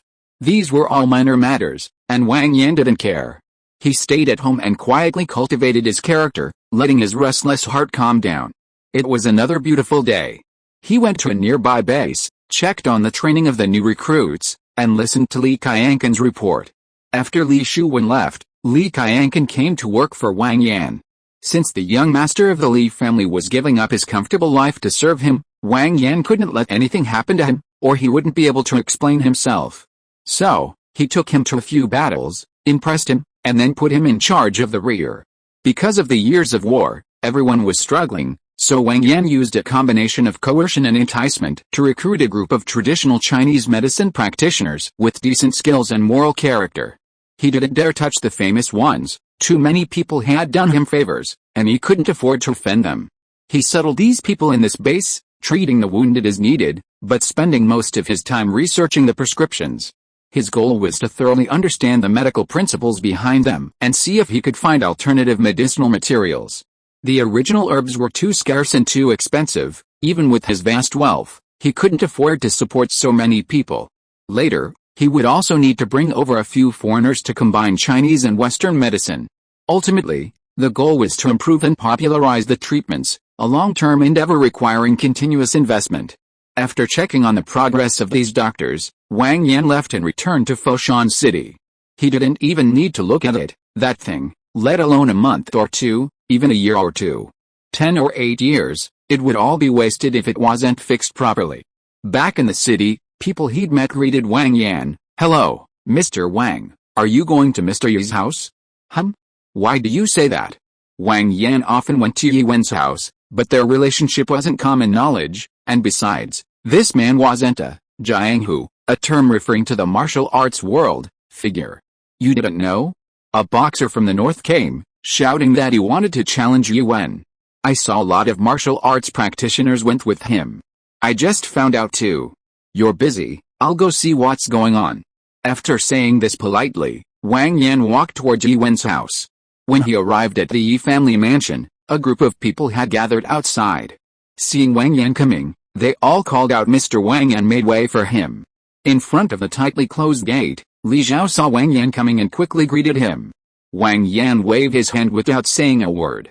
He knew Li Zhao, he was like an unofficial underling. Li Zhao was the one who cleaned up the messes after he killed those people. After waiting a while, Jin Shanzhao emerged, looking disheveled, with his men. He told Li Zhao to disperse the crowd, and Wang Yan said to Jin Shanzhao, "Come with me." He then went inside. Jin Shanzhao didn't recognize Wang Yan and was still in a bad mood after being beaten up. "You think you're..." Li Zhao quickly punched him, saying to the glaring Jin Shanzhao, "I kindly saved you, don't be ungrateful. He's Mr. Wang, not someone you'd be courting death with." "Mr. Wang? Which Mr. Wang?" Jin Shanzhao was completely confused.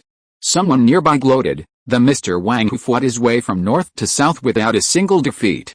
No one addressed Wang Yan by name directly. It was one thing behind his back, but outwardly, it was a sign of respect for the strong. Ah! Jin Shanzhao suddenly understood. "You could have just said he was Wang Yan, then I would have known." "Really, thanks." With that, he turned and led his men into the main hall, which he had just ravaged. Li Zhao shook his head, muttering "reckless fool," then turned and called out, "Everyone, disperse. Master Yi won, there's no more excitement, everyone go home." The crowd, chattering about Wang Yan, dispersed in a large group.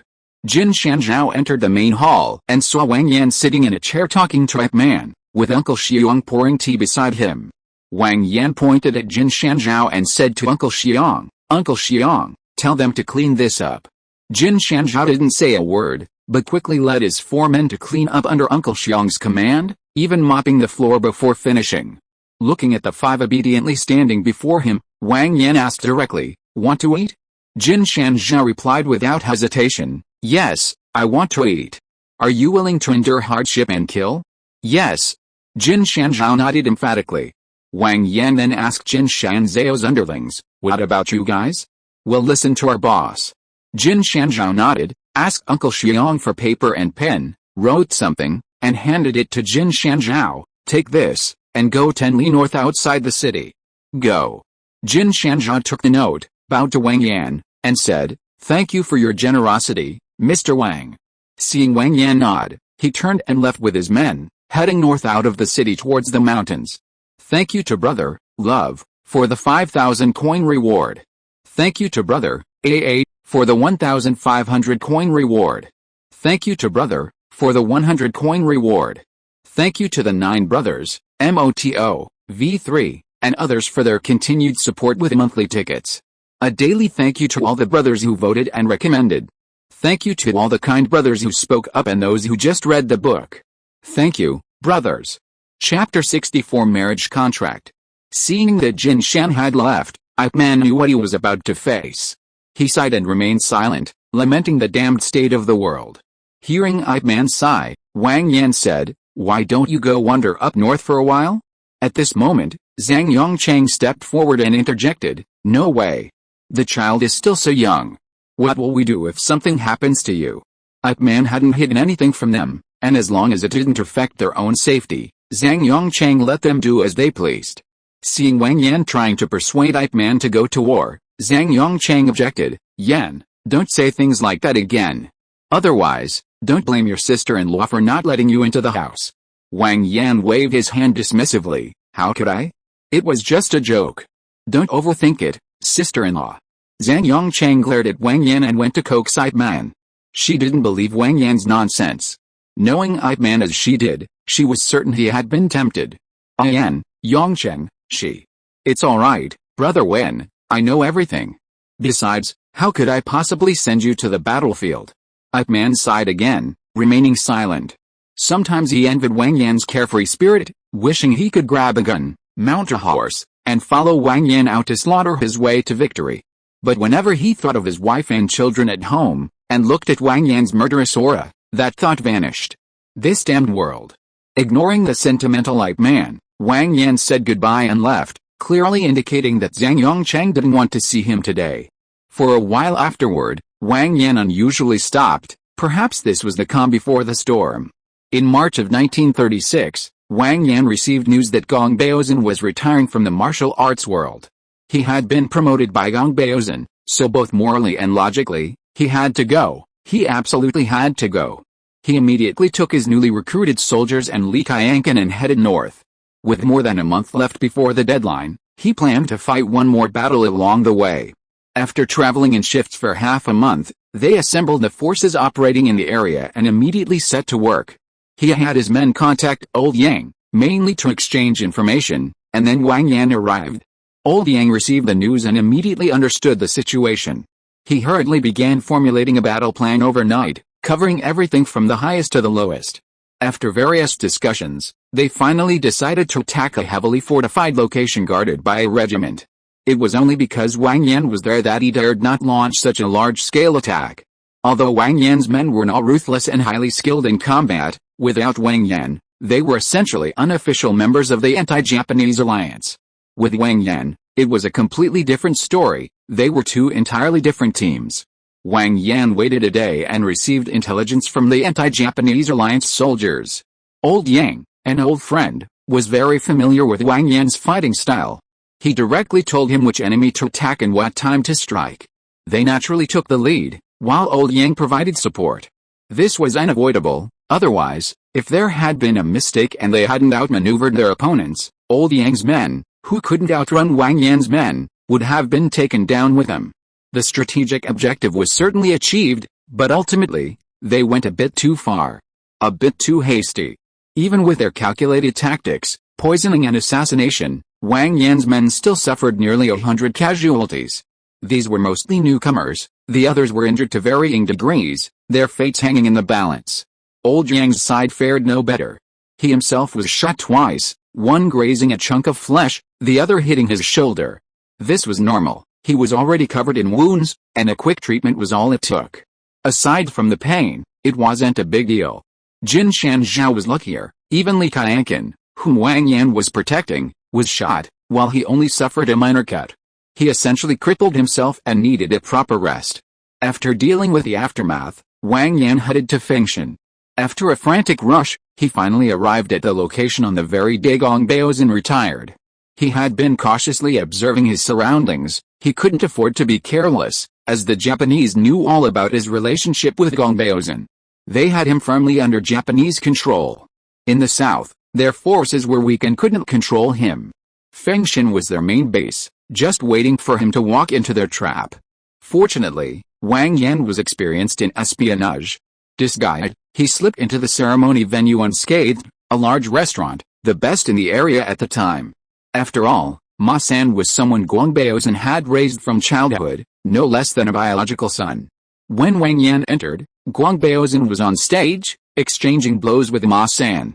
This was essentially a succession ceremony, legitimizing and glorifying Ma San. From now on, Ma San would be the face of the Gong family. Wang Yan silently watched the radiant Ma San on stage, wondering if Ma San would still have the courage to defect with him present. After watching for a while, Wang Yan quietly left. With so many people around, it wasn't wise to linger, so he turned and went to wait at the Gong family mansion. The Gong family knew Wang Yan very well. To put it bluntly, they sometimes relied on his name to navigate the martial world. Seeing Wang Yan's face revealed at the door, the disciple who had been guarding the entrance quickly stepped aside to let him in, glancing around before closing the gate. As he led Wang Yan inside, the disciple asked, "Senior brother Wang, what brings you here?" "Master Gong has retired, and I, Wang Yan, owe my current position to his patronage," Wang Yan said, stepping into the house. "It's all only right. Senior brother Wang is a trustworthy man, please rest here.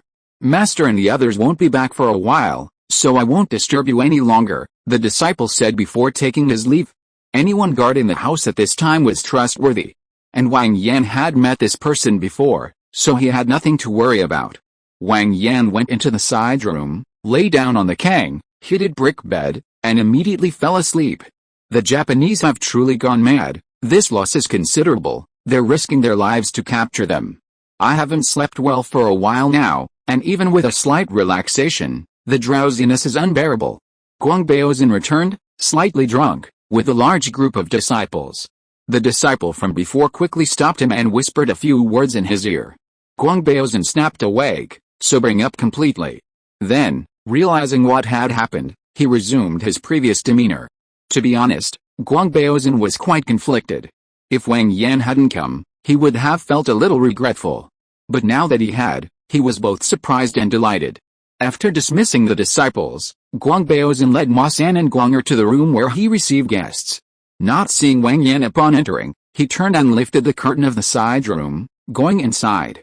Ma San and Guang'er followed behind. Wang Yan's after effects were severe. Guang Baozun's movements woke the sleeping Wang Yan.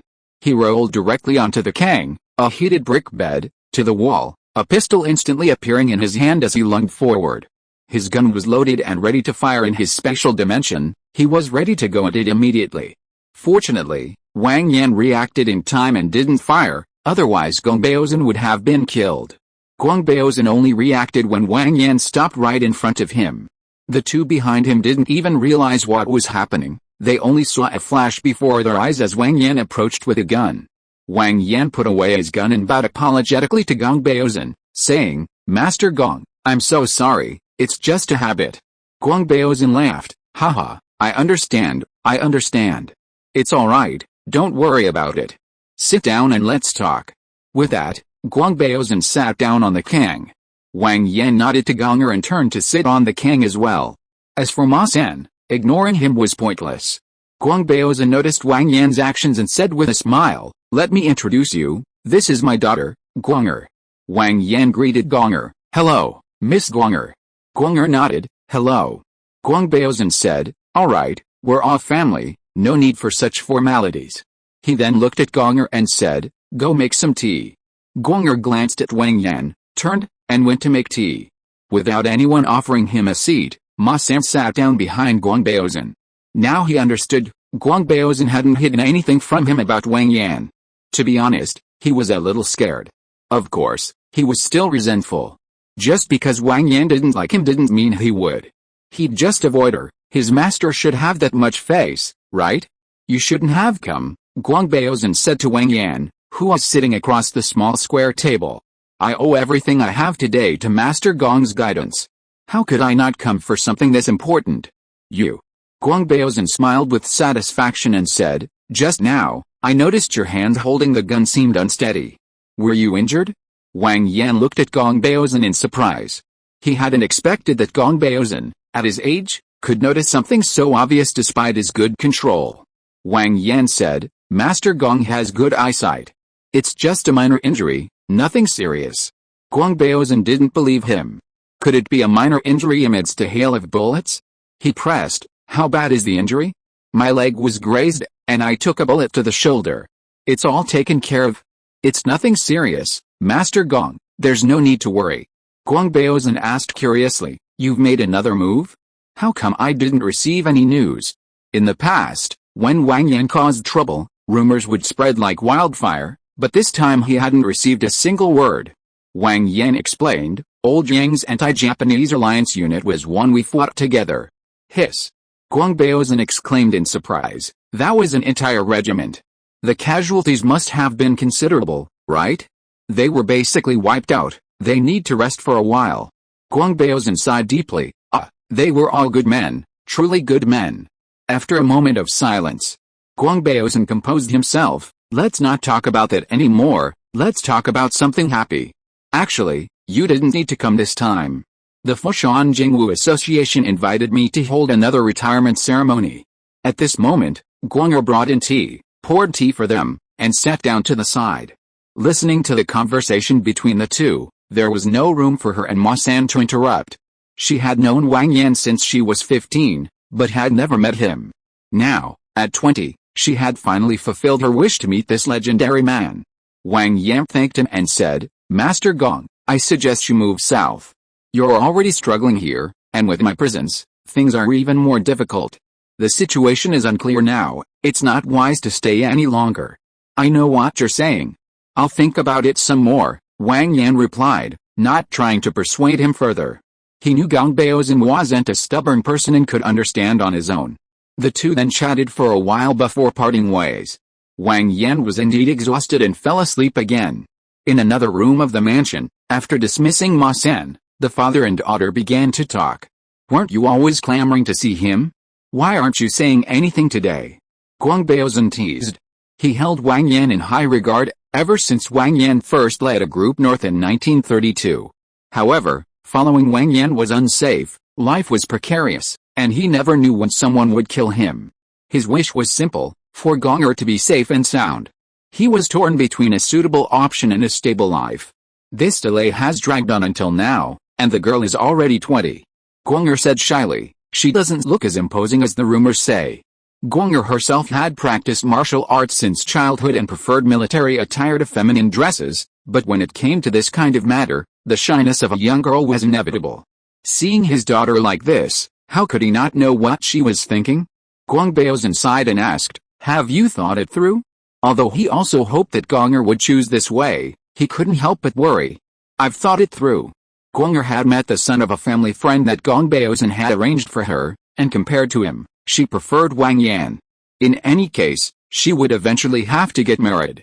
She definitely couldn't marry an ordinary person. Whether Guang Baozun would agree or not was another matter, and whether she would even like an ordinary person was also a question. Now that she had met someone she liked and admired, that was enough. The next day, Wang Yan woke up full of energy, washed up, disguised himself, and ate a bite of the breakfast that Gong brought him. During the process, Gong looked at him strangely, but Wang Yan didn't pay attention, just thinking that the young girl was curious. After breakfast, Wang Yan did some simple exercises in the room. He was planning to leave today, there were many things waiting for him to do. Guang Baozun came over after dinner and was taken aback by Wang Yan's appearance. Leaving today? Wang Yan nodded, I have a lot to do. The losses are too great. We expect to arrive in Foshan around the same time. I won't take up your time, so I'll get straight to the point. What do you think of Gong? Is she a good match for you? Guang Baozun knew Wang Yan's situation and didn't beat around the bush. Wang Yan pondered, what Master Gong means is. No wonder Gong's gaze towards him was strange before, so that's what it was about. Guang Baozun said, that's right, what's your explanation? Having won her over without his intervention, what explanation could Wang Yan possibly have? He immediately bowed and said, this junior will respectfully accept your offer. Guang Baozun nodded in satisfaction, I've chosen the wedding date, it'll be the 10th of August next year. I only have one daughter, so you'd better live well, kid. Wang Yan nodded firmly, don't worry, Master Gong, I know what I'm doing. As for the matter of going south, that's not urgent, we'll talk about it later. You can go now. Nodding helplessly, Wang Yan cupped his hands in farewell and said, "This junior takes his leave." Outside, he saw Gonger absent-mindedly rubbing the ground with his foot. Wang Yan went up to him and said, "I'm leaving. See you in Foshan." Gonger nodded, "Okay, be careful." Then she called out to Wang Yan, who was turning to leave, "Wait, my name is Ruomai." Wang Yan turned back and repeated, "Ruomai, I know." The two looked at each other for a moment, then Wang Yan left. Gonger didn't see him off, just watched Wang Yan's figure disappear around the corner. Guang Baozhen, inside, watched Gonger's long-standing stillness, a smile playing on his lips. So good. He went north in late spring and returned in the scorching heat. Back in Foshan, Wang Yan packed up and then sent someone to inform Zhou Qingquan to have dinner at Ip Man's house. After dinner, Wang Yan asked, "Are the supplies ready?" "They're all ready, hidden as you instructed." Zhou Qingquan nodded, then continued, "Why so much this time? What happened?"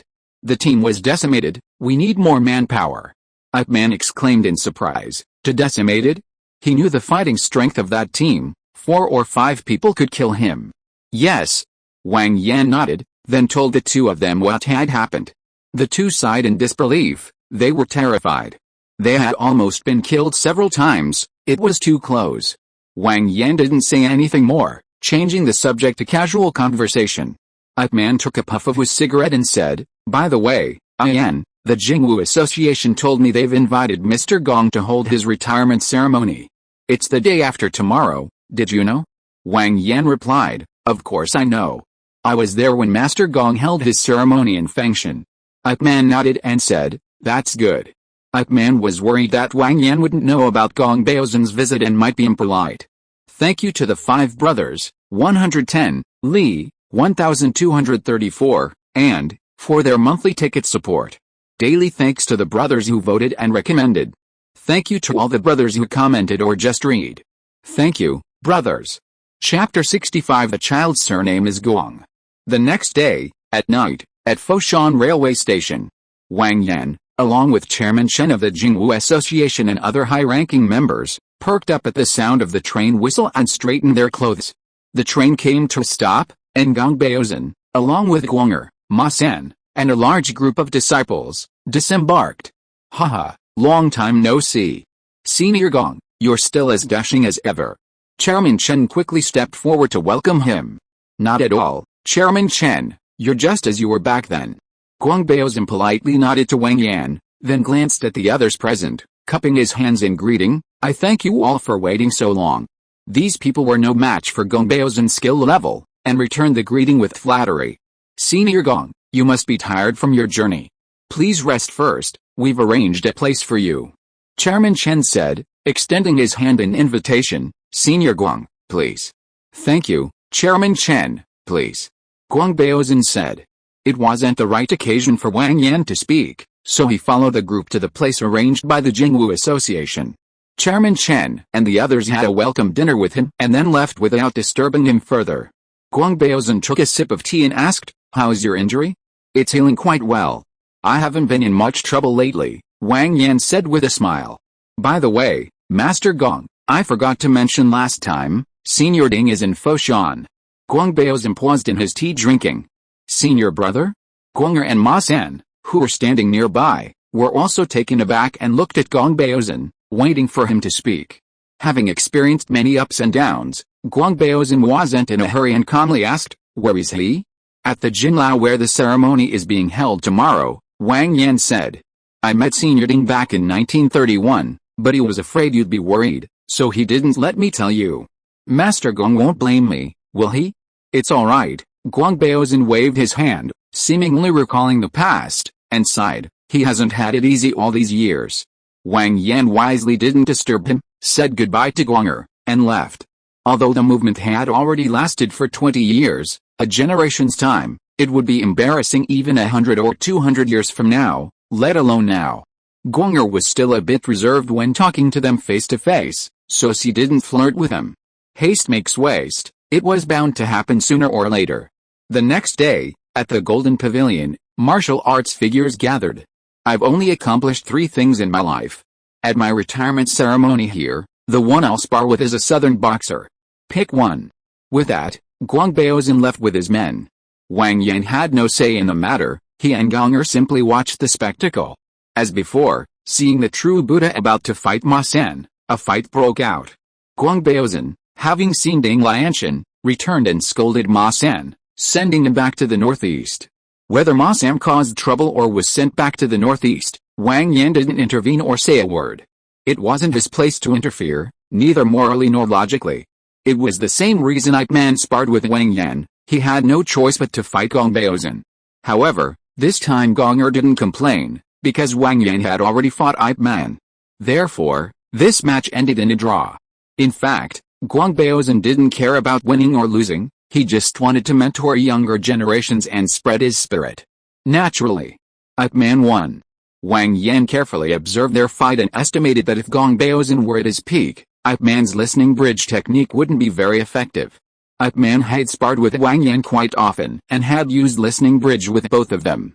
However, Ip Man only used it once, and after lying in bed for 3 days, he never used it again. After finishing his business and visiting some old friends, Guang Baozhen didn't linger and returned to northeast China with the reluctant Gong'er. At the Yi family mansion, Zhang Yongchang ate his meal while holding his 1-year-old daughter, occasionally giving instructions to Ip Chun and Zhou Guanggao, while listening to Wang Yan, Ip Man, and Zhou Qingquan talking. Wang Yan picked up a piece of food with his chopsticks and asked, "How are you feeling, Mr. Yi?" Yi Wen, who was drinking soup, coughed a couple of times to ease the discomfort before replying, "Yan, you're teasing me again." Zhou Qingquan laughed, "Wen, I'm not joking. Even though I'm not in the underworld, I've heard you're the most sought-after person in Guangdong province right now. Brother Quan is right, don't you have that much confidence?" Wang Yan agreed with Zhou Qingquan, then added cheekily, "Don't you think so, Mr. Yi?" Zhang Yongcheng, who had been listening to them, chuckled, but quickly suppressed a laugh when he noticed Yi Wen's helpless look. Yi Wen rolled his eyes, lowered his head to eat, and ignored Wang Yan. He couldn't win an argument, couldn't win a fight, and didn't even have a chance for revenge. After the meal, the three chatted casually over tea, as usual. "Brother Quan, we should still purchase more supplies," Wang Yan said, taking a sip of tea. Zhou Qingquan asked doubtfully, "Didn't you just get a lot last time? Something went wrong again?" "Nothing went wrong, but I can't quite put my finger on it. I just have a feeling a storm is brewing, and I'm uneasy."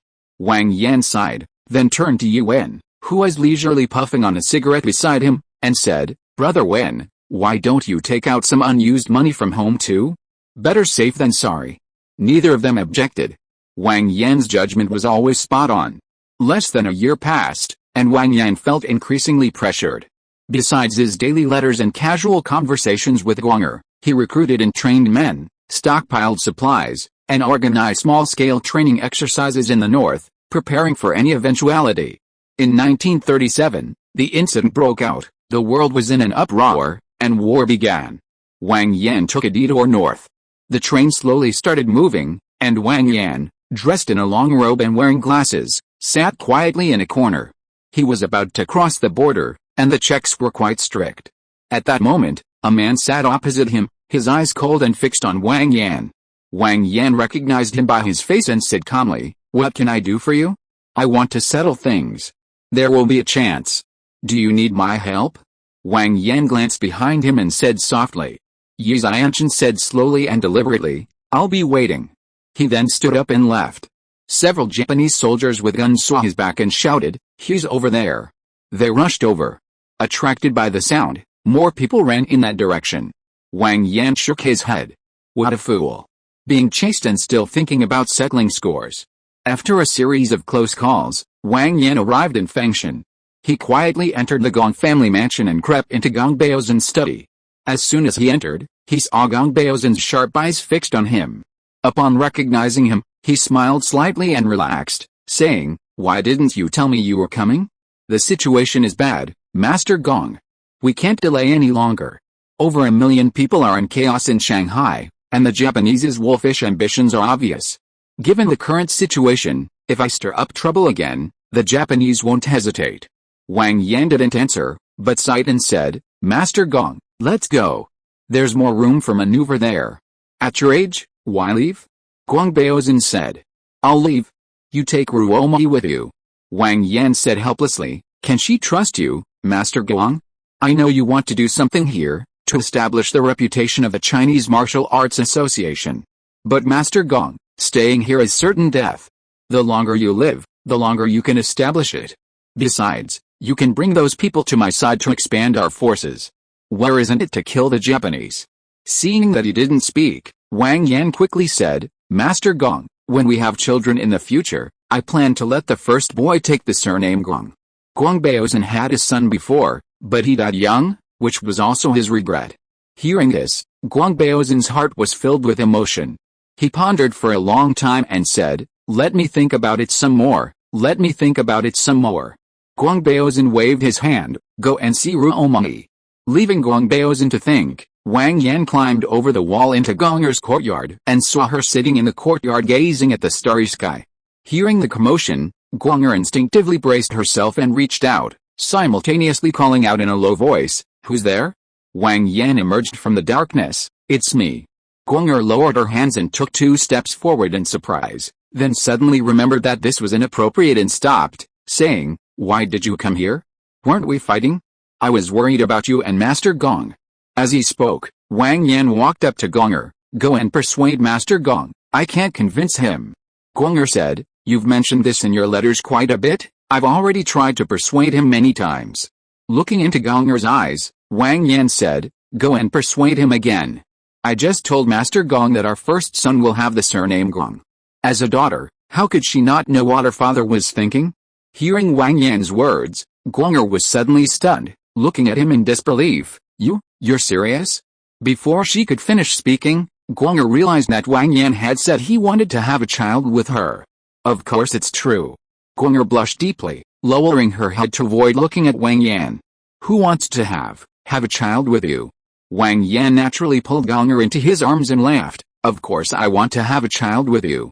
Gonger stiffened at Wang Yan's embrace, but quickly recovered and pushed him away. I'll go persuade my father. With that, she turned and ran off. Wang Yan smiled, went inside, lay down on the heated brick bed, and fell asleep almost immediately.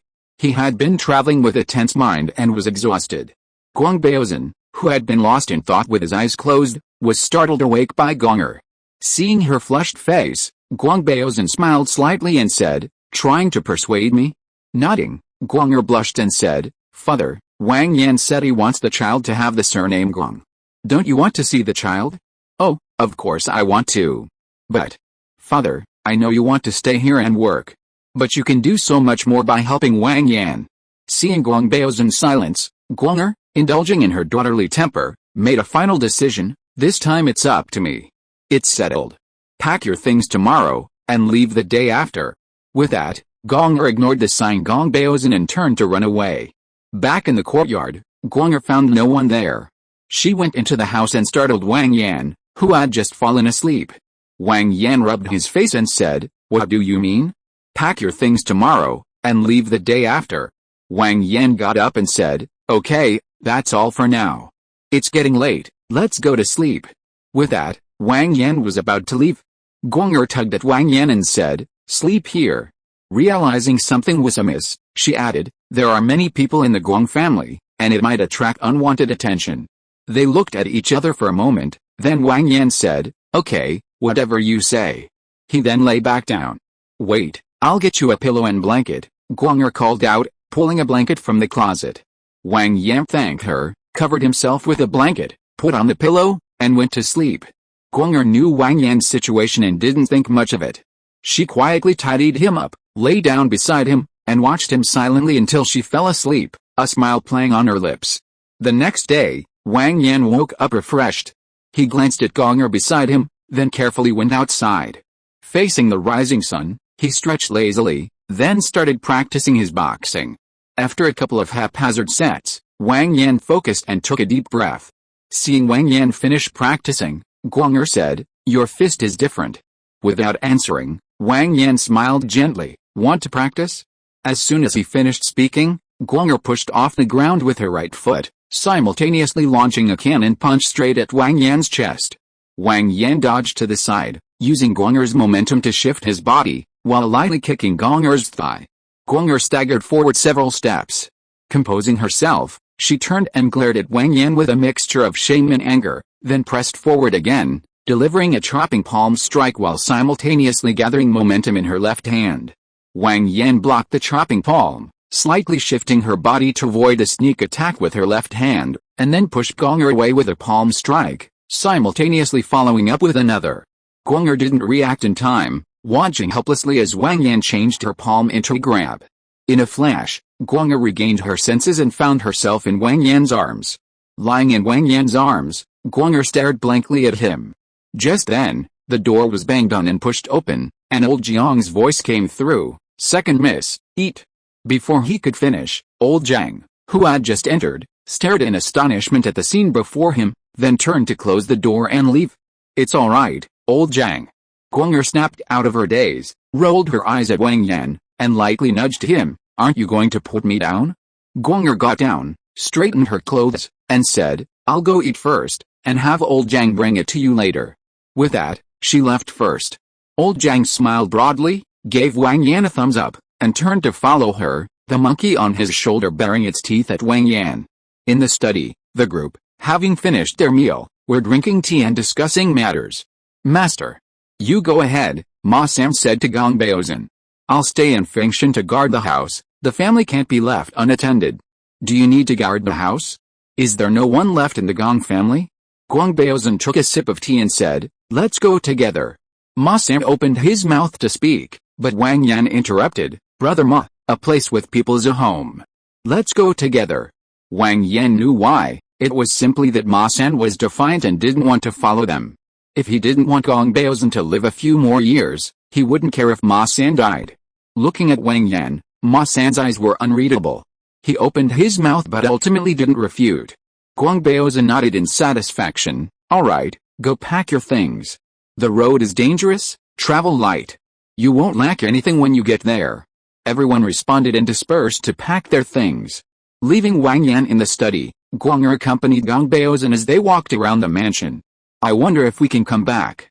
Gong'er didn't speak, because she didn't know if she could come back either, and her mood was a little low. Sigh. Gong Baozan sighed deeply. "Go see your mother and say goodbye to her." Gong'er, her eyes red, hummed in agreement.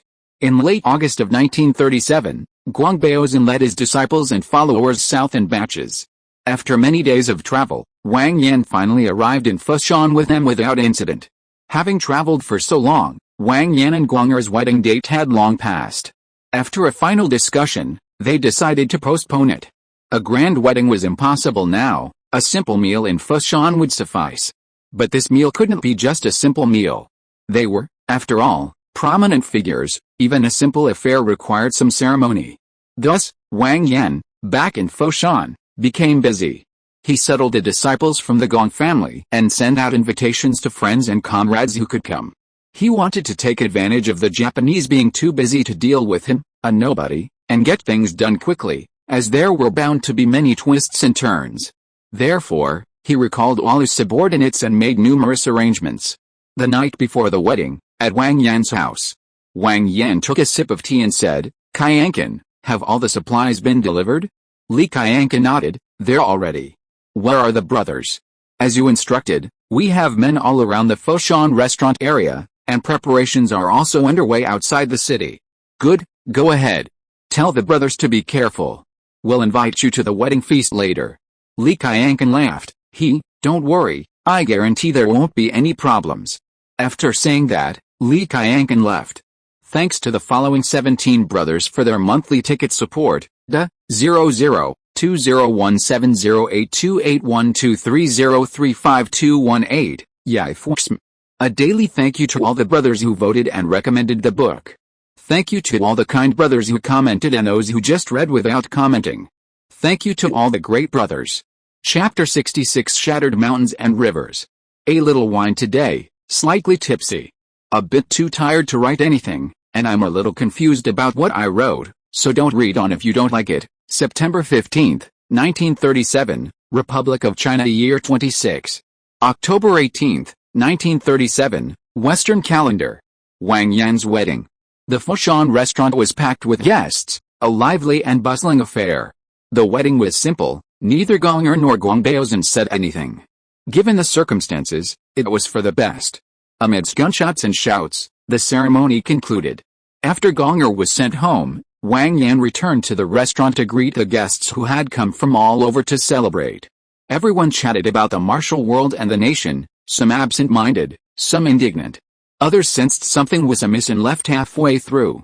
When everyone had almost finished eating, the restaurant staff cleared the tables and served tea, and the atmosphere instantly cooled, the previous liveliness gone. Wang Yan, dressed in wedding attire, stood at the front, surveying the crowd. Here sat representatives from the Foshan and Shanghai Jingwu associations, who had risked their lives to attend, branches of the Chinese Martial Arts Association from various regions, the Central Martial Arts Academy, and martial arts organizations from Tianjin, Shandong, Sichuan, and other places. Leaders and prominent disciples from various schools of Tai Chi, Xingyi, Bajiquan, Bagua, and others were also present, gathered in groups. At this critical juncture, the essence of the martial arts world, aside from those in the military, was essentially all here. Even Wang Yan, with his fighting prowess, didn't have such influence. This was thanks to his past achievements, the words of senior figures like Gong Baozhen, and even Li Qianqin, the heir of the Li family, who had used Li Shuwen's connections to lend a hand. As Wang Yan surveyed the crowd, silence fell. He said, "Today is my joyous day, Wang Yan. Thank you all, seniors and fellow practitioners, for coming to celebrate." With that, Wang Yan clasped his hands in a fist salute and bowed deeply to express his gratitude. The crowd returned the salute in unison, no one speaking. Everyone knew this wasn't the point. Wang Yan straightened up and continued, "In 1931, the Japanese bombarded Beijing and gradually occupied the entire northeast. You seniors trusted me, Wang Yan, and sent your elite disciples to fight alongside me in the northeast for over 5 years. During this time, nearly 1,000 people died. They were all valiant." As he spoke, Wang Yan bowed to the north, then bowed again to the seniors seated before him. The seniors, unable to hide their grief, waved their hands but remained silent. Wang Yan continued, "I, Wang Yan, am always the first to fight. I am not a coward, and I have absolutely no intention of gaining fame at the expense of my brothers." With that, Wang Yan removed his wedding robes and undershirt, revealing his strong physique and the crisscrossing scars on it, and turned around. The crowd below, looking at the numerous scars, gasped and fell silent. A senior member said unhappily, "What are you doing? Are you trying to humiliate us? Put your clothes back on." "Yes. We've all seen it. Put them back on." Wang Yan put his clothes back on. He knew even with his toes that someone would have something to say. "I don't need to tell you about the results, you've all heard about them. This was all achieved with lives on the line. I want to tell you all that I, Wang Yan, have a clear conscience." Wang Yan suddenly raised his voice and said, "Right now, over 1 million people in Shanghai are in complete chaos." Then Wang Yan presented the facts and reason with the crowd, explaining the current situation. Seeing the agitated crowd below, Wang Yan said, "I, Wang Yan, believe that with the country destroyed and families ruined, I do not want to be a slave to a conquered nation." "What about you all?" Someone shouted, "We will not be slaves to a conquered nation." Wang Yan had arranged for several people to participate, otherwise, no one would support him, and he couldn't get the emotions going. Many more people below shouted in agreement, and gradually the voices merged together. Wang Yan nodded, gestured for silence, and said, "Since everyone shares this view, I would like to ask for your assistance." Someone said, "Just let us know if you need anything." Seeing someone take the lead, everyone else chimed in, expressing their willingness to help. Wang Yan said, "What we need are people. I hope you can send some disciples. As for stipends and compensation, they will definitely not be lacking. Of course, many sects and organizations have already sent disciples to join the army, so I won't force you. War means bloodshed and death, so please do what you can." The group discussed a few more things and then finished. Wang Yan stood at the door and said goodbye to each of them. He knew in his heart that although they all spoke well on the surface, it was still uncertain how many people would actually come. Not everyone here was acting for the country and the people, many were acting for their families or sects. As long as they didn't defect to the enemy, their choices were somewhat understandable. Everyone had left when Gong Baozhen arrived with Ma San, Ip Man, and the others. "Go back. Ruomi has been waiting for ages. Today is a joyous occasion, we can talk tomorrow." Wang Yan nodded, watching Gong Baozan and the joking Ip Man and the others walk away. Seeing everyone gone, Li Qianqin, who had been waiting for a while, came over. Ayan, everything's settled. You were worried, only 2 groups of men came, a few dozen people. Better safe than sorry. Alright, go settle the brothers in, I'm going to my wedding night. With a sly grin, Li Qianqin led his men away. Back at the house, inside the room, Guang'er was sitting quietly on the bed. Wang Yan asked, have you eaten? Guang'er nodded and said, I've eaten a little. This beautiful moment shouldn't be wasted. Let's begin. After saying that, he pushed her down with a from Guang'er. Guang'er had practiced martial arts for many years and was in good physical condition. A night of passion. The next day, Wang Yan served Guang'er breakfast, and after chatting for a while, they went to Gong Baozan's temporary residence. After settling down in the main hall, old Zhang poured tea for everyone, then sat down to the side and played with a monkey. Wang Yan said, Master Gong, I might need your help to be an instructor soon. No problem, I did that back in the palace too. Gong Baozan put down his teacup and sighed, I've seen your methods, they're harmful to both the instructor and the recipient. There's no other way. With a nation in crisis, there's no time for them to slowly develop.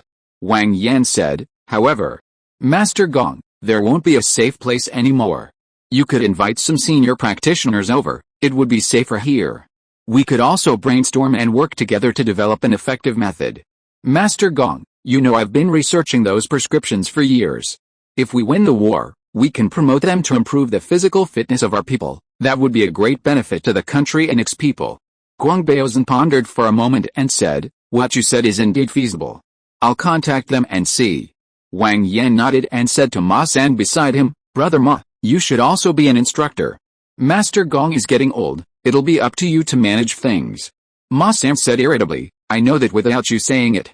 With a nonchalant smile, Wang Yan said, alright, that's all. Master Gong, I'll be going now. Gong Baozan waved his hand, ignoring Wang Yan, he was currently thinking about who to invite. In the following days, disciples and followers from various places arrived one after another to support Wang Yan. It took a great deal of time to settle them all. On November 11th, the Nationalist Army suffered heavy casualties, Shanghai fell, and the Japanese launched a full-scale attack. On December 13th, Nanjing fell, and a massacre ensued. Affected by this, some of the martial arts figures who had come before joined the army, some brought their families to seek refuge with Wang Yan, some sent their disciples away, some stayed behind to guard the coffin, while others made no move whatsoever, their intentions unclear. Many of the senior figures Gong Baozan invited came with their families, and many others didn't. Wang Yan began training his men and relocating and settling those who came to seek refuge. He wouldn't refuse those who had helped him on his journey south years ago. Not long after their marriage, Wang Yan had to separate from Guang'er and go to the battlefield.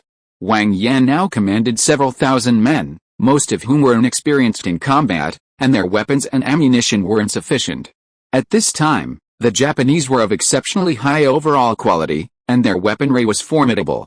The National Revolutionary Army couldn't possibly outmaneuver them with its aircraft and artillery, otherwise, it wouldn't have suffered 300,000 casualties and injuries against 200,000 outnumbered 800,000 nationalist troops. Therefore, the nationalists could only roam the southern battlefield, constantly launching small-scale harassment raids and delaying the Japanese advance. The Japanese were helpless, pursuing them with large forces was pointless, and small-scale pursuits were also unsuccessful. They were furious but powerless. At this point, the Japanese had a total force of over 1 million, fighting on multiple fronts simultaneously. Encirclement was impractical. With large forces engaged in battle, they lacked manpower. In 1938, what was destined to happen would happen, and he couldn't control the overall situation. On the eve of the Battle of Guangzhou, Wang Yan led his troops back to Foshan. Over time, Wang Yan's team has developed quite well. Zhou Qingquan has also been running a business, and despite the impact of the war, they still have some surplus, at least enough firearms and ammunition. Thank you to reader 201909131438353332 for the 100 coin reward. Thank you to all the readers who voted for monthly tickets. There are too many to thank everyone, but their kindness is appreciated. Thank you to all the readers who recommended the book. Thank you to all the readers who commented or just read. Thank you for your strong support. Chapter 67 The war ends. Wang Yan hurriedly returned home to Foshan, but Gong'er wasn't home. He then rushed to the Yi family mansion. As expected, in the main hall, Yi's son was playing noisily with his younger siblings, while Gong'er was learning embroidery from Zhang Yongcheng. Seeing Wang Yan enter, Gong'er cried out, "Ah!" as she pricked her hand with the needle. Wang Yan quickly walked over to her, took her hand, and examined it. "How could you be so careless?" Gong'er didn't speak, only looked at Wang Yan with her large, watery eyes. Not long after their marriage, Wang Yan had left, and for the past year, they had seen each other very infrequently. Her pitiful appearance truly moved Wang Yan, and he gently hugged her, saying softly, "All right, I'm back now." Gong'er hugged Wang Yan tightly, unwilling to let go. Zhang Yongcheng watched with a smile, saying nothing. The children nearby stopped playing and stared wide-eyed at the commotion. The youngest one, who seemed to have learned it somewhere, covered his eyes with his hands, leaving large gaps. "Hey, Yan, be careful." A man, who had received the report, walked in and said, "The child is still being watched." Gong'er, who was also missing Wang Yan too much, blushed and quickly pushed Wang Yan away from her intoxicating embrace when Ip Man interrupted her so inconsiderately. Wang Yan glared at Ip Man and said irritably, "You're such a killjoy." Seeing that he was about to retort, Wang Yan quickly interrupted, "I'm not joking anymore. Time is of the essence. Quickly pack your things and we're leaving tonight." Ip Man's body stiffened. "They've attacked?" Gong'er and Zhang Yongcheng also looked at Wang Yan nervously. "They've attacked. There's no way to stop them." Wang Yan sighed, "All right, hurry up and pack. We'll travel light." After saying that, she pulled Gong'er to leave. "Where's Brother Quan?" Ip Man quickly asked. "I sent someone to inform him a long time ago." Watching the disappearing figure, Ip Man sighed. "Yongcheng, go pack up. We don't have much left. Just take some clothes." Ip Man had essentially sacrificed his entire fortune to help Wang Yan. Apart from daily expenses, almost all of his assets had gone to support Wang Yan. Paydelly Ip Man was long gone. Zhang Yongcheng nodded in agreement and quickly ran to pack his things. Ip Man forced a smile and absent-mindedly played with the children, his heart filled with worries and countless thoughts. Talking with Gong'er along the way, the two arrived at Gong Baozhen's residence. When they entered, Gong Baozhen was discussing a problem with a group of senior doctors, gesturing and talking. Ever since Wang Yan mentioned it last time, Gong Baozhen had been studying these things all day long. He had even recruited several medical experts without Wang Yan's prompting. When Wang Yan found out, he was quite impressed. After all, he had enough status to recruit several people with just a word. Unlike him, who had to use coercion and bribery. Leading Gong'er forward, the two bowed respectfully, saying, "Master Gong, Father, greetings to all the seniors." Gong Baozhen smiled and nodded, indicating that there was no need for such formalities. Aside from Gong'er's persistent pregnancy, he was quite satisfied with his current life, and his spirits were much better than before. He understood the issue of having a child. Childbirth was too painful these days. Knowing how busy Wang Yan was, rarely returning unless necessary, they asked in surprise, "Why did you suddenly come back?" Everyone present was waiting for Wang Yan's answer. To put it nicely, they were giving Gong Baozhen face. To put it bluntly, they had come to escape. "Master Gong, the Japanese are attacking, in just a few days. We have to leave today," Wang Yan explained. Hearing this, everyone present sized him, their expressions unreadable. Sigh. Gong Baozhen came to his senses and sighed deeply. "Old brothers, go pack your things.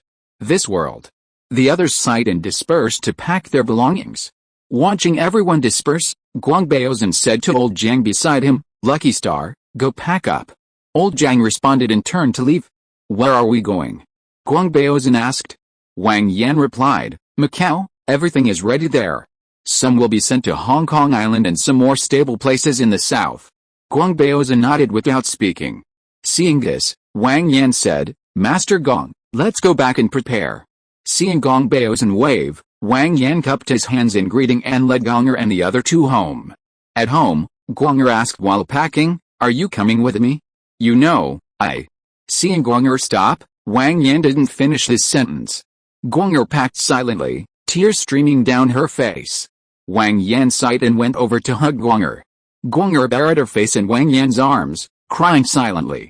After a long while, Wang Yan released Gong'er. "It's all right, don't worry, I'll be fine. There's not much time left, hurry up and pack. After saying that, Wang Yan went out to arrange the relocation. That night, burly men with guns surrounded the dock, where their families and elders were gathered. There weren't many words exchanged.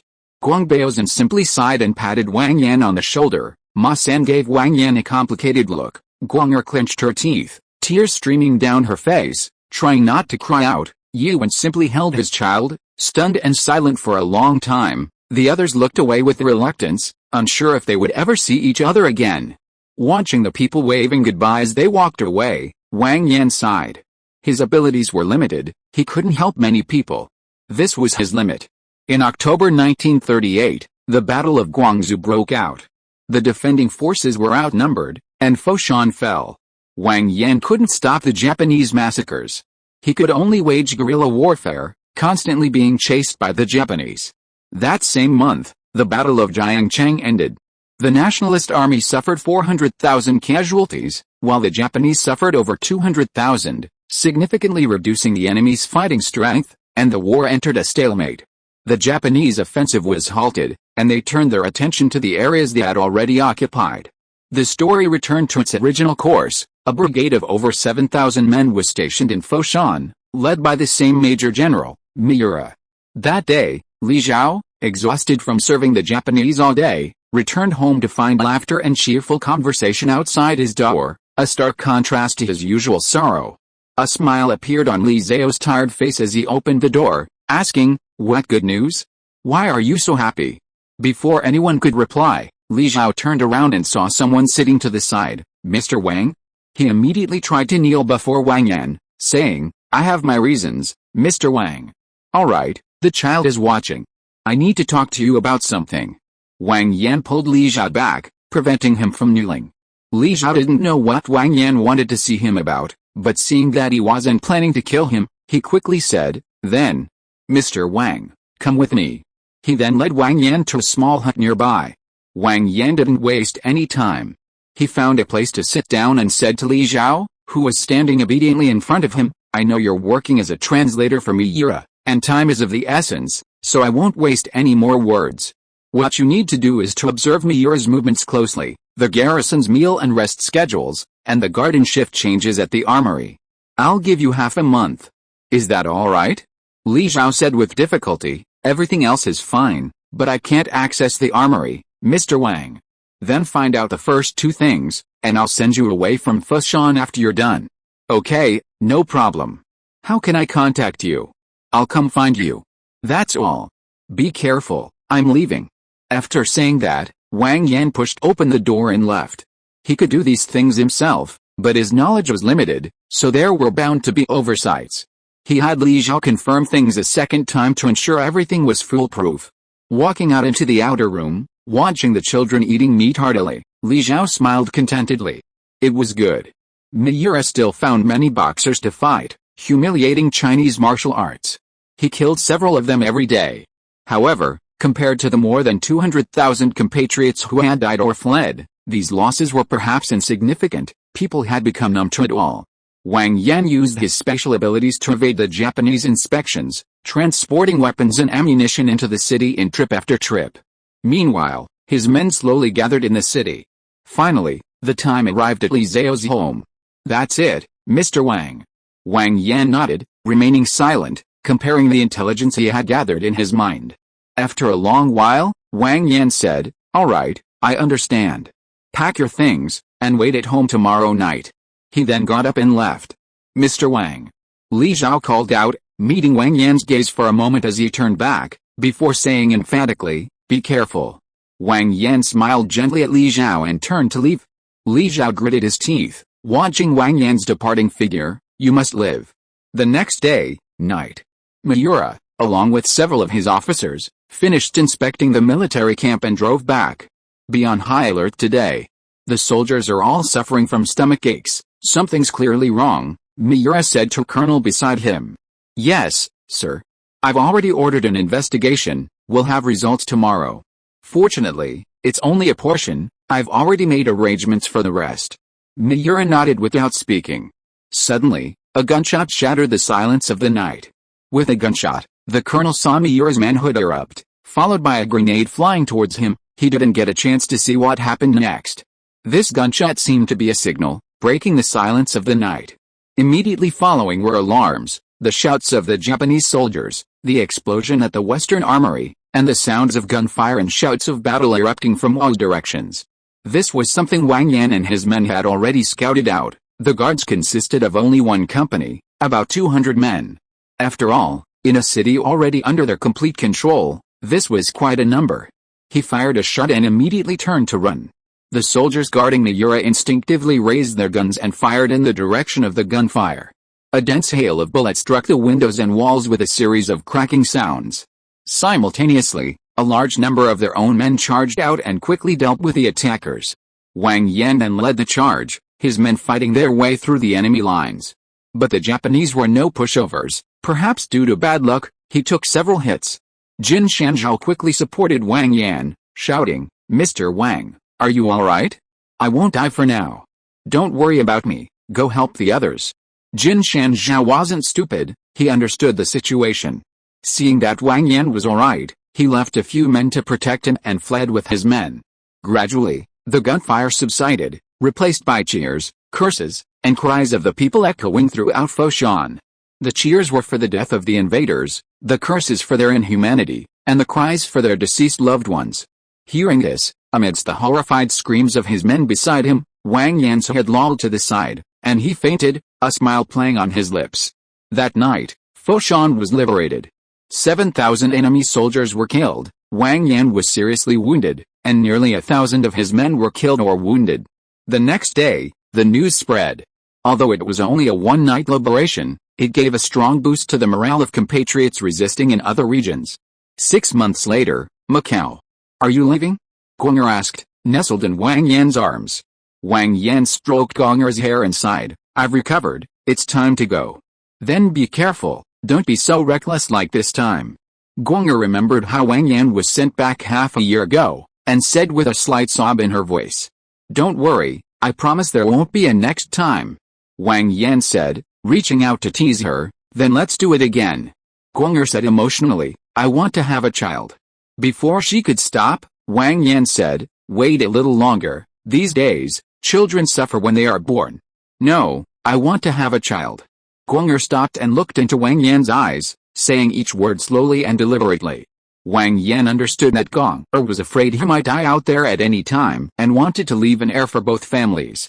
After thinking for a while, Wang Yan sighed and looked at the stubborn Gong'er, saying, "Then let's have the baby."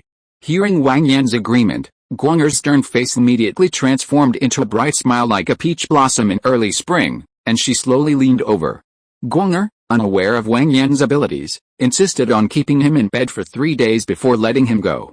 After saying goodbye to Gong'er, who was constantly looking at her belly with a wistful, silly grin, as well as Gong Baozan, Ip Man, and the others, Wang Yan set off again, heading north to fight the enemy. Ip Man watched the departing ship from the shore, letting out a series of long sighs. He had repeatedly expressed his desire to follow Wang Yan to fight for his country, but Zhang Yongchang vehemently disagreed. Zhang Yongchang didn't want anything else, she just wanted her family to be safe and sound. She had witnessed firsthand what Wang Yan's return was like, and she also knew about the nearly 1,000 casualties. If Wang Yan, whose skills far surpassed Ip Man's, was in such a state, how could Ip Man possibly fare well if he went out? Zhang Yongchang dared not even think about it and simply wouldn't budge. Ip Man's burning passion had nowhere to go, but Wang Yan was unaware. He continued his old guerrilla warfare tactics with his newly replenished troops. He led his men across the country, being surrounded, scattered, and betrayed. No one gave him orders, he was simply to find a weakly defended spot, grab the spoils, and run, all without disrupting other forces' plans, only to be chased relentlessly by the enraged Japanese. After 2 years of fighting, supporting so many men, mostly elites, Wang Yan was starting to run out of resources. If it weren't for Zhou Qingquan in Hong Kong, tirelessly trying to smuggle supplies to him, he would have collapsed long ago. In late February of 1940, Gong'er gave birth to a son. By then, with the battle lines stretched and the Japanese constantly reinforcing their troops, Wang Yan had been driven to North China and missed the birth of his child. He left a message, the child would take the surname Guang. However, Guang Baozan, fearing that Wang Yan would die out of the family line, refused to do it. It was only after Wang Yan returned and persuaded him for a while, and with Gong'er becoming pregnant again, that Gong Baozan finally agreed. He named her Ji, meaning to continue the family line and carry on the spirit. Unfortunately, in the same year, his good friend Lao Yang was besieged for several days, running out of ammunition and food, and ultimately couldn't escape. Gong Baozan was powerless to help. In June of 1941, Gong'er gave birth to a daughter, whom Wang Yan named Helen. In December of the same year, Japan attacked Pearl Harbor, opening the Pacific Theater. Hong Kong fell, while Macau was besieged but not attacked. Zhou Qingquan had already fled Hong Kong and was mostly unharmed. Those he had relocated there were also doing well, mostly surviving. Whether they cursed him or not was none of Wang Yan's concern. People are never satisfied, and there was no place to live peacefully at this time. The siege of Macau caused prices to skyrocket, leading to widespread poverty. Wang Yan saw it all, but he couldn't save them. He was powerless. To save others, one must first save oneself. Tens of thousands of brothers and family members had followed him, scattered in many places. He was already doing well to ensure their survival. But he truly couldn't save any more. Wang Yan continued to lead his troops on the battlefield, primarily operating in the southern theater because his retreat route was to Hong Kong.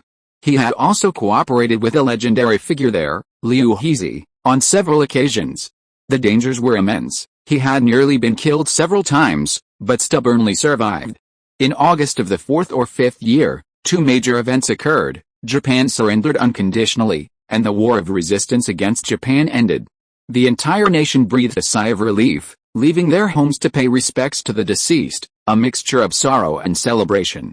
Amidst this joyous atmosphere, Wang Yan, leading a large group of men who refused to return home, along with their families and friends, and many others who had defected and refused to go back, crossed the sea towards Kowloon. This area had been abandoned for a long time due to various reasons, and few people lived there. Moreover, this was precisely the time when the forces were calling for action. The timing was perfect. If nothing unexpected happened along the way, he would spend most of the remaining time there. Chapter 68 Anjia Village. Wang Yan calmed the crowd, who were regretting their actions in the dirty and chaotic environment, and delivered an inspiring and passionate speech, rekindling their hope for the future. He then organized a group to allocate rooms, connect water and electricity, and thoroughly cleaned the entire stronghold, working tirelessly for several days. In a large, newly cleared room, Wang Yan stood in the center, surrounded by Gong Baozan, Ding Lianshan, and a group of senior figures from both the medical and martial arts schools, key members of his team, a group of influential family members, and figures like Ip Man and Zhou Qingquan. Behind them stood prominent disciples from various families, including Ma San. A speech alone wasn't enough. He needed to make things clear to everyone present. You said what you said before, everyone knows what's going on. Now we need something practical, a set of rules. Everyone followed you here because they trust you, you can't let them down, a senior martial artist shouted. Everyone looked at Wang Yan in the center, waiting for his reply. After looking around, Wang Yan cupped his hands and said, Senior Zhou is right, all of these juniors know that. Everyone here also knows what kind of person I, Wang, am, so I certainly wouldn't lie to you. To be honest, with tens of thousands of us here, we need to eat and live. We'll definitely have a tough time in the beginning. But once we get through that period, we'll definitely be living the high life from now on. Wang Yan shared his ideas, what he wanted to do, and what he could achieve with everyone, completely convincing them and leaving them eager for more. Abruptly interrupting their reverie, Wang Yan called out, Brother Quan. Zhou Qingquan, who was sitting to the side, stood up. Ayan, what is it? Brother Quan, you should still lead the business, reconnect with your old connections, and reopen the business. The initial phase will depend on you, Brother Quan. Don't worry, Ayan, no problem. Wang Yan nodded, gestured for Zhou Qingquan to sit down, and then addressed the family members beside him. When you go back, please take a detailed count of your family members, men, women, the elderly, children, how many people there are, what their ages are, etc. We're going to build a factory soon, and we'll try to ensure everyone has work. Children's education is also important and can't be neglected. Once the count is complete, I'll send someone to invite some tutors. The family representatives nodded repeatedly. What Wang Yan said was exactly what they cared about. Now, it was basically all resolved. After glancing at the veteran traditional Chinese medicine practitioners and the people from the original base, Wang Yan instructed, esteemed medical seniors, please establish a clinic first. With so many people, it's inevitable that some will suffer from headaches or fevers. Treat their families, and otherwise continue with your original tasks. Later, choose a location and compile a list of everything you need. The original tasks referred to the research and improvement of those prescriptions, and collaborating with Gong Baozhen and his team to research efficient and simple body-strengthening methods. When Wang Yan assigned these people to Macau, they had already reorganized themselves. The older generation of doctors and martial arts practitioners led the younger generation, forming two groups to conduct research separately. This was a complementary approach, and they occasionally exchanged information, making some progress. The traditional Chinese medicine group remained silent, but the leading elder nodded in understanding. Master Gong, please continue as before, Wang Yan said to Gong Baozhen's group after receiving their nods of approval. We have seniors from both the north and south here. This is a matter of great importance to the country and its people, please continue to dedicate yourselves to this. Gong Baozhen and his group had no objections and all nodded. Their arms and legs were old and frail, this was all the stuff they could still use. The leaders of their group were Li Qianqin, Jin Shanzhao, and others. Li Qianqin hadn't gone back due to the domestic situation and his family's political stance, and had come with Wang Yan instead. Jin Shanzhao, on the other hand, was simply incredibly resilient. His injuries were no less severe than Wang Yan's, yet he had managed to rise to the upper echelons of the group. Wang Yan addressed them, the group mustn't fall apart. Stay vigilant at all times, we're not safe yet. Control anyone of unknown origin as much as possible, don't just kill them. Maintain your training, but don't practice what I taught you anymore. Pick up your own martial arts, there are so many seniors here, ask them for guidance. Seeing their nods of agreement, Wang Yan said to everyone, that's basically it. Does anyone have any questions? The crowd fell silent. After a long pause, an older senior hesitated and said, Can we still go back? Hearing this, the others perked up, their eyes filled with hope as they looked at Wang Yan. Yes. Wang Yan knew that the deep-rooted homesickness wasn't something that could be easily changed with words, and the feeling of leaving one's hometown was unbearable. After a moment of contemplation, Wang Yan said, once the situation in the country stabilizes, those of you who wish to return can naturally do so. In a couple of years, when their businesses have developed, the contrast between the two situations will be stark, and it's hard to say whether these people will still be willing to leave. After saying this, Wang Yan announced the dismissal. That's all for now. If you have any questions, feel free to contact me. Everyone, please get back to your work. Watching everyone leave, Wang Yan sat down and drank several large gulps of tea. He had been rambling on for a while, and his throat was dry from talking. Master Gong, is there anything you're not used to here? Only his close friends and family remained in the room. Wang Yan put down his teacup and said, I'll try my best to make things easier. Gong Baozhen waved his hand and smiled, nothing is bothering me. Everything is fine, everything is fine. Gong and Wang Yan had always been loving, and his old Gong family line had continued. Although Ma San was a bit less fortunate, he had changed quite a bit as he got older. He spent his days studying martial arts with his old buddies, occasionally instructing his disciples. Now, with peaceful days on the horizon, though conditions weren't ideal, he was more than content with not having to worry all the time. It was getting late, so Wang Yan chatted with them for a while before dispersing. The others were all doing well, requiring no further concern from him. Besides, they had known him for years and understood his character, they wouldn't keep anything to themselves and would tell him everything. Ip Man had truly changed his fate. His wife and children were doing well, and he hadn't suffered any hardship or torment. During his time in Macau, Ip Man spent his days discussing martial arts with a group of senior masters. These masters were generous, never holding back their secret techniques, letting Ip Man learn them all. Perhaps he hadn't experienced the same hardships as before, but Ip Man was still Ip Man. Based on the methods Wang Yan had compiled, he developed his own set of techniques. His goal differed from Wang Yan's. Wang Yan aimed to kill, he aimed to fight. So, aside from slightly lower lethality, his techniques were quite effective. It didn't cause much harm to the body and wouldn't shorten one's lifespan. However, what saddened him was that when he was training his troops, he had taught this technique to Wang Yan's men. After learning it, they all praised it, but he never saw them practice it again. There was no way around it. Wang Yan's men had practiced it for so many years, killed so many people, and were all incredibly bloodthirsty. They were used to striking with a kill or die mentality. This was why Wang Yan said he wouldn't let them practice anymore. In a few years, they would basically be retired, and practicing something steady and cultivating their character would help them live a few more years. Ma San was also over 40, with a large family. Having served Gong Baozan for so many years, his kung fu had improved considerably, much stronger than when he was 30, and he had developed the air of a martial arts master. Of course, he had challenged Wang Yan many times, but he had never lasted more than 3 moves. He knew he could never defeat Wang Yan in his lifetime, so whether he submitted or not was irrelevant. The stronghold had been abandoned for a long time, and the living quarters were generally in poor condition.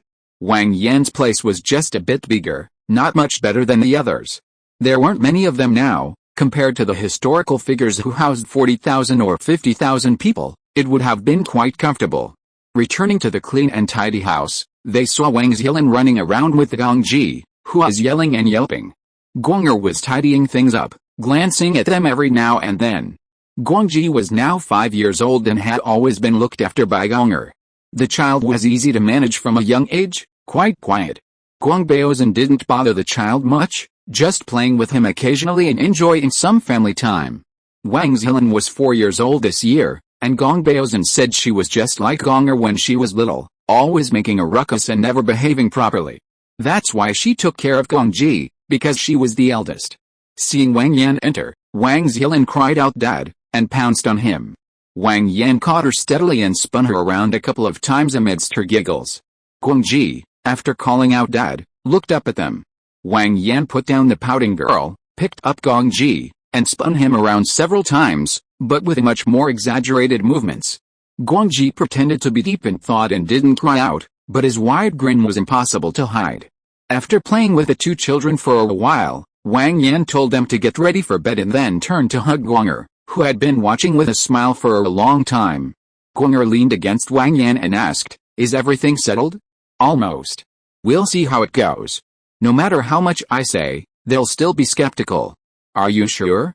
I can't even imagine what you've said." "Don't worry, when have I ever lied to you? You like singing opera, right? Soon I'll build you a big stage so you can sing to your heart's content. You can practice now and then, so you don't embarrass yourself." Feeling slighted, Guang'er snorted and said, "I'm waiting for your big stage." With that, she pushed Wang Yan away and went to coax the children to sleep. Wang Yan was 35 this year, and Guang'er was 6 years younger than him, 29. The old married couple, already with 2 children, sometimes still acted like little girls to amuse themselves.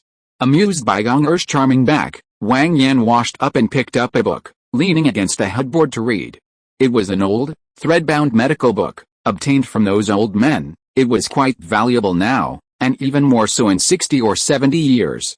He had been studying medicine for a while, but then got into war, leaving him completely disoriented.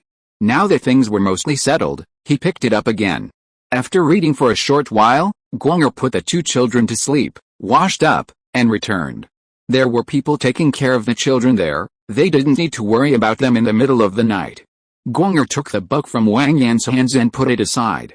She mounted him, straddling his waist, feeling his little one gradually hardening. With a charming smile, Guang'er said, "Let's have another child."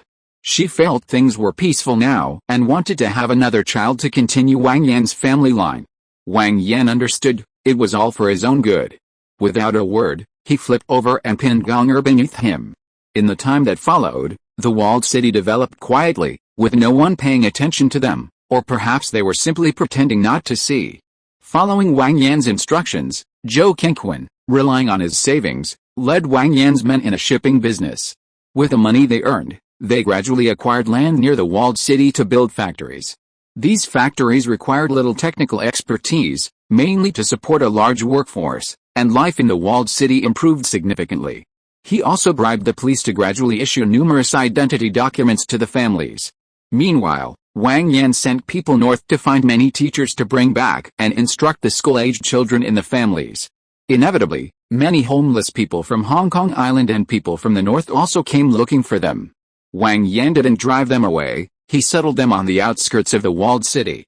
In 1946, after years of research, Guang Baozhen and his team finally achieved results. Their method, which took about 60 minutes to complete a set of exercises, could activate most of the body's muscles. Long-term, consistent practice could indeed improve physical fitness and even provide a certain level of offensive capability. However, for better results, the prescription still needed to be relied upon, but they couldn't be improved, so they weren't widely applicable. This whole system was basically useless. If an ordinary person had the strength to continuously move and stretch their arms and legs for an hour, they wouldn't need to practice it. If he practiced it in segments, it would indeed be effective, since he was exercising, but the improvement to his body was less than running 2 laps. But at least there were results, and he could continue to improve it later. After much discussion, they named it Strengthening Martial Arts Exercises. Wang Yan initially wanted to call it the first set of broadcast gymnastics, but considering that it lacked musical rhythm, he wisely refrained from saying something foolish.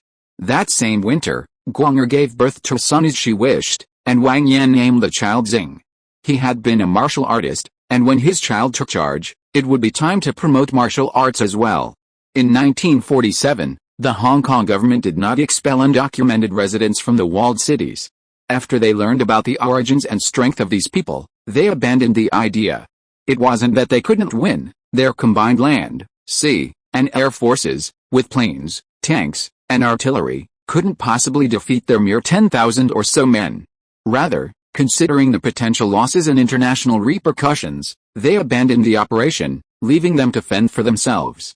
The walled city remained a lawless enclave, only cleaner and more orderly than before. That same year, Guang'er turned 31. Wang Yan fulfilled his promise to Guang'er, building a theater outside the walled city. Guang'er performed on stage, surrounded by close friends. Guang Baozhen smiled broadly, his eyes filled with tenderness as he watched his daughter on stage, utterly content. Wang Zilan pulled Gong Ji, jumping and shouting excitedly, fulfilling Guang'er's childhood wish. While Guang'er was performing on stage, one of his men came to find him. "Sir, someone has come to the walled city looking for you, saying they made a promise on the train years ago." Wang Yan nodded, "Please come in." A short while later, his men let in a slicked-back-haired man in a suit, added a chair for him, said a few words to Wang Yan, and left. "Sit down first," Wang Yan said, his eyes fixed on Guang'er on the stage. Yi Xianqin ignored the stares from those around them and sat down silently. After a long while, Guang'er finished her performance. Wang Yan smiled and, with the 2 children, presented her with flowers, gently wiping away the tears from Guang'er's eyes. Wang Yan and the children comforted Guang'er, offering words of comfort. They then went on stage to thank the audience before dispersing. After telling Guang'er to take the children home, Wang Yan finally had time to return to Yi Xianqin, who was quietly drinking tea, just to determine who's better. Yi Xianqin put down his teacup, stood up, and faced Wang Yan, just to determine who's better. With that, Yi Xianqin tossed aside his razor and assumed a fighting stance. To show respect, Wang Yan reached into his pocket and pulled out a dagger. He gestured to Yi Xianqin, "Bring it on." Yi Xianqin was a decisive man. Knowing that Wang Yan had fought against all sorts of sects without a single defeat, he decisively struck first, hoping to gain the upper hand. He pushed off the ground and lunged forward, simultaneously swinging his razor diagonally upwards to slit the throat. Wang Yan reacted swiftly, his dagger slicing through the razor with a crisp clinking sound.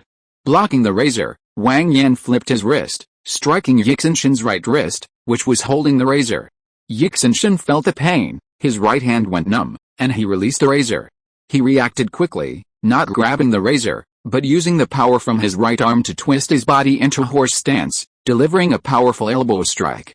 Wang Yan sidestepped, his dagger thrusting forward. Yi Xianqin maintained his elbow strike stance, feeling the sharpness at his throat, and slowly withdrew his stance and stood up. "You're superior." With that, he turned to leave. Wang Yan stopped him and said, "The stronghold needs a barber, are you interested?" Yi Xianqin stopped, turned around and stared at Wang Yan. After a long silence, he said, word by word, "My name is Zhang Li. Thank you to reader 160,927,194,530,182 for the 100 coin reward. Thank you to all the readers who voted yesterday and today. Dozens of people a day, It's impossible to thank everyone, but I've seen them all, including many familiar readers. Thank you all. Daily thanks to the readers who voted for recommendations. Thank you to all the readers who commented or just read. Thank you all. If you are listening to this novel on a channel other than Fanfic World, it means it was downloaded and re-uploaded without effort. We warmly invite you to visit our channel, Fanfic World. There you will find the original version of this story and many other novels of various genres. We look forward to seeing you dive into a world of incredible novels. Chapter 69 Trouble Comes Knocking. From 1945 to 1949, except for a tense period in 1947, it was generally a period of stable development. With Wang Yan's guidance, Zhou Qingquan and Zhou Guanggao's business flourished, and with the support of military forces, development was extremely rapid. Various factories and companies were constantly being built, and a large number of family members from the walled city were recruited and trained. In this way, Wang Yan fulfilled his promise and initially achieved a relatively high quality of life for the families in the walled city. Their lives were now much better than before, and gradually, apart from a few elderly people who couldn't bear to leave their hometowns, almost no one wanted to go home anymore. With the Hong Kong government turning a blind eye, large amounts of land around the walled city were also bought up and developed in a unified plan.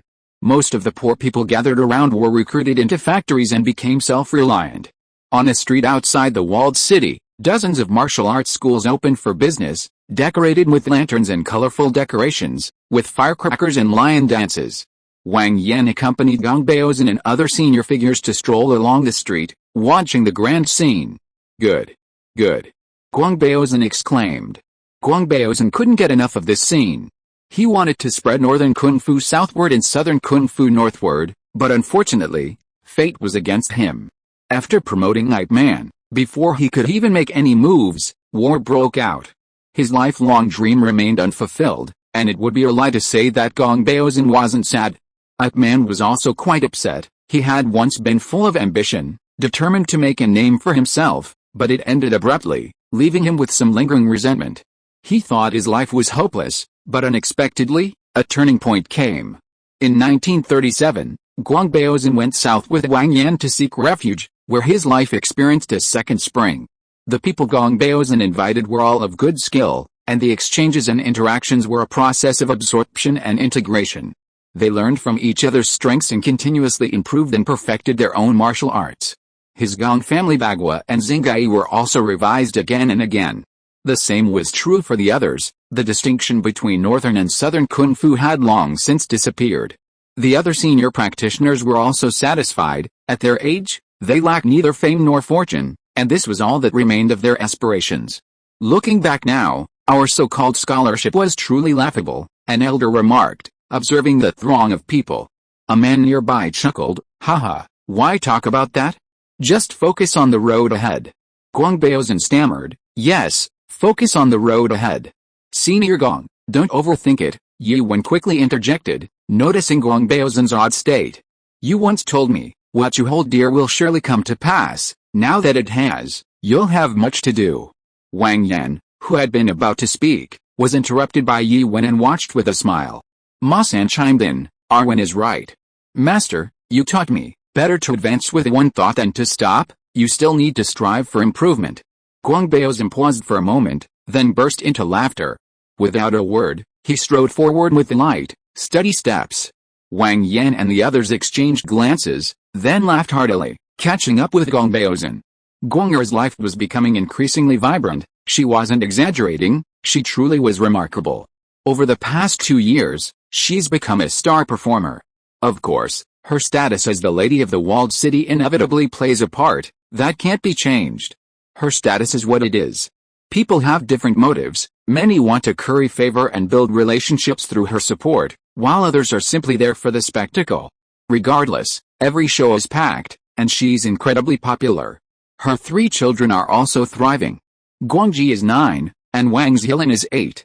When Gongji was 6, Guang Baozan personally taught him martial arts, instructing him in his signature Bagua and Xingai styles. Wang Zilin was unhappy about Gongji's martial arts training and insisted on joining in. Guang Baozan thought about it and decided to train with her directly.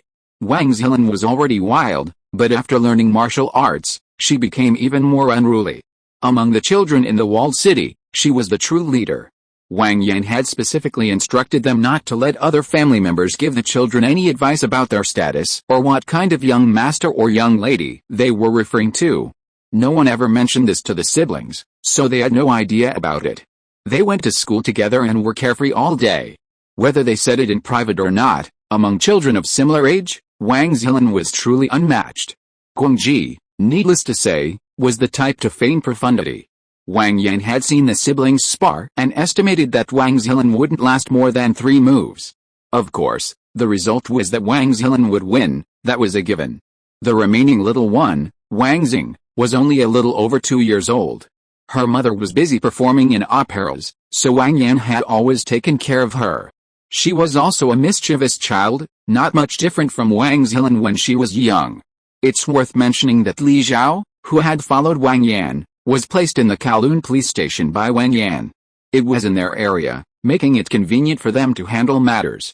With the opening of numerous martial arts schools, martial arts fever spread throughout Hong Kong Island, and many people came to sign up to learn boxing. With more people coming here, the local Hong Kong boxers will inevitably be affected to some extent. This has also attracted the attention of many local boxers, who don't earn their living easily and have been repeatedly exploited by foreigners. How could they not feel resentful? They just can't fight back or beat them.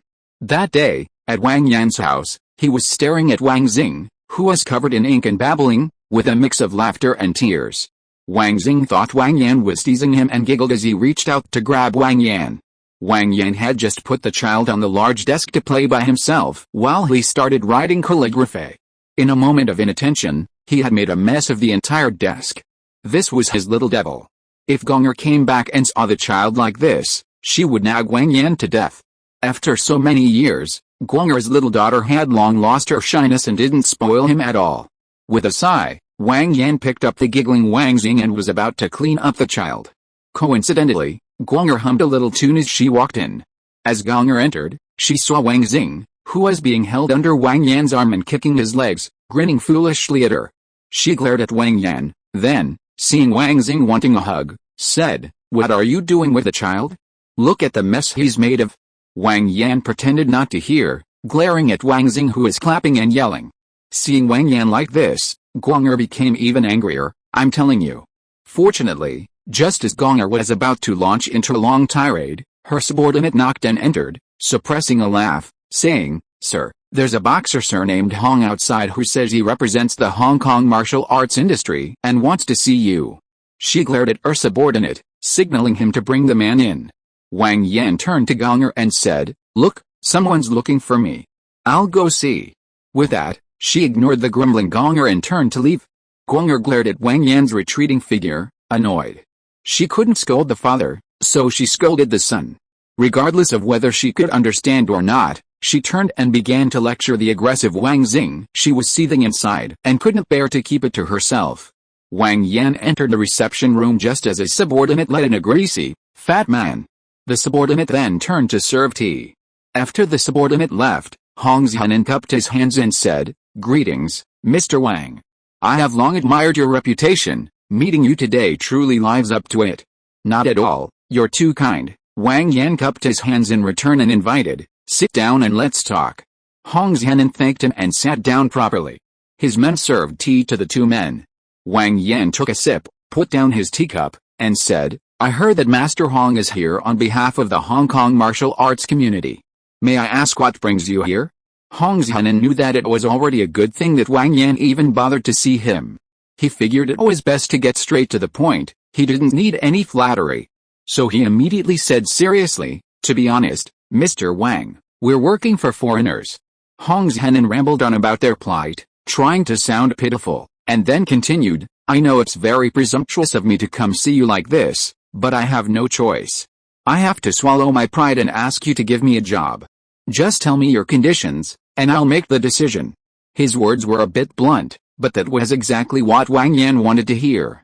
He was annoyed by all the fuss. After thinking for a moment, Wang Yan said, "There's nothing wrong with opening a martial arts school here. I only have one requirement, follow the rules.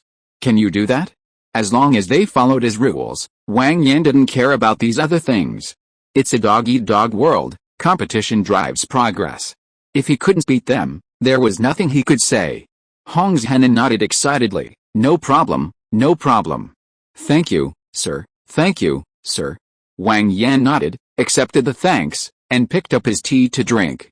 Seeing Wang Yan's actions, Hong Yan insensibly took his leave.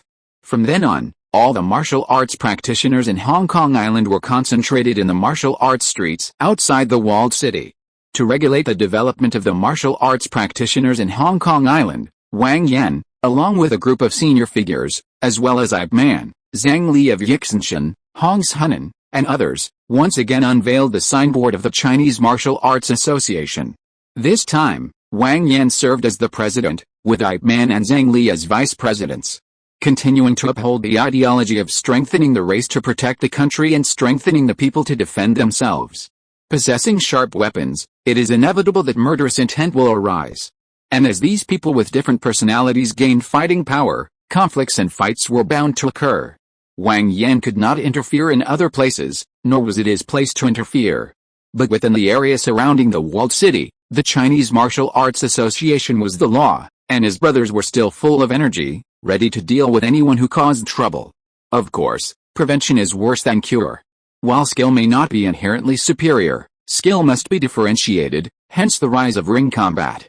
Wang Yan simply outlined the rules: no fatal blows to vital organs. That was it. There were no weight classes. If you're truly skilled, come on, fight however you like. Wang Yan had already consulted with a group of senior martial artists about this. He explained that each school, except for direct disciples, could not teach secret killing techniques. The seniors understood and said nothing. Therefore, the martial arts school teaches 3 sets of techniques: traditional, refined through years of exchange, and more suitable for combat. The traditional set is for spreading the skills of each school and laying a foundation. The essence remains the same. All schools share commonalities. Who knows when someone will emerge and forge their own path based on their foundations. After all, that's how they are. The refined set represents the unique methods of the masters and seniors, honed over a lifetime, and they dared not let it be interrupted. The revised set of moves suitable for combat completely eliminated techniques like eye gouging, throat piercing, and groin kicks, entirely adapted to the rules of the arena. Of course, Wang Yan would try his best to protect the lives of both fighters. Even so, many still died in the fights. It was unavoidable. No one dared to question humanity at this point. After all, they had gained fame, made money, and enjoyed themselves. Once in the arena, if they couldn't defeat their opponents, they shouldn't complain about dying. The prize was substantial, inevitably tempting, and Wang Yan didn't want any unnecessary complications. He essentially distributed his spoils to the Hong Kong government and police. The foreigners, fearing trouble, didn't dare go too far. They were content with getting a share. In September 1949, the outcome was decided domestically. Those who were defeated, fearing retribution, and those with strength fled to Taiwan and other Western countries. Those without strength were abandoned. Some followed orders to join the Liangshan bandits, some were captured, and some crossed the sea to Hong Kong. The people who came to Hong Kong Island weren't much better off. Though they were a defeated army, they still came with their equipment. Seeing the walled city's booming development, they inevitably wanted to take it over. Might makes right, and in comparison, words were more powerful. How could a bunch of seasoned soldiers who had won easy battles compare to his elite brothers? They lost some men, killed the opposing officers, and threw the rest of the soldiers into factories to work for free for at least 3 to 5 years. Seeing how brutal it was, those who hadn't participated didn't bother to compete. Their status didn't matter here, so they obediently remained poor. As for the commotion caused by the fighting, the foreigners saw it as dogs fighting each other, and they hoped everyone would die. Therefore, they only sent someone to check the results, and since the result wasn't what they wanted, they ignored it. Of course, there were quite a few professionals among them, doctors, teachers, and the like. After screening, these people were all placed in schools, hospitals, and other places. In April of 1950, the border was closed. That day, Wang Yan, Ip Man, and Zhou Qingquan sat down for a meal together after a long absence. Zhou Qingquan was incredibly busy these days, refusing to listen to any advice. Wang Yan and Ip Man, on the other hand, often hung out together. Ip Man even went to the martial arts street to teach his disciples. Wang Yan was truly idle, having nothing to do except look after the children. On one side, Gunger, Zhang Yongcheng, and Zhou Qingquan's wife were talking, while several crawling toddlers were fighting with the toddlers. On the other side, the more well-behaved children were whispering amongst themselves, much like Gongji, Ip Man, and Zhou Qingquan's children, all roughly the same age, pretending to be deep in thought. It must be said, Zhang Yongcheng was incredibly prolific. His youngest child was rolling around on the floor with Wang Xing. The room was a chaotic mess, punctuated by the occasional scolding from the three women, a truly unsettling scene. The three men were used to this scene, finding it not annoying, but rather comforting, calmly being served tea by Ip Man and Zhou Guanggao. Yizhun is now in his 20s and has long been married. Zhou Guanggao is even older than Yizhun, so it goes without saying. Wang Yan took a sip of tea and said, "Brother Quan, the border is closed now. This is a critical matter. You should leave your affairs to Yao now. His child is old enough to run around. He can handle things."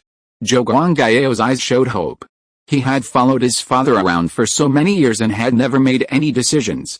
It was only because the child had been steady since childhood that he would have exploded long ago. But Yao, Zhou Qingquan had taken care of the child for so many years, but he was still worried about him. Wang Yan interrupted, "What's there to say but? Children and grandchildren have their own blessings. I told you long ago that you should come down, but you wouldn't listen. Look how relaxed brother Wen and I are. We've worked hard for half our lives. Isn't it good to stay at home and enjoy our grandchildren?" Yi Wen nodded solemnly from the side. He didn't care about anything. Zhang Yongcheng handled everything, big and small. Yizhun never consulted him when he had problems, knowing that his words didn't carry weight. Ignoring Zhou Qingquan's hesitation, Wang Yan said, "It's settled then. You take him over to meet people first, and you don't need to worry about the rest. AAO will run the company from now on." After saying that, Wang Yan looked at Ip Man beside him. "Brother Wen, what do you think? Having fought as a guerrilla for so many years, how could Wang Yan not know anyone? He had excellent relationships with everyone, and their positions were sufficient." Ip Man nodded and said, "An is right. We're getting old, it's time for the kids to take the lead. Brother Quan, step down. Practice martial arts with me, have some tea, it'll be nice." Zhou Qingquan had nothing to say. His two best brothers and friends had both said so, and one of them could even be considered his elder brother. He reluctantly nodded in agreement. Seeing Zhou Qingquan nod, Zhou Guanggao's hand trembled as he poured tea. He was thrilled. With a laugh, Wang Yan said, "Don't just be happy. If anything goes wrong later, I won't care. Just look at your father's Wing Chun skills. Don't worry, uncle, I guarantee there won't be any problems," Zhou Guanggao assured him confidently. Zhou Qingquan snorted but didn't say anything, secretly thinking that he needed to pick up his kung fu again. It might come in handy. The crowd dispersed, each busy with their own affairs. After Zhou Guanggao took over the business, Wang Yan instructed him on transporting various supplies north, applying for a television license, registering a film and television company, a security company, and so on. After giving these instructions, Wang Yan left it to him. With things as they were, anyone with a brain could thrive. Wang Yan quietly enjoyed life, occasionally having tea and chatting with Gong Baozan and others. He took his children for walks around the streets, observing the ever-changing neighborhoods. He also regularly had his children practice martial arts, calligraphy, and medicine. Life was pleasant and leisurely. But his enjoyment didn't last long. If he didn't seek trouble, trouble would find him. That day, the fat man and the little fat man came to the door. It was Hong Zhenan with a policeman named Fatty Bo from Ip Man too. Wang Yan invited them to sit down, but they both shook their heads and refused. Wang Yan didn't insist and just looked at Hong Zhenan without saying a word. Hong Zhenan quickly said, "Mr. Wang, this policeman is from my old neighborhood. He's here on behalf of the foreign devils." He regretted coming in as soon as he arrived. But he had no choice, his old friend had come to ask for his help, so he couldn't refuse. He gestured for Hong Zhenan to sit down, saying it was none of his business. Wang Yan looked at Fatty Bo. "Is it one foreign devil or a group?" "What rank?" Replying to Mr. Wang, "It's one foreign devil." Fatty Bo noticed Wang Yan's furrowed brows and continued tremblingly, He's a police superintendent." Wang Yan waved his hand. He wasn't interested in hearing the rest. This guy was up to something. He walked to the phone, dialed a few times, and waited a moment for the call to connect. Hello, Chief Mai, this is Wang Yan. Did you instruct your subordinate to send a lowly policeman to humiliate me? What do you want? After listening for a moment, Wang Yan turned around and asked, what's that foreigner's name? Fatty Bo quickly replied, Mike. He was terrified. Although he knew Wang Yan was quite formidable, including his knowledge of the fight 6 months ago, he hadn't expected Wang Yan to be this tough. Hearing that a police superintendent was looking for him, he went straight to their boss. Wang Yan gave his name, listened for a couple of minutes, and said, okay, I'll wait for your explanation. He hung up the phone, sat down, and said to the two men, you two can leave now, this is none of your business. The two men felt like they had been granted a pardon, quickly thanked him, and turned to leave. Thank you, for the 1,500 coin reward and monthly ticket support. Thank you, for the 100 coin reward. Thank you to Brother Han, Love, Brother Lao Han. And, for their continued support.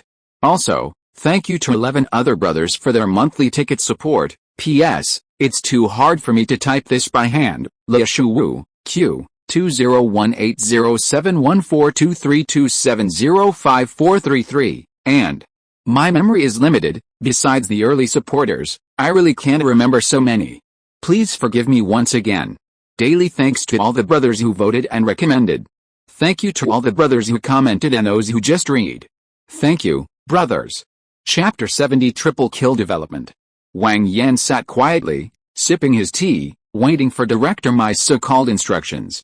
A short while later, the phone rang. Wang Yan answered, hello. Wang, do you have time for afternoon tea? The usual place, see you in a bit. After receiving agreement, Wang Yan hung up immediately. Outside a tea restaurant near the city-walled city, several policemen stood guard. Ignoring them, Wang Yan led a few of his men inside. A wise man avoids dangerous situations. Wang Yan knew these foreigners always stayed on his turf. Upon seeing Wang Yan enter, Chief Mai, accompanied by several high-ranking police officers, warmly rose and said, Hi, Wang, long time no see, how are you? Walking up to him, Wang Yan said, you know I've never liked this kind of nonsense.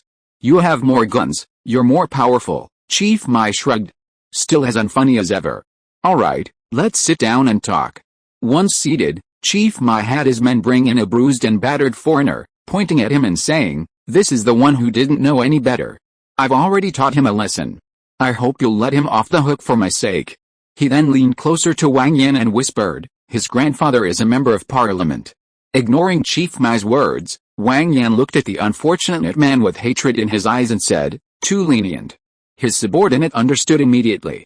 Under Chief Mai's grim expression, he punched the unfortunate man unconscious, then, with all his might, found the right spot and broke his leg.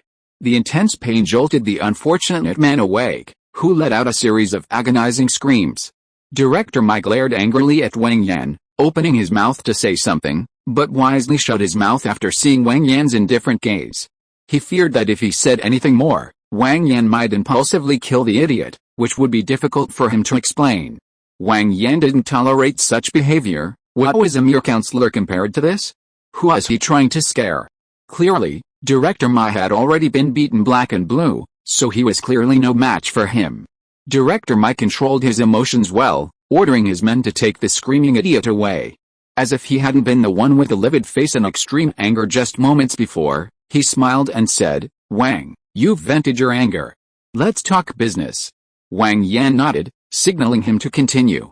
You've built a street nearby, full of martial arts schools, and a large, professional arena, Director Mai said confidently. I don't know anything about these things, but our warriors want to witness your martial arts? What do you say, Wang? Director Mai, don't you know our rules for the fight? With a confident smile, Director Mai said, oh, of course, I know. Our warriors can follow your rules. Sure. When? How many people? Wang Yan knew his purpose, but it didn't matter, he was going to die anyway. A week later, 3 people. How about that? That's settled then, I'm leaving now. Having finished his business, Wang Yan had no interest in wasting time arguing with him. He stood up and called out, Uncle Deng, bring up all the good food and drinks for these policemen, put it on my tab. Yes, Mr. Wang, Uncle Deng replied with a smile, puffing on his pipe. He was the manager of the Golden Pavilion. Wang Yan had sent someone to inform them, and many had followed. After the victory, some returned to Foshan, and some came with him. Nodding to Director Mai, Wang Yan left with his men. That same day, news spread throughout Hong Kong that Chinese martial arts would be competing against Western boxing, and the debate quickly escalated. That night, in the City Council Hall, the Chinese Martial Arts Association held a meeting to discuss the competition. "Western bastards, kill them," said a hot-tempered elder. "Yes, kill them. What kind of Tom, Dick, and Harry dares to challenge us?" This was Li Qianqin's opinion, echoing Li Shuwen's sentiments. The crowd was indignant, summarizing their sentiment in 4 words: kill them. Wang Yan gestured for silence, and after everyone quieted down, he said, "Killing them is beyond question, but Western boxing also has its unique strengths, and we cannot be careless." Everyone nodded seriously. Most people here knew about Western boxing. They had fought against it in mainland China years ago, and everyone had some experience with it. Not to mention, Wang Yan had even sparred with them using Western boxing. Wang Yan took a sip of tea and said, "There are 3 of them. Who should go?" The older ones remained silent. They couldn't even throw a punch anymore. This wasn't the old martial arts world they used to know. "I'll go," Jin Shanzhao and Li Qianqin said in unison. Wang Yan nodded. "Okay, one more." The others didn't speak up. Of all the experts in this room, apart from a few exceptional individuals, no one dared to claim they could defeat the rest. If it weren't a matter of national honor, they would absolutely step up without hesitation. But this was the first battle between the Chinese Martial Arts Association and the Foreign Devils. If they faltered, no one could bear the responsibility. They had to win completely. They had to crush them. Zhang Li, who was about to speak, stopped Ip Man and shook his head, saying, "Let's not look at each other anymore. I'll go." Wang Yan nodded. "All right, it's settled then. Go back and rest up, and don't hold back." Li Qianqin and Jin Shanzhao, needless to say, had fought alongside Wang Yan for so many years. They were absolute killing machines. Zhang Li, once the top member of the organization, had killed countless people. In recent years, he had learned a great deal from exchanging ideas with the veterans in the stronghold. Wang Yan trusted the 3 of them. Seeing them nod, Wang Yan addressed the other martial arts school leaders, saying, "After this, there will definitely be more people learning martial arts. Go back and prepare, so you won't be caught off guard." His words elicited laughter from everyone. Some laughed at the impending financial gain, some at the foreseeable victory, and some at the new milestone in the flourishing of martial arts. A week passed quickly, and after this period of dissemination, more and more people knew the news. The betting operations in the stronghold, and other illegal betting operations, were incredibly popular. That day, in the arena outside the stronghold, an octagonal cage in the center was packed with people, some even standing. In the spacious front row, Wang Yan and Director Mai sat on either side of each other. "Wang, I can't wait to see the result," Director Mai said with a smug smile. Wang Yan smiled slightly and turned his head, saying, "Really? What a coincidence, that's what I was thinking too." Director Mai confidently took a sip of tea and said, "Then let's see who wins. The 3 fighters today are all boxing champions, the highest being a 3-time consecutive winner, all in the prime." He didn't believe those flashy fighters could win. Ignoring the foreigner, Wang Yan had already realized what was going on. This must be the scene from Ip Man vs. Tornado. He had lived here for 20 years, and apart from the Grandmaster, he had only watched the other Ip Man films for entertainment purposes, without really paying attention, so they were all blurry in his memory. Soon, the match time arrived, and the first match was Jinshin finding a boxing champion. The host was a family member who had learned English here and was filling in temporarily. He emphasized a foreign boxing champion, only mentioning Jinshin's name briefly. With both sides ready, accompanied by a long, stirring drumbeat and the roaring cheers and shouts of the audience, the match officially began. They had already learned each other's etiquette before going on stage, and of course, the foreigner had to follow the rules. Jin Shanzhao cupped his hands in a respectful gesture, and the boxer imitated him, then the two separated. The boxer didn't rush to attack, but instead hopped around looking for an opening. Seeing the match dragging on, Jin Shanzhao, who had started with a stance, decisively pushed off the ground and charged forward, throwing a straight punch at the boxer's face. The boxer dodged, seizing the opportunity to throw a hook punch. Jin Shanzhao raised his left arm to block, simultaneously stepping forward and striking with his elbow, aiming straight for the boxer's face. The boxer quickly tilted his head, using his other arm to block. Suddenly, a sharp pain shot through his stomach, and he instinctively pulled in his abdomen and bent over. Jin Shanzhao, who had already landed a successful knee strike, seized the opportunity, grabbing the boxer's hair and delivering another blow. The boxing champion was powerless to resist. He frantically raised his hands to protect his face, trying to avoid being rammed to death. Then, a powerful blow came from both arms. Jin Shanzhao had already loosened his grip on the hair, and combined with the momentum of the champion's struggle to get up, he was forced to stand upright. Jin Shanzhao unleashed a barrage of punches on the exposed chest, each one heavier than the last.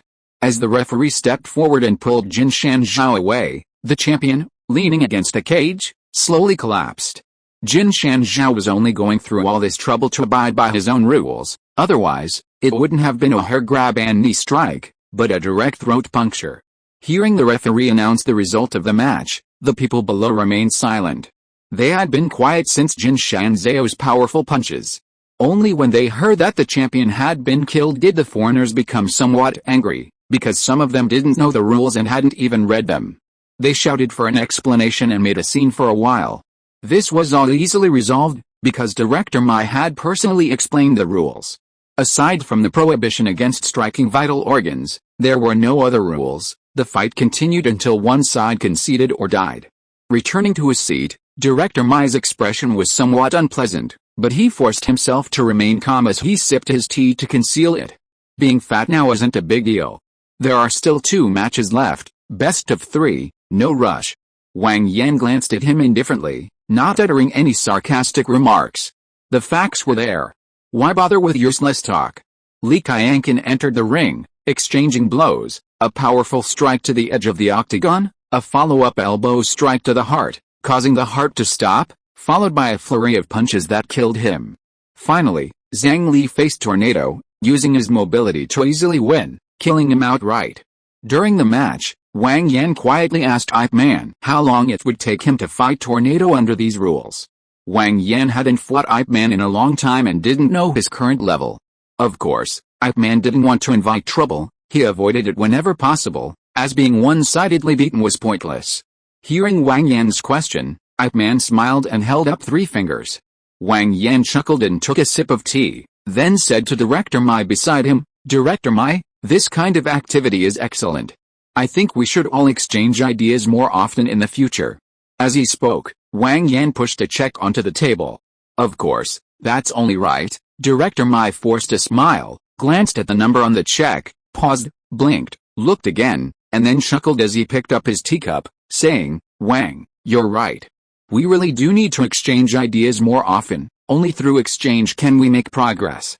Wang Yan glanced at it, and seeing that the check had disappeared, smiled and said, "All right, that's settled then. Director Mai, please feel free to leave. I'll take my leave now." Director Mai said goodbye to Wang Yan with a broad smile. This competition attracted a large number of Hong Kong Island residents to the walled city. Some of them had never been there before and were unaware of the walled city's booming development. Their spending also boosted the area's growth. At the same time, it thoroughly established a reputation of a Chinese martial arts association in Martial Arts Street, and people flocked to sign up to learn martial arts. Having tasted success, Director Mai started a pimping business, constantly bringing in boxing champions from Europe and America.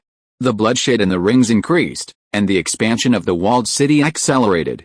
As Wang Yan's walled city flourished, the world situation became increasingly unpredictable, and war once again teetered on the brink of eruption. In June, the Korean War broke out. The United States, acting as its powerful ally, sent warships patrolling the Taiwan Strait. In July, it intervened in the Korean War. In October, General Peng led his army across the river. As a result, land prices in Hong Kong plummeted, and the walled city expanded again on a large scale. Meanwhile, Zhou Guangyao transported large quantities of supplies northward.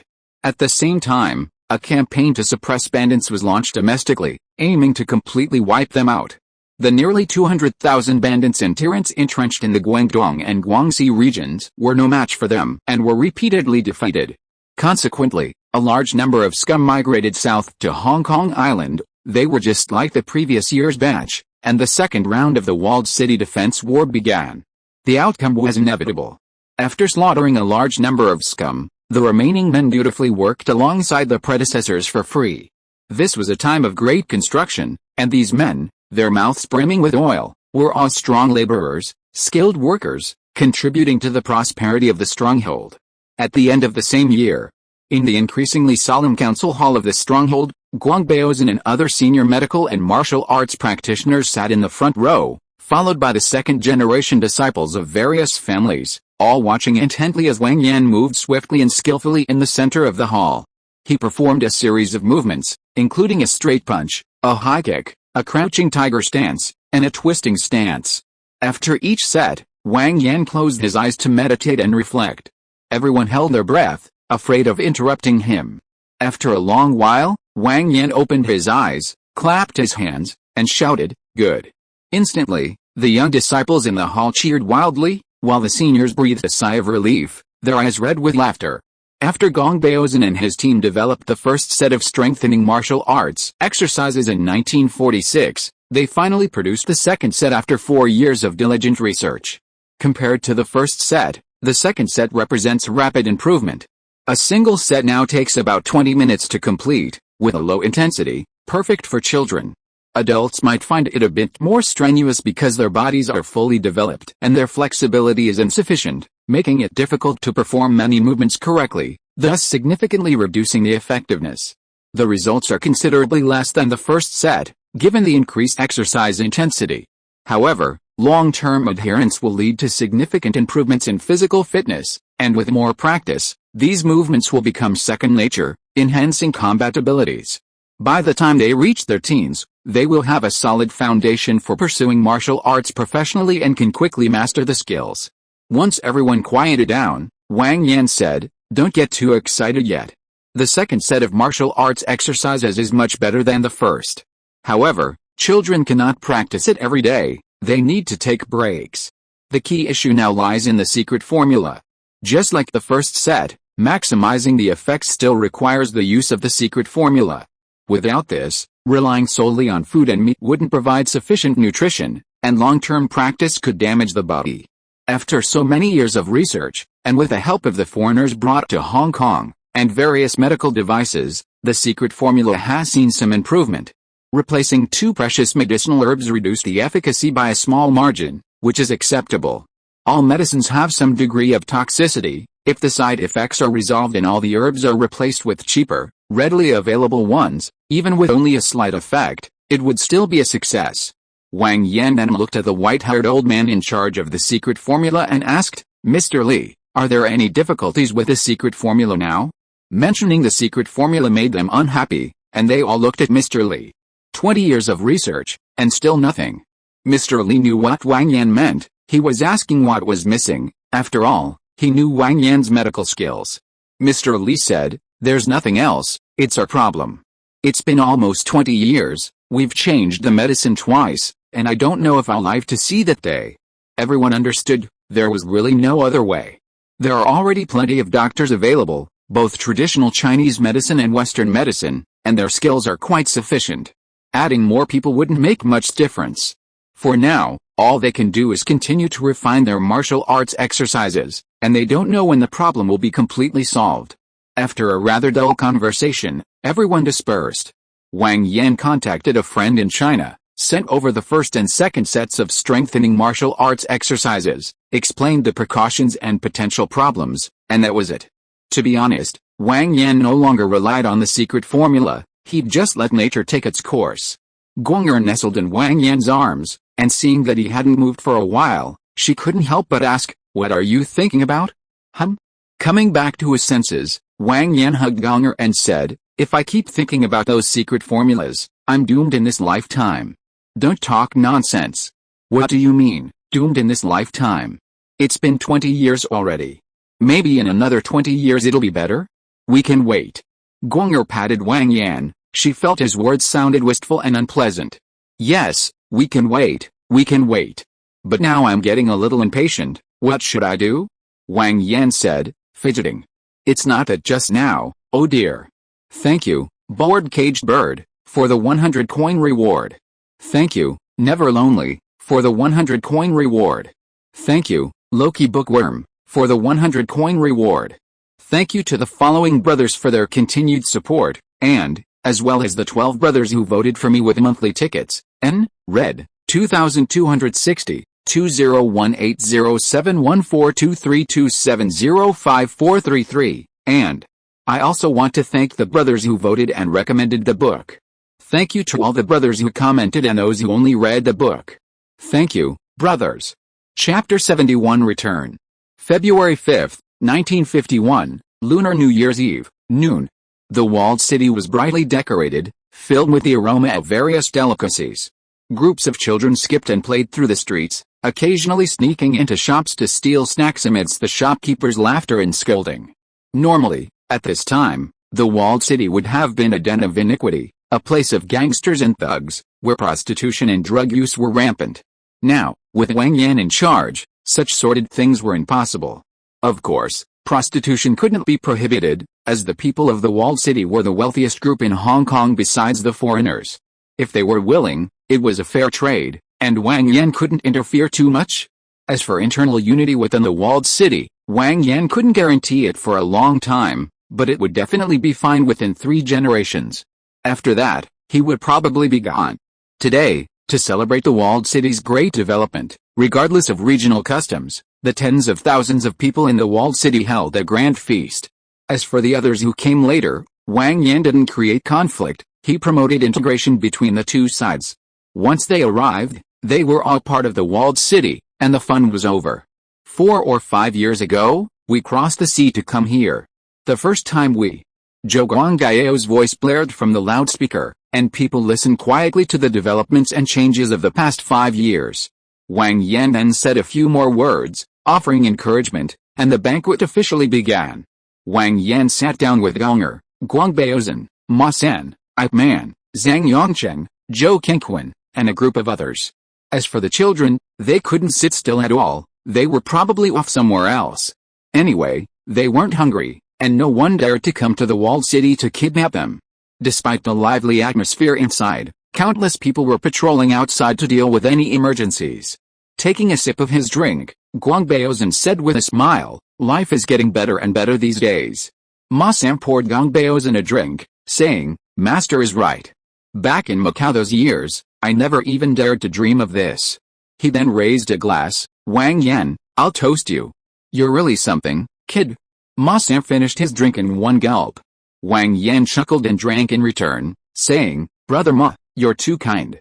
This is all thanks to everyone's hard work. How much could I possibly accomplish on my own?" Turning to Zhou Qingquan, he said, "Brother Quan, how have you been these past few months? You've gotten a bit fatter." Zhou Qingquan smiled sheepishly, "It's alright, it's just that suddenly having so much free time is a little strange." Yi Wen laughed, "Your face has gotten rounder, Brother Quan. Come practice your martial arts with me sometime." Everyone laughed at Zhou Qingquan, he had indeed gained quite a bit of weight. Zhou Qingquan was suddenly at a loss, not quite used to it. Feeling he was getting old, he'd become a bit indulgent, spending his days eating and drinking with the kids. "Look at Master Gong," Wang Yan said, placing a piece of food on Guanger's plate. "Retiring doesn't mean you can't do anything. Do what you want. Enjoying life shouldn't be all about eating and drinking, your health is important." Zhou Qingquan nodded, toasting Guangbaozhen. He genuinely admired the old man. The festivities eventually ended, and the banquet lasted until after 8 p.m. After cleaning up the mess, people chatted and laughed as they went home to celebrate the new year. At Wang Yan's house, the 3 younger children, dirty and disheveled, stood in a row against the wall, while Gonger angrily berated them. Guangji lowered his head, silent. His clothes were dirty because Wang Zilan had helped him, so he couldn't say anything. The youngest, Wang Xing, grinned foolishly at Gonger. Wang Zilan secretly winked at Wang Yan, who was reading a book, hoping her father would rescue them. Wang Yan gave her a good luck look, and under Wang Zilan's despairing gaze, quietly went into the study. He didn't want to stay any longer. Gonger was becoming increasingly talkative, and it was easy for him to get into trouble. After a long while, Gonger walked in, looking annoyed. "It's all your and Dad's fault for spoiling them. Look at what these three have become. Zhi Lan is one thing, but a G was so sensible when he was little, and now he's become unruly. Alright, calm down. Wang Yan got up and helped Gonger sit down, massaging her shoulders as he said, boys should be a little more outgoing, so they don't become like silent guards all the time. I know, but he will be. Successor? I know.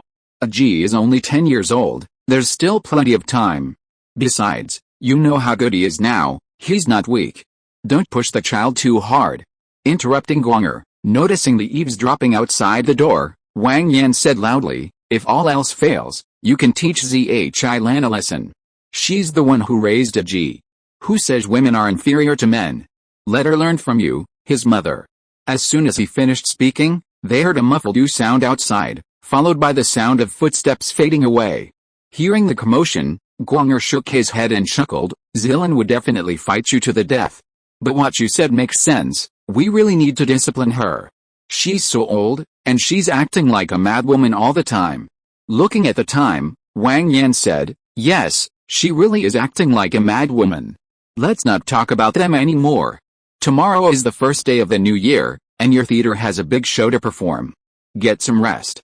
Gonger nodded, went out to check on the three children, and came back. 30 is like a wolf, 40 is like a tiger. Gonger was 34. Wang Yan's life remained peaceful. Except for major events, he didn't need to speak on other matters. In his free time, he would play with the children, drink tea and chat with Gong Baozan, Yu Wen, and others, practice martial arts, calligraphy, and study medicine. After years of stable development, the population of the walled city increased, inevitably becoming somewhat crowded. Zhou Guangyao, following Wang Yan's instructions, began a large-scale development, building houses outwards in concentric circles along the walled city, with all kinds of supporting facilities. Gradually, the people in the walled city moved out, preferring to live in clean and bright large houses. As the population of the walled city dwindled, it underwent extensive renovations to become the center of power. While maintaining a semblance of decorum and reinforcing the outer walls, the interior was decorated in a rustic, elegant, grand, and magnificent style, completely incongruous with a dilapidated exterior. Because the residents had moved out, a walled city management committee was established by the original residents for easier management. This committee was located within the walled city itself. The offices of the Chinese Martial Arts Association and the walled city's higher-ranking officials were also located there. His mission, promoting martial arts, involved extensive promotion in Hong Kong and the establishment of related companies called fighting in other countries to spread the rules and gradually train fighters. The arena outside the walled city remained the ultimate arena. Over the years, the walled city's arena grew larger, attracting top fighters from Southeast Asia and Europe. While fights resulted in casualties, generally speaking, the foreign fighters had a lower win rate. However, the most formidable fighters remained the members of the Chinese Martial Arts Association. This was inevitable. It would be unacceptable to let someone kill you on your own doorstep. It was 1954, at the Wing Chun Martial Arts School in Wu Street. Wang Yan was having tea with Ip Man and Zhou Kengquan, who was holding his granddaughter. Ip Man asked, Yan, I recently took on a new disciple. He's quite talented. What do you think? I'll take a look, I have nothing better to do, Wang Yan said indifferently. Nodding, Ip Man called to a disciple beside him, go and call Zhen Fan. The name sounded strangely familiar to Wang Yan, and he frowned, racking his brains. Finally, a young man respectfully approached. Wang Yan watched as his youthful face slowly merged with the image in his memory, and then he remembered, Bruce Lee's original name was Li Zhenfan. Out of nearly 100 martial arts schools in Wu Street, he had managed to become Ip Man's disciple. It was fate, wasn't it? Come, Zhenfan, greetings. You can call me Mr. Wang, Ip Man said after a moment's thought. Li Zhenfan bowed respectfully and said, greetings, Mr. Wang. He had been there for some time and knew Wang Yan, having heard many of the gossip and rumors about him, knowing he was a ruthless man. Get up. Your master said you're a good prospect. How old are you this year? Wang Yan asked, getting Li Zhenfan up. Li Zhenfan stood up and thanked him. Thank you, Mr. Z. I'm 14 this year. My son is also 14. Let him train with you then. Wang Yan said to his subordinates, go and fetch AJ. After letting Li Zhenfan stretch his legs, Wang Yan continued talking to Ip Man and Zhou Qingquan. A short while later, Guangji led 2 little followers and a group of teenagers running in. "Hello, Uncle Yan. Hello, Uncle Wen. Hello, Uncle Quan. Dad? Uncle Wen. Uncle Quan." Wang Zilin jumped directly onto Wang Yan, while Wang Xing, who hadn't managed to get a turn, lagged behind. The group of children greeted him politely and then stood obediently in place. Ip Man and Zhou Qingquan nodded. Wang Yan said, "All right, you two behave yourselves." He pulled the 2 younger children aside and pointed at Li Zhenfan, saying to the other children, "Scatter, let AG spar with him." Soon, the children scattered, clearing the space in the middle. The martial arts atmosphere in the stronghold was quite strong. After all, those who came were all family members who practiced martial arts. As soon as they reached the appropriate age, their elders would teach them martial arts. In fact, the martial arts street was free and unguarded for the children of the stronghold. They could learn whatever they wanted. This was also Wang Yan's way of compensating those who had followed him through mountains of corpses and seas of blood, far from their hometown. He had been quite generous to these people, providing them with various benefits. After Gongji and Li Zhenfan exchanged greetings, they took their stances. The little girl in Zhou Qingquan's arms stared wide-eyed, reaching out to grab the 2 men.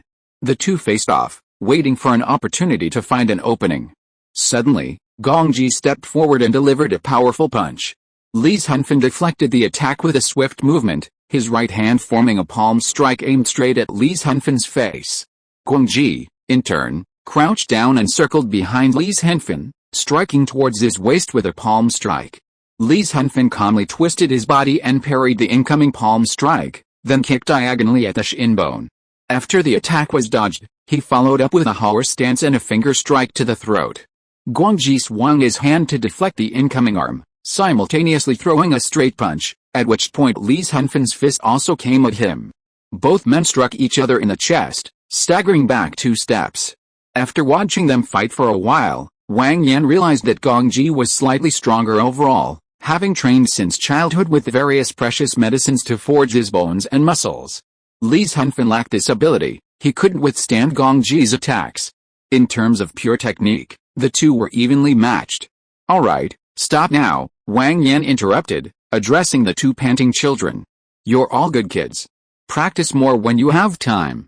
Now, everyone, disperse." The group of children politely bid farewell to their 3 elders. Guangji pulled Wang Zilin along, Wang Zilin dragged Wang Xing, and they left chatting and laughing. After the children left, Yi Wen took a sip of tea with satisfaction and said, "How was it? Not bad, right?" Zhou Qingquan casually picked up a pastry from the table and stuffed it into his granddaughter's hand. Even I, a half-baked martial artist, could tell that he could hold his own against Gongji. He must be quite good. Spending all his time with a group of martial artists, how could he not know what Gongji was all about? Besides, he had put a lot of effort into training his own children and grandchildren. He is indeed good. Focus on training him in the future. You should recommend him, Wang Yan affirmed. He knew what Yuan meant. He wanted to give Li Zhenfan all those secret techniques to use, to improve him while he was still young. Ip Man himself possessed similar skills, but none were as good as those who had dedicated over 20 years to their studies. After all, those individuals combined Chinese and Western techniques, and were no mediocre fighters. While reducing the dosage was difficult, combining so many medicinal formulas to enhance efficacy had long been achieved. Of course, it was also more expensive. This was a system implemented by the Chinese Martial Arts Association to replenish fresh blood, continuously pass on traditions, and persevere. Each school and martial arts school, as long as it had suitable promising talents, would be screened and then vigorously trained. This training was not limited to combat skills but, more importantly, the cultivation of moral character. It had been implemented for several years now, and while the effects weren't immediately apparent, it would take at least a generation to validate. Having said that, the 3 continued drinking tea and chatting idly. In 1955, the Vietnam War broke out, and the Soviet Union and China defeated several other nations. As usual, Wang Yan transported various supplies to Vietnam, while simultaneously sending people secretly to several other Southeast Asian countries whose domestic situations were unstable due to external factors. When he retreated in his early years, he transported a lot of people there. After years of development, he had gained considerable influence in the area. This time, he was expanding aggressively, regardless of whether it was through illegal or legitimate means. Having developed technology from several worlds ago, this was the earliest such venture, and Wang Yan certainly couldn't give it up. As early as 1947, when they had just stabilized, he had Zhou Qingquan begin operations. After Zhou Guangyao took over, he continued to secretly kidnap, poach, and invest, determined not to lose to them. On New Year's Eve of 1958, Guangbaozhen held Wang Yan and Guang'er's hands tightly, saying, "My life has been worthwhile. Don't be sad. It's time. I'm entrusting this path to you. Keep going." With those words, he passed away peacefully. The Grandmaster Guangbaozhen died peacefully in the city at the age of 88. In fact, Guangbaozhen had lived more than 10 years longer. With various health regimens, if he hadn't been so fierce in his youth, he would have lived to be 100. Of course, without those things, there would be no Guangbaozhen as we know him today. Guang'er was heartbroken, kneeling by the bedside, repeatedly murmuring, "He was fine this morning." Wang Yan, along with her 3 children, silently comforted her.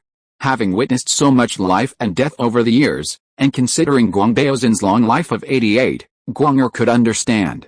Ma San, with red eyes, knelt by the bedside all night with his children and grandson.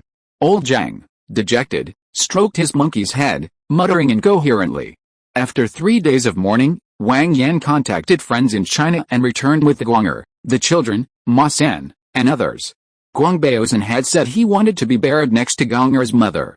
Wang Yan stayed by Guang'er's side for a long time, helping her to adjust. However, she never sang opera again after that. In 1965, with the advice of Li Zhenfen, a cha-cha champion, and the help of several music masters, she created the 3rd set of musical martial arts exercises. These were mandatory for Chinese primary and secondary schools in Hong Kong. After so many years, Wang Yan had finally seized control of the education sector. He had participated in film production in his early years and was very interested in it. Even after achieving a certain status in the Chinese Martial Arts Association, he still followed in his fate and embarked on the path of filmmaking. This time, however, things went much more smoothly. The walled city directly funded and supported the whitewashed foreigners, acquiring film companies and establishing cinema chains in Europe and America. Various scripts were based on the experiences of the walled city's elders or on rumors they heard. In that turbulent era, any story that emerged was a rare gem. That same year, Guangji married Ip Man's daughter. Wang Zilin married Ma San's youngest son. Wang Xing and Zhou Qingquan's second daughter became engaged. Gradually, the older generation, including Wang Yan and Ip Man, retired to enjoy their later years, allowing the next generation to take over. The walled city and the Hong Kong government maintained a facade of peace, but the behind-the-scenes struggle never ceased. After years of development, Kowloon became the essence of Hong Kong Island. It was prosperous, clean, and safe. No troublemakers dared to cause trouble there. The walled city's businesses spanned numerous sectors, becoming a behemoth that controlled the economic development of Hong Kong Island. Children emerging from the walled city gradually infiltrated the Hong Kong government. While they couldn't reach high-ranking positions, their large numbers at the grassroots level allowed them to influence issues. Li Zhao, heavily promoted by Wang Yan, became a leading Chinese figure in the police force, commanding respect even from lower-ranking foreigners. The fighting ring also gained worldwide fame and widespread acceptance. Whether you acknowledged it or participated, it was the pinnacle of the sport. After all, simple punches were far inferior to unrestricted, high-stakes combat where death or injury was a constant threat. If someone else wanted to create a similar ring, without Chinese participation, no one would watch, and they would lose money hand over fist. In 1970, Zhou Qingquan passed away at the age of 80. In 1983, Ip Man died peacefully at the age of 90. He didn't experience many hardships in his life, living a life of comfort and security. Ip Man lived 11 more years, teaching more disciples and discovering more promising talents. In the same year, the 4th set of strengthening martial arts exercises became the recess exercise for primary and secondary school students across the country. Countless martial arts schools were established throughout the country. In 1997, Hong Kong returned to China, and the first commissioner of police was Li Zhao's son. Wang Yan was invited to attend the ceremony, and in a subsequent meeting, Wang Yan spoke at length with the leaders.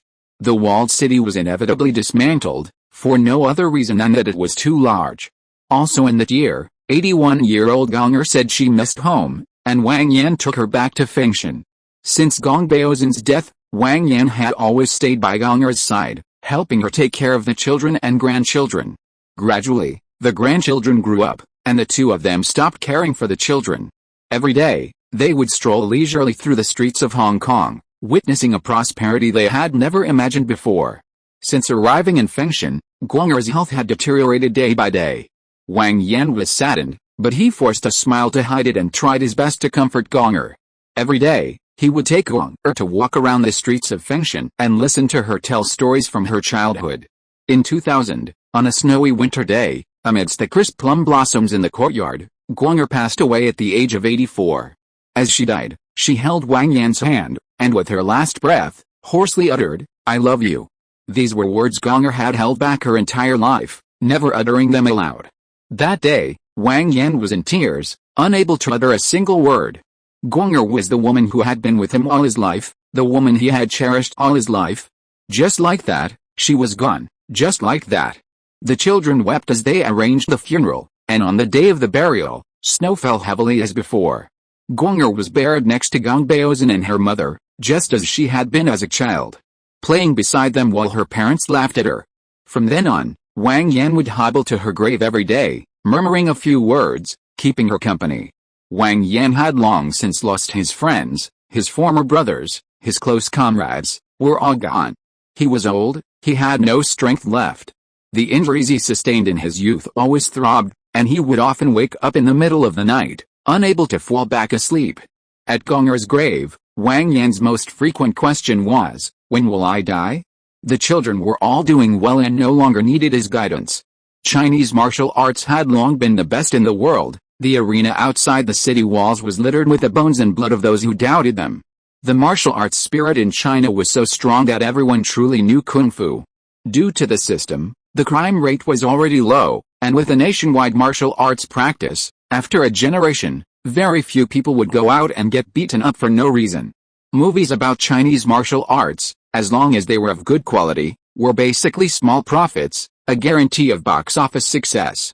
Wang Yan's skin was already covered with age spots, his hair was thinning to the point of being countable, his eyesight was failing, and his hearing was also failing. He always needed to catch his breath for a couple of minutes after walking for a while.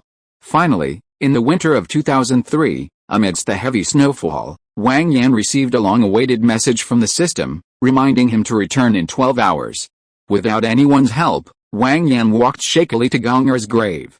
After sending away the caregiver, he began to chatter on and on with Gong'er, recounting every detail of his life. He talked for a long, long time. Suddenly, a dazzling blue light flashed. "Thank you to book friend 150,526,232,557,388 for the 100 coin reward. Thank you to Zero Dark Windmill 0, book friend 20210213004825056, book friend 160,915,162,647,853, The Bear Who Loses Weight, book friend 20170520202101042, recharge 80,000, 011 Ton Man, book friend 20170521203421303, Late Snow, a person who went from handsome Wu to fatty Wu, I am a scoundrel, and 11 other readers for their monthly tickets. Daily thanks to the kind brothers who voted and recommended. Thank you to all the brothers who commented and those who only read the book. Chapter 72 Daily Life. Wang Yan slowly opened his eyes, surveyed the unfamiliar surroundings, and struggled to get up. Halfway up, feeling the surging power within his body, he shook his head and chuckled self-deprecatingly. He looked down at his tight, smooth skin, at his chiseled, naturally sculpted muscles, then braced himself with his arms, used his core strength, and somersaulted off the bed. He grabbed a bottle of water, walked to the window, drew back the curtains, and stared intently at the neon lights outside. In the Grandmaster, after 73 years, witnessing the deaths of so many people, the Japanese, the defeated army, bandits, and tyrants, and the passing of so many old comrades, he had come to understand life and death. Yet, the pain remained, his later years were not happy. Moreover, After so many years, many of his memories had become blurred, and now, back in the real world, everything seemed unfamiliar. Wang Yan sighed and pulled up his character panel. His attributes were Strength 25, Agility 25, Constitution 25, Spirit 22, Unallocated points 5, Storage space 2M. His skills were Combat LV5, Calligraphy LV5, Computer LV5, Traditional Chinese Medicine LV3, Classical Chinese Studies LV3, Philosophy LV3, Shooting LV3, Japanese LV3, and many other skills omitted. This time, he had gained a lot. All his physical attributes were now 25, and due to the inability to compress them further, his height had increased to 184 centimeters and his weight to around 200 kilograms. Reaching LV5 in combat skills was a given. He had practiced, summarized, promoted, and expanded upon these skills his entire life. He had also spent his life writing large characters, reaching LV5 in calligraphy as well. His old buddies, his subordinates, and even a group of younger members of the stronghold all knew he loved calligraphy and would often search for the 4 treasures of the study: writing brush, inkstick, inkstone, and paper, and authentic works of calligraphy by famous masters to please him. With so many authentic works copied, coupled with his diligent practice and contemplation, his calligraphy became vigorous, powerful, and unpretentious, yet encompassing the essence of the universe. He had truly entered the inner sanctum. His main focus wasn't on traditional Chinese medicine, but those researching prescriptions were all quite skilled. Through frequent consultations and self-practice, he reached LV3, a level sufficient for medical practice. It's just a pity that he's almost old and dying, and 3 different people have led the prescription research. Despite combining Chinese and Western medicine, using various cutting-edge medical equipment, and pouring in vast resources, he still couldn't improve it. His mastery of classical Chinese studies and philosophy stemmed from the wisdom he accumulated over 73 years, combined with the books he read daily. This field is too profound and mysterious. He was quite satisfied with this improvement. As for his improved Japanese, that was something he honed during his years of war, as he often needed to infiltrate and eliminate high-ranking officers. It was a deliberate skill development. His accent was a bit of a problem, not quite reaching the level of the Kanto or Kansai dialects, but if he spoke slowly and deliberately, it was passable. The same went for his shooting. He was currently close to LV4, a skill honed through countless battles. Of course, he used guns from World War II, with modern equipment. His accuracy would likely be lower. It's worth mentioning that he hadn't practiced computer skills in his life, so his abilities were a bit unstable, and he felt he was about to drop a level. It was at this point that he realized the system's skills weren't fixed. Thinking about it, it made sense. He had learned them all himself, and it was normal to regress if he stopped. Besides that, other miscellaneous skills, like feng shui, metaphysics, management, and finance, had also improved, and overall, things were going well. After reviewing the skills, Wang Yan unhesitatingly allocated all 5 attribute points he gained to his spirit, raising the number on his panel from 22 to 27. A familiar feeling washed over him, and Wang Yan closed his eyes in enjoyment, feeling his spirit being cleansed. The hazy, forgotten memories in his mind gradually became clearer. This also smoothed out some of the roughness in Wang Yan's heart, but it still couldn't conceal the world-weariness and detachment he had gained from life's ups and downs deep in his eyes. He sighed, and subconsciously turned slowly, but halfway there, he paused, then slapped himself hard across the face, straightened his back, and strode away. The light rain that had fallen all day had stopped. It was 9 or 10 o'clock at night. The air outside was fresh, and the occasional gentle breeze was exceptionally refreshing.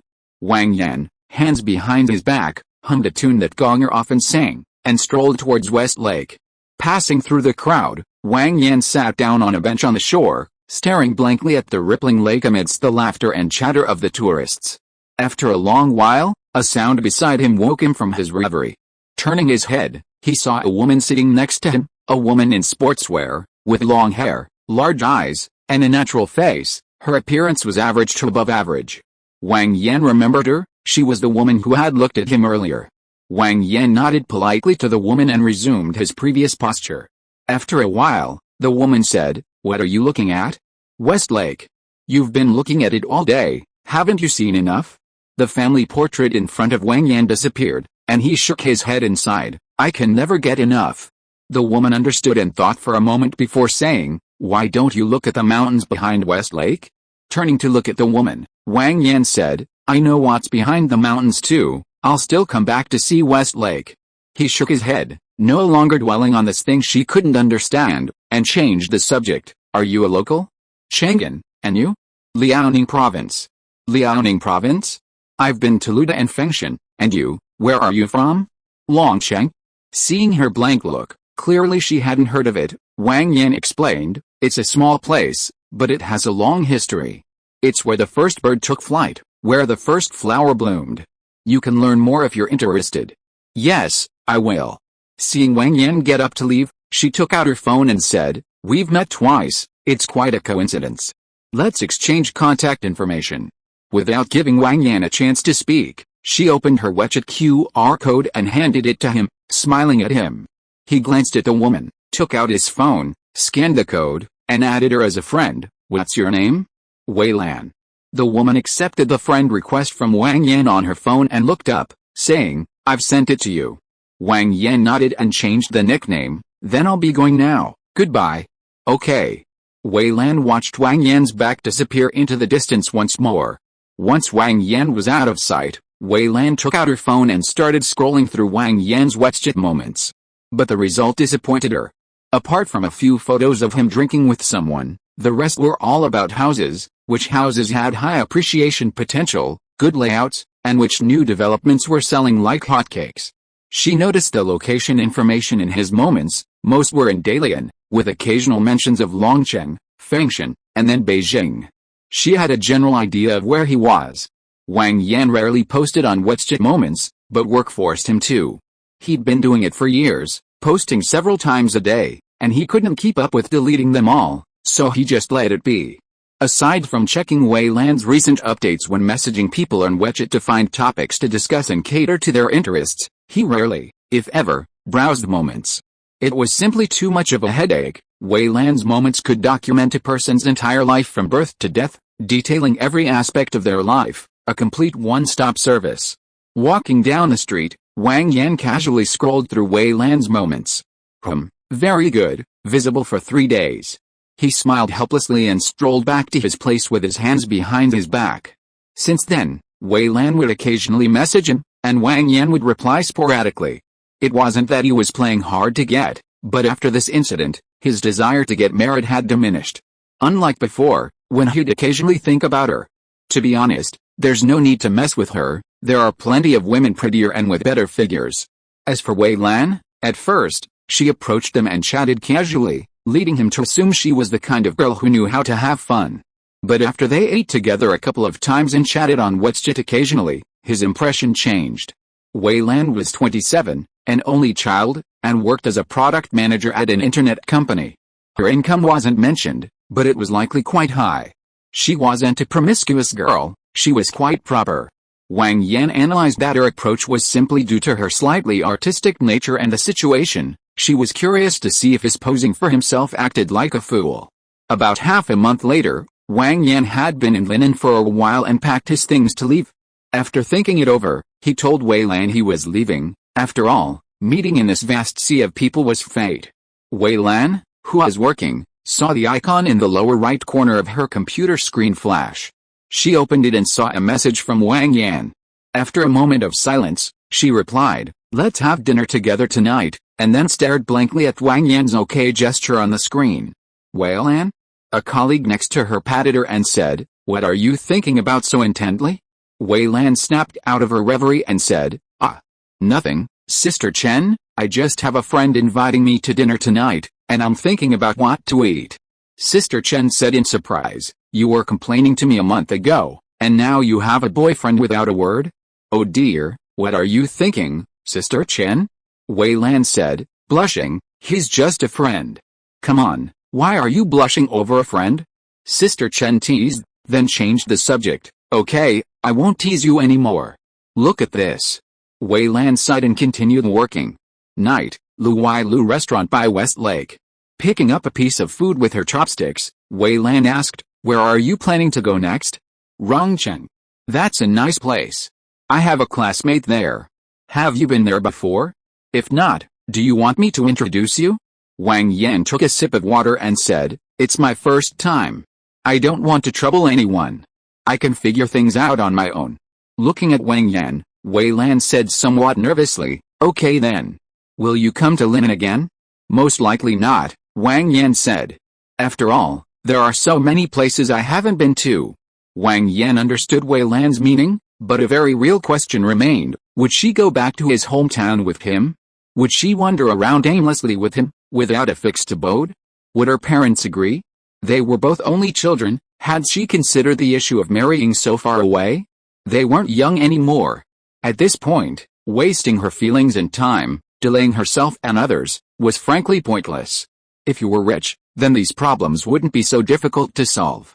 The key is that he's not exactly poor now, just enough to live on, but he still can't afford an apartment in Hangzhou. The two finished their meal in a casual, informal manner, said goodbye, and after seeing the hesitant Wei Lan enter her car, Wang Yan strolled back to his accommodation with his hands behind his back. The next day, Wang Yan checked out and set off, carrying his luggage to the airport.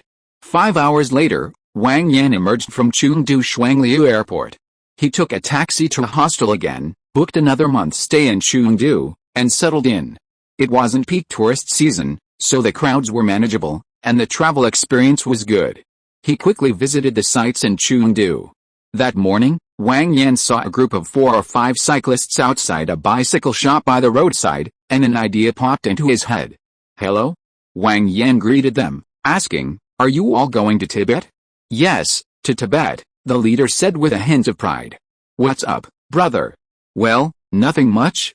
You guys look like seasoned cyclists, so we wanted to ask you about the precautions for going to Tibet. I'm thinking of giving it a try." "You?" The leader glanced at Wang Yan. "Never ridden before, have you?" Seeing Wang Yan nod, he continued, "That won't do. Going straight to Tibet like this, you might not make it out. You should practice on a long journey first." "Thanks for your concern. That's exactly what I meant. It's rare to meet professionals like you all. I don't completely trust what's said online. I'm a bit unsure, so I'm asking for your advice to prepare," Wang Yan said enthusiastically. People can't shake their tendency to be know-it-alls. Wang Yan's half-baked approach, saying things they could understand, only fueled their enthusiasm. If they knew nothing, they wouldn't be interested. The 4 or 5 men started chatting, beginning with their own cycling experiences and going on to discuss choosing cycling gear, what to carry, various precautions, and how to handle emergencies. They talked for about 40 minutes before finally stopping, as the shop owner called them.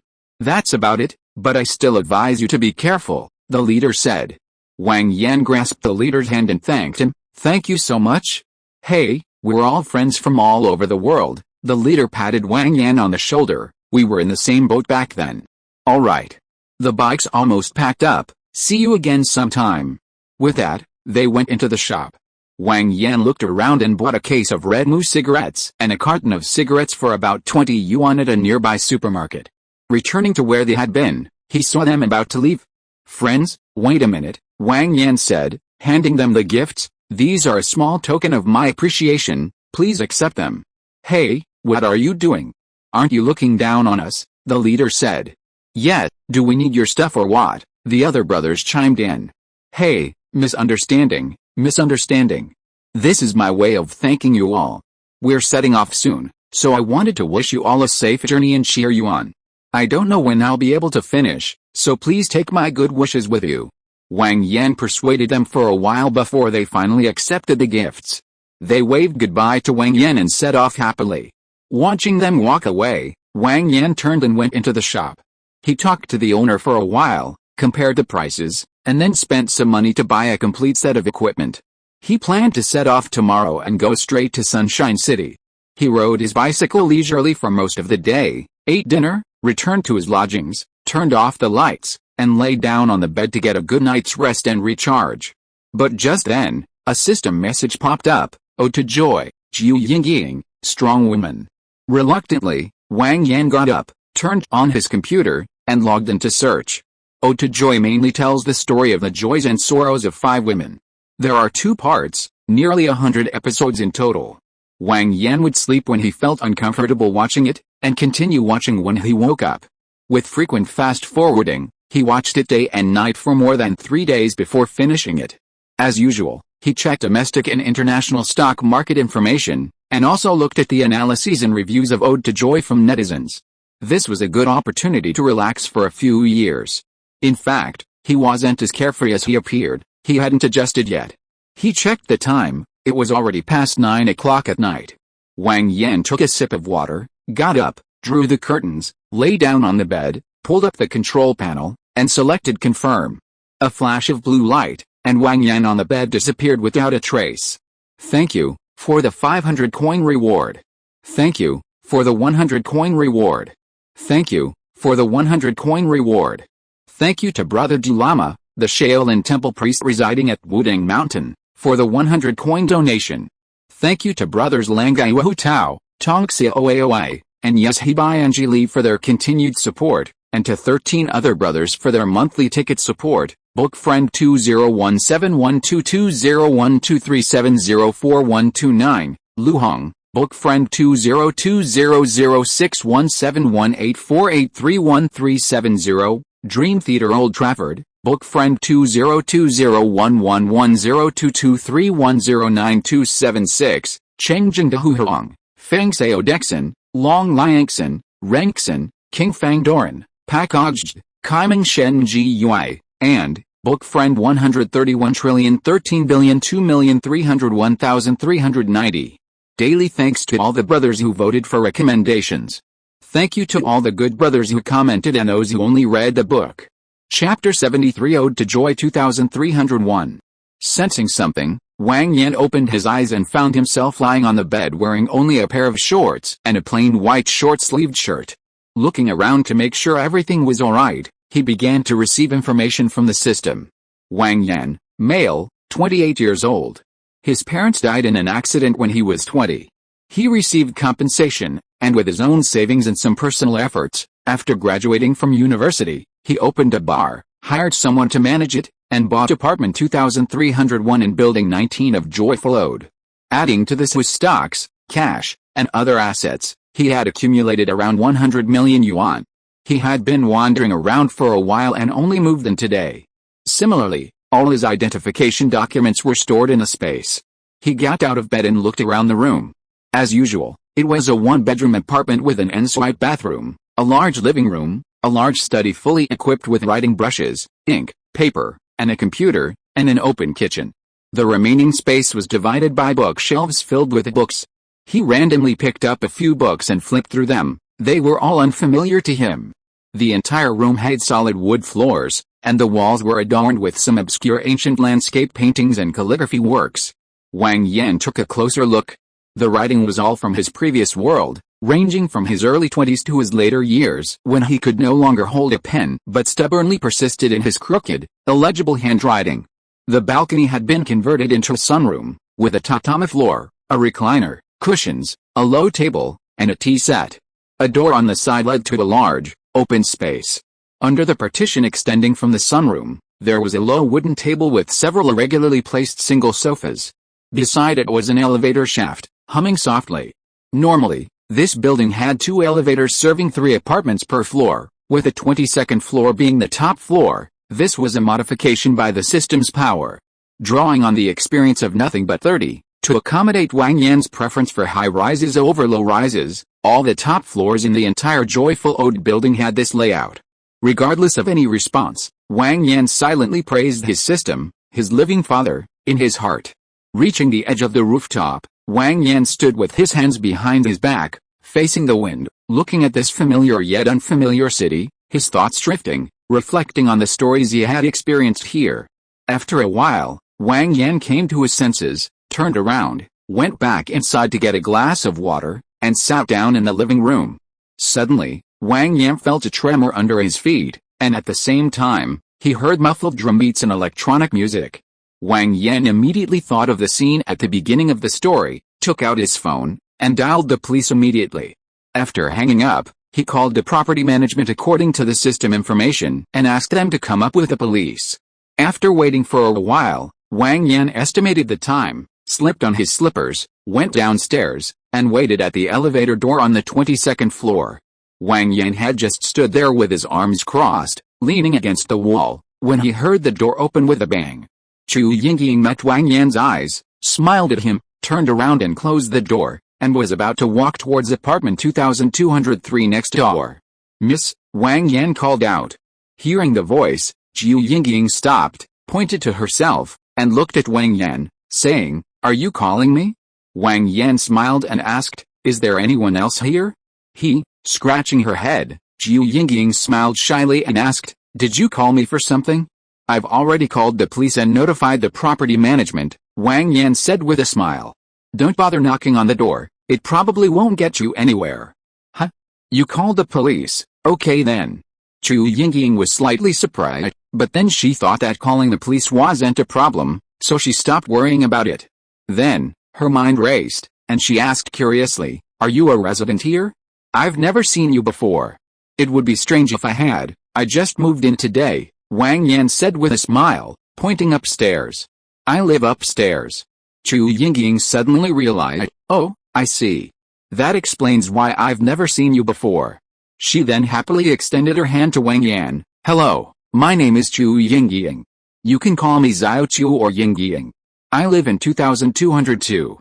She felt a good impression of the tall man in front of her. His smile felt warm. "Hello, my name is Wang Yan."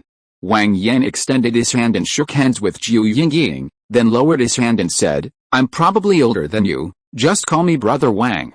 You've been living here for a while, so please take care of me in the future." Chu Yingying chuckled shyly, "Not for very long, let's look after each other. If you need any help, just let me know." Wang Yan said, "Then just come upstairs and knock on the door if you need anything." Chu Yingying nodded. Suddenly, the door to the fire escape opened, and a man came out. He nodded at Wang Yan and Chu Yingying but ignored them, heading straight for apartment 2203. "Friend, I called the police, they'll be here soon, so don't knock yet," Wang Yan called out. "Called the police? Okay, I'll go back now." He left without another word. At that moment, the elevator doors opened, and the property management staff came out with police officers. "Did you call the police?" one of the officers asked first. "Yes, it's me, officer."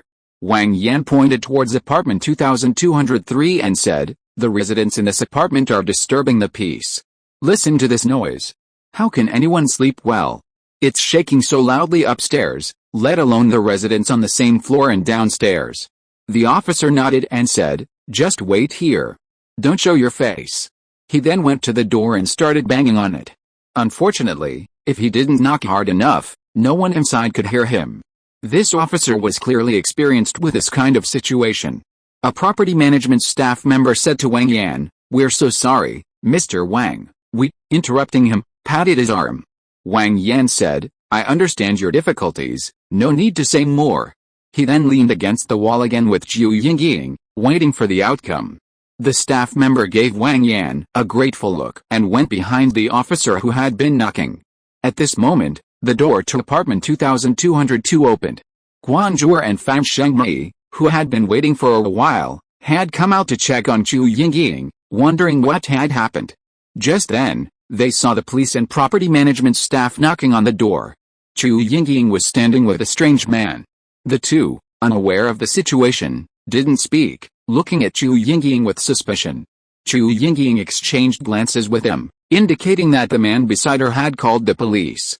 The two nodded, indicating they understood, and then peered through the door to watch the commotion. After a while, the door opened, and the police officer saluted and flashed his badge. "Turn off the music, we received a complaint." Yao Bin and the other second-generation rich kids politely assured him they wouldn't do it again. The police officer said a few more words, then ignored them and turned to leave. They didn't hear the door close until they reached the corner. "Alright, go back. They don't look like they're up to anything, be careful." "We're leaving," the police officer said to Wang Yan. Wang Yan nodded to the police and property management staff entering the elevator and said, "Okay, thank you, officers. It's the middle of the night, thank you for your help. Take care, goodbye." "Goodbye, officers," Chu Yingying waved happily behind Wang Yan. As the elevator doors closed and began to descend, Wang Yan said to Chu Yingying behind him, "Alright, Chu, it's all settled. Let's go back." "Okay, goodbye, Brother Wang, Zhu Yingying said politely, walking over amidst the gossipy gazes of Guanzhou and Fan Shengmei. Just then, the door to apartment 2203 slammed open. Chu Xiaoxiao, who had felt humiliated after being caught in the doorbell by her friends after the police left, stormed in, saying, "Did you call the police? Is this funny? Hey, here I am, I called the police." Before Guanzhou could speak, Wang Yan called out, "Tell me what's wrong." Hearing the man's voice, Yao Bin, unable to find anyone, quickly rushed over, and the other second-generation rich kids also lined up behind Chu Xiaoxiao. Chu Xiaoxiao turned her head and looked him up and down, then scoffed, "Who are you?" Wang Yan smiled and said, "I live upstairs." Upstairs? Looking at Wang Yan's cheap clothes, Chu Xiaoxiao was a little skeptical. He must be renting. Even if it was his, the place he lived in wasn't very nice. Is there a problem? Wang Yan knew what Chu Xiaoxiao was thinking. Although he wasn't knowledgeable about luxury goods, he knew that the things the system provided shouldn't be bad, even if it was just a pair of ordinary shorts or a plain-colored short-sleeved shirt. Unlike Andy in the original drama, Wang Yan didn't come in with all that flaunting and shock them. His attire, to be honest, was indeed poor compared to theirs. "No problem, of course no problem. Since you're upstairs, aren't you neighbors? This neighborhood squabble is so exaggerated, even the police have been called. Is this really necessary?" "No, very no." He thought this made no mistake and nodded. Wang Yan said, "Since that's the case, we're neighbors. Why are you disturbing everyone's peace and quiet in the middle of the night, partying and making a ruckus? Is that really necessary?" Despite the truth of the matter, she didn't really care about the neighbors' well-being. What did that have to do with her? She definitely wouldn't tolerate this idiot's behavior. Turning to look at Yagobin and the others behind her, she regained her confidence, raised her head, and looked at Wang Yan sideways, saying, "I can go clubbing all I want, so what? It's none of your business. I can call the police all I want, so what?" Wang Yan said calmly. His expression and tone were incredibly contemptuous. The trio from room 2202, watching the spectacle, were thrilled. It was so damn satisfying. Before Chu Xiaoxiao could even get angry, Yao Bin, who was behind her, couldn't stand it anymore. He stepped forward and walked up to Wang Yan, saying, "Kid, how dare you talk like that? Huh? I advise you not to meddle. Is it your foul mouth? Who do you think you are? You say I shouldn't meddle?" Yao Bin took another half step forward as he spoke. "So what if I am meddlesome?" The other male second-generation rich kids followed Yao Bin. "So what?" At this moment, a sudden scream rang out, and Zhu Yingying came running over. She pushed Yao Bin aside and held her arms out in front of her. You can't bully people." Zhu Yingying said fiercely but weakly, "Bullying the few with the many, what kind of hero are you?" She had just said that they would look out for each other. Fan Shengmei hurriedly called out, "Little earthworm, come back quickly, come back quickly." Guanzhou didn't waste any words. She had tried to catch her but failed, so she had basically followed Zhu Yingying and was only 2 steps behind. She quickly grabbed Zhu Yingying, saying, "Zhu Yingying, let's go." Zhu Yingying, however, became even more determined, shaking off Guanzhou's hand. "Hey, don't pull me." Turning to Yao Bin and the others, she shouted, "Come on, if you've got the guts, come at me. I'll fight you to the death." Seeing that she couldn't pull Zhu Yingying away, Guanzhou steeled herself and echoed, "Zhu Yingying, that's right, what kind of heroes are you? Come at us if you dare." These people were clearly not to be trifled with, and she couldn't bear to see the tragic scene she imagined. Yao Bin and Chu Xiaoxiao were stunned for a moment, then burst into laughter, mocking the two fools' overestimation of their abilities and the grown men hiding behind the women. Zhu Yingying and Guanzhou glared angrily at the second-generation rich kids mocking them, their eyes wide. Fan Shengmei, on the other hand, was anxiously stamping her feet at the door, constantly mouthing words to the two through the gaps in the crowd. Helpless, Wang Yan grabbed one of the arms blocking his way and pulled the 2 women behind him. Guanzhou complied without resistance, but Zhu Yingying struggled, baring her teeth and claws as if ready to fight them. "All right, you two behave yourselves and don't cause trouble. Brother Wang, they..." Zhu Yingying tried to speak anxiously, while Guanzhou looked at him nervously. "I'll handle it myself first, you two cover for me. If I'm in trouble, come and save me, okay?" This was mainly to appease the impulsive Chu Yingying. Guanzhou was relatively calm. Chu Yingying hesitated for a moment, then, seeing Wang Yan's reassuring gaze, nodded, "Okay, then be careful, brother Wang." Giving her a reassuring look, Wang Yan beckoned to Yao Bin and the others, who were almost finished laughing, and said, "Come on, let's all go together." With that, Wang Yan deliberately walked towards Andy's door. There was at least a surveillance camera there. Yao Bin couldn't stand this. If it were a woman, he wouldn't have said anything. There was no need to argue with two young girls. But this idiot, fuck you, get him. With that, Yao Bin charged forward. His movements were too slow. Wang Yan immediately saw that the punch was aimed at his jaw. However, in his opinion, if he stood still and let him hide him, the punch would land on his neck. Shaking his head, Wang Yan grabbed Yao Bin's wrist, shoved him in the face, and simultaneously tripped him, sending him flying. He crashed into the second-generation rich kids who had followed, knocking several of them down. He then finished off the two who had escaped with a punch and a kick, ending the fight completely. The 2202 trio, Chu Xiaoxiao and the other second-generation girls, and Andy watching the monitor inside, were all stunned. 5 or 6 people, and they were all taken down? Just as Wang Yan was about to step forward to carefully arrange things for Yao Bin, the elevator doors opened, and the 2 police officers from before returned with the property management staff. The police officers frowned as they looked at the group of people lying on the ground. This kind of situation was difficult to handle. One officer glared at Wang Yan, as if to say, "Watch out, watch out. I just left." With a sigh, the officer asked, "Who called the police? What happened? I hadn't even left the complex yet, and this is what happened when I came back?" Chu Yingying was the first to recover, pulling Guanzhou forward and saying, "Officer, I know, they started it." Chu Xiaoxiao objected, "Don't talk nonsense. Why do you say we started it? Didn't you see they're all lying on the ground? Why?" Guanzhou paused, silently turning to look at the security camera at the entrance of apartment 2201. Chu Yingying followed Guanzhou's gaze and then excitedly pointed to the door of room 2201, saying, "Officer, there's a security camera. There's a security camera." Everyone looked in that direction, and the second-generation rich kids silently lowered their heads. A loud bang echoed as the door to room 2201, the focus of everyone's attention, opened. Andy stepped out and said, "Officer, I called the police. I can testify that they started it." She had witnessed the entire incident from inside the room, including when Wang Yan first came in and spoke to Chu Yingying. Her desire to avoid trouble was futile. The security camera was right there, and she was the one who made the call. The police officer stepped forward, saluted, and said, "Hello, according to. I need to retrieve the security footage from your room. Please cooperate." Andy nodded in agreement. A short while later, the 2 officers completed their evidence collection. They came out and explained the results, mainly trying to persuade both parties to reconcile, and especially to persuade Wang Yan. Wang Yan understood this. The police didn't know his situation, and in their eyes, he was a vulnerable person. Overall, they were indeed acting in his best interest. Wang Yan didn't hold a grudge, but the police officer, who was concerned for him, was in a difficult position.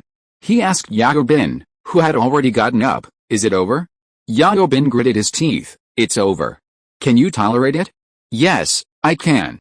Yao Bin had no choice. It would be really embarrassing if things escalated, especially with his family's large company. If this trivial matter caused any trouble, his father would break his legs. "Then thank you very much, officers."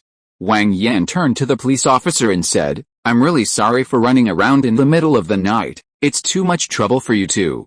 He then took out a cigarette. "Let's add each other as friends, exchange contact information, and when you two are off work, let's go out for some skewers, drinks, chat, and become friends. I wonder if you two could give me that opportunity? Hey, the police and the people are one family. What's the trouble? We're all serving the people." The 2 officers were quite satisfied with Wang Yan's approach, thinking he was a sensible person who hadn't put them in a difficult position. Getting to know each other and having a drink wouldn't hurt. None of us are rich or powerful, and we're not after anything else, just chatting is fine. The 2 didn't refuse, took out their phones, added Wang Yan on WeChat, and left with the property management staff in the elevator. Seeing that the matter was over, Chu Xiaoxiao, who had been holding back her anger from beginning to end, snorted coldly, turned around, and went back into her room. The second-generation rich looked at each other and slunk away after her. You could tell from this that a feud had been formed. Andy glanced at Wang Yan, nodded to him, closed the door, and went inside. Only Wang Yan and the three women from apartment 2202 remained. Ignoring Fan Shengmei, Wang Yan said to Guanzhou, "Hello, what's your name?" Guanzhou replied, "Oh, hello brother Wang, my name is Guanzhou. We all call her Guan. Brother Wang, you can call her little Guan, she's a year younger than me." Qu Yingying chimed in, "Brother Wang, you were really amazing just now. You just, snap, bang and you took them down, that's incredible. Are you a legendary martial arts master? Do you know the 18 subduing dragon palms or something?" Qu Yingying excitedly gestured as she spoke. "I'm not as amazing as you say. I just exercise regularly and like to study this stuff.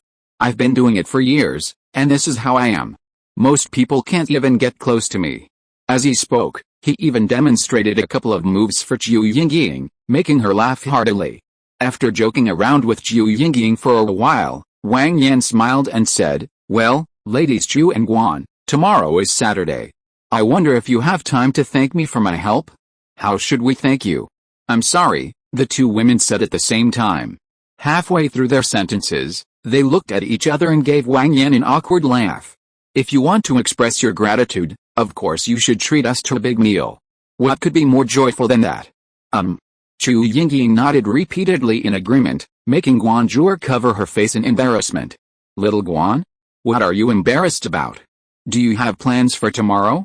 "Yes, brother Wang." Guanzhou nodded and said, "I have to work overtime tomorrow, and I don't know when I'll be back." Wang Yan thought for a moment and said, "How about this? Tomorrow I'll take Xiao Qiu out for a meal first, and then we'll buy some ingredients. Tell us before you get off work so I can prepare in advance and let you two try my cooking. Next time, when you both have a break, I'll treat you to another meal. How about that?" Okay. Guanzhou didn't even have the chance to speak.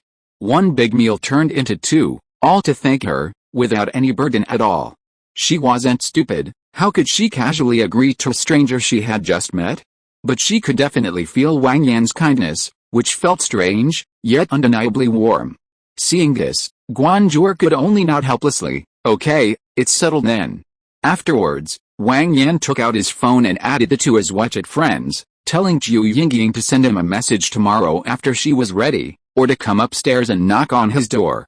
Fan Shengmei, who had been watching the whole thing, said to Qu Yingying and Guanzhou, who were skipping into the room, "Little Qu, what's going on with this brother Wang?" Qu Yingying then recounted what had happened. And Fan Shengmei's brows furrowed as she listened.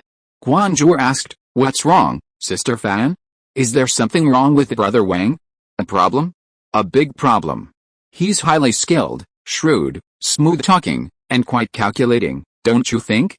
Qu Yingying blinked innocently. "Sister Fan, I saw his skills with my own eyes, but how did you figure out the rest?" Guanzhou looked at Fan Shengmei curiously, waiting for her explanation. Seeing the two girls' inquisitive eyes, Fan Shengmei charmingly tossed her hair and confidently said, "Look at their conversation when the police left the first time, and his tone, demeanor, and actions when he initially provoked that guy surnamed Chu. Also, the rich second-generation guy making the first move, which was conveniently recorded by the 2201 camera, and the eye contact they exchanged when the police arrived, and his final words to the police about making friends." Fan Shengmei rambled on for a while, finally making Guanzhou understand. Basically, the guy surnamed Wang wasn't a good person, and the two of you should stay away from him. But what was there to worry about? He was upstairs, where could he possibly run off to? Guanzhou understood what was going on and felt that Fan Shengmei's words made sense, but weren't entirely correct. She couldn't quite put her finger on what was wrong. Qu Yingying was curious for a while, but seeing that the two girls had finished talking and weren't paying attention to her anymore, she felt a pang of sadness before turning back to happily anticipating tomorrow's feast. Just thinking about it made her excited. Lying in bed, Qu Yingying unconsciously swallowed. She was a little hungry. Guanzhou, filled with doubt and curiosity about that brother Wang, unknowingly fell asleep. Fan Shengmei lay quietly in bed, thinking about who she would meet up with tomorrow. In room 2203 next door, Chu Xiaoxiao sat angrily on the sofa, her eyes darting around. Yao Bin sat beside her, pondering how to analyze that idiot. Yao, we can't just let this go. This was a second-generation rich kid of similar status. Yet, Brother Bin, when have we ever suffered such a loss? We can't let that idiot get away with it. This was someone of slightly lower status. Alright, if we want to deal with that idiot and poor bastard, we need to know his background first, right? We need to know why he's so arrogant, right? Chu Xiaoxiao said impatiently, then turned to Yao Bin beside her and said, Yao Bin, you check his background for me first. He lives upstairs, we even have his address, it shouldn't be hard to find out, right? Don't worry, I'll find out everything clearly. Yao Bin gritted his teeth and said, okay, that's settled then. Keep this in mind. Chu Xiaoxiao stood up and said loudly, now, let's go have another round of drinks, go clubbing, have some drinks, and relax properly. The others cheered in agreement, seemingly forgetting the unpleasantness from earlier, and a large group of people marched off to the bund. What Andy was thinking about was unknown, but it was definitely partly about Wang Yan. Wang Yan returned upstairs, stretched lazily, and lay down on his comfortable bed. The timing was perfect, he had traveled around 9 o'clock, and now it was just past 10, perfect for sleeping, without having to deal with jet lag. The next morning, Wang Yan woke up on time, his powerful biological clock working perfectly. He got up, drank a glass of water, grabbed a pair of workout clothes, and went out for his daily morning exercise. The air near Joyful Song was fresh and the air was filled with bird song and the fragrance of flowers. As Andy put it, it was a mid-range residential area, spacious enough to live in, with a park nearby, and a 20-minute drive from his company. Tan Zhongming's company was in Lujiazhu, and it was 2015. Joyful Song was also close to the subway, with an average price of around 80,000 yuan per square meter, so the overall amenities were quite adequate. The park was just 100 meters from his door, and Wang Yan started running around it. He ran about 15 kilometers at a steady pace, taking about an hour, which was considered top tier for an amateur. Of course, he wasn't running seriously, otherwise he could have been much faster. His peak was probably when he was surrounded and chased by the Japanese in the last century. He probably wouldn't be able to run at that speed again. Although he hadn't had professional training, given his physical condition, considering factors like terrain and wind speed, he should be close to the record, and might even be faster. After all, someone was shooting at him from behind. If he was slow, he'd be dead. He had to run for his life. After catching his breath, he found a quiet spot and started practicing his boxing routine. He no longer adhered to any set forms. One move was a sudden, forceful punch, the next a quick step, a twisting waist, a leaning stance. He was sparring with his imaginary enemy. After this chaotic session, Wang Yan was quite sweaty. He stretched his muscles, then walked back slowly with his hands behind his back. He bought some breakfast at a nearby shop. While waiting for the elevator downstairs, he saw Andy, dressed in sportswear, emerge. They nodded to each other and passed each other. As the elevator doors were about to close, Andy glanced back, and their eyes met until the doors shut. He shook his head, not thinking much of it. Back home, Wang Yan washed up and slowly ate his breakfast. After tidying up, he went to his study and began practicing calligraphy. After some time, Wang Yan's phone beeped with a new message. He opened it and saw it was from Chu Yingying, saying she was ready. He checked the time, it was just before 10 o'clock. After replying, Wang Yan changed into his workout clothes, picked up his phone, and went down to the 22nd floor. Just as he stepped out of the stairwell, he saw Chu Yingying waiting for him at the elevator. "Brother Wang, you're here." Chu Yingying's mind was filled with images of delicious food whenever she saw Wang Yan. "Yet, have you eaten?" Chu Yingying said with a grin. No. "Perfect, I haven't eaten either. Let's go grab something to eat together," Wang Yan said. Chu Yingying happily agreed. "Okay." With a ding, the elevator arrived, and Wang Yan and Chu Yingying stepped inside. Chu Yingying pressed the first floor button, but Wang Yan cancelled and pressed the basement. "You have a car, Brother Wang?" "Yeah, I do. Having a car is good. I wish I had one too, but Shanghai is always congested. It's not as fast as the subway, which is bad," Chu Yingying said. Wang Yan nodded affirmatively, There are always traffic jams. I've been stuck in traffic so many times. Chu Yingying raised her head. Right? The elevator was quick, and the 23 floors were reached in the blink of an eye. Wang Yan led Chu Yingying to his car, still the latest imported top-of-the-line A8. The two got on the car, and Wang Yan reminded Chu Yingying to fasten her seatbelt. They set off and found a place that was relatively crowded. After waiting for a while, Wang Yan accompanied Chu Yingying to have a meal. Chu Yingying ate very heartily and had a good appetite, occasionally offering her comments. After breakfast, the two set off again. Chu Yingying asked, "Where are we going, Brother Wang?" "Little Chu, I have to apologize to you," Wang Yan said while driving. Chu Yingying asked, "What's wrong, Brother Wang?" "I didn't expect you to get up so early, so the dinner we ordered is a bit late. We need to find a place to stay for a while," Wang Yan said. "Ah, Brother Wang, you don't mean to," Chu Yingying said warily. "What are you thinking?" Wang Yan said irritably. "We're here, get out." He parked, turned off the engine, and unbuckled his seatbelt in one smooth motion. This was a street not far from Ode to Joy. The walls outside were made of black wood, and in the left corner, there was a door with a sign for a bar hanging outside. Wang Yan looked around. It was his first time here, and he found it quite novel. There was nowhere to wander around, and since there was still a bar to see, he decided to bring Chu Yingying along. Looking at the place, Chu Yingying said apologetically, "I'm sorry, Brother Wang, I shouldn't have thought of you like that. I'm the one apologizing. What's there to be embarrassed about? Come on, let's go in." The two opened the door and went inside. The place was quite spacious, with soft music playing and dim lighting. A few scattered people could be seen sitting in the corner drinking. Apart from the music, it was very clean. "Brother Wang, you're here." Two people at the bar greeted Wang Yan. Wang Yan nodded to them and greeted them. Chu Yingying suddenly realized something. "Brother Wang, you wouldn't happen to be the owner here, would you?" "Yes, you're really clever, you even found out I hid so well."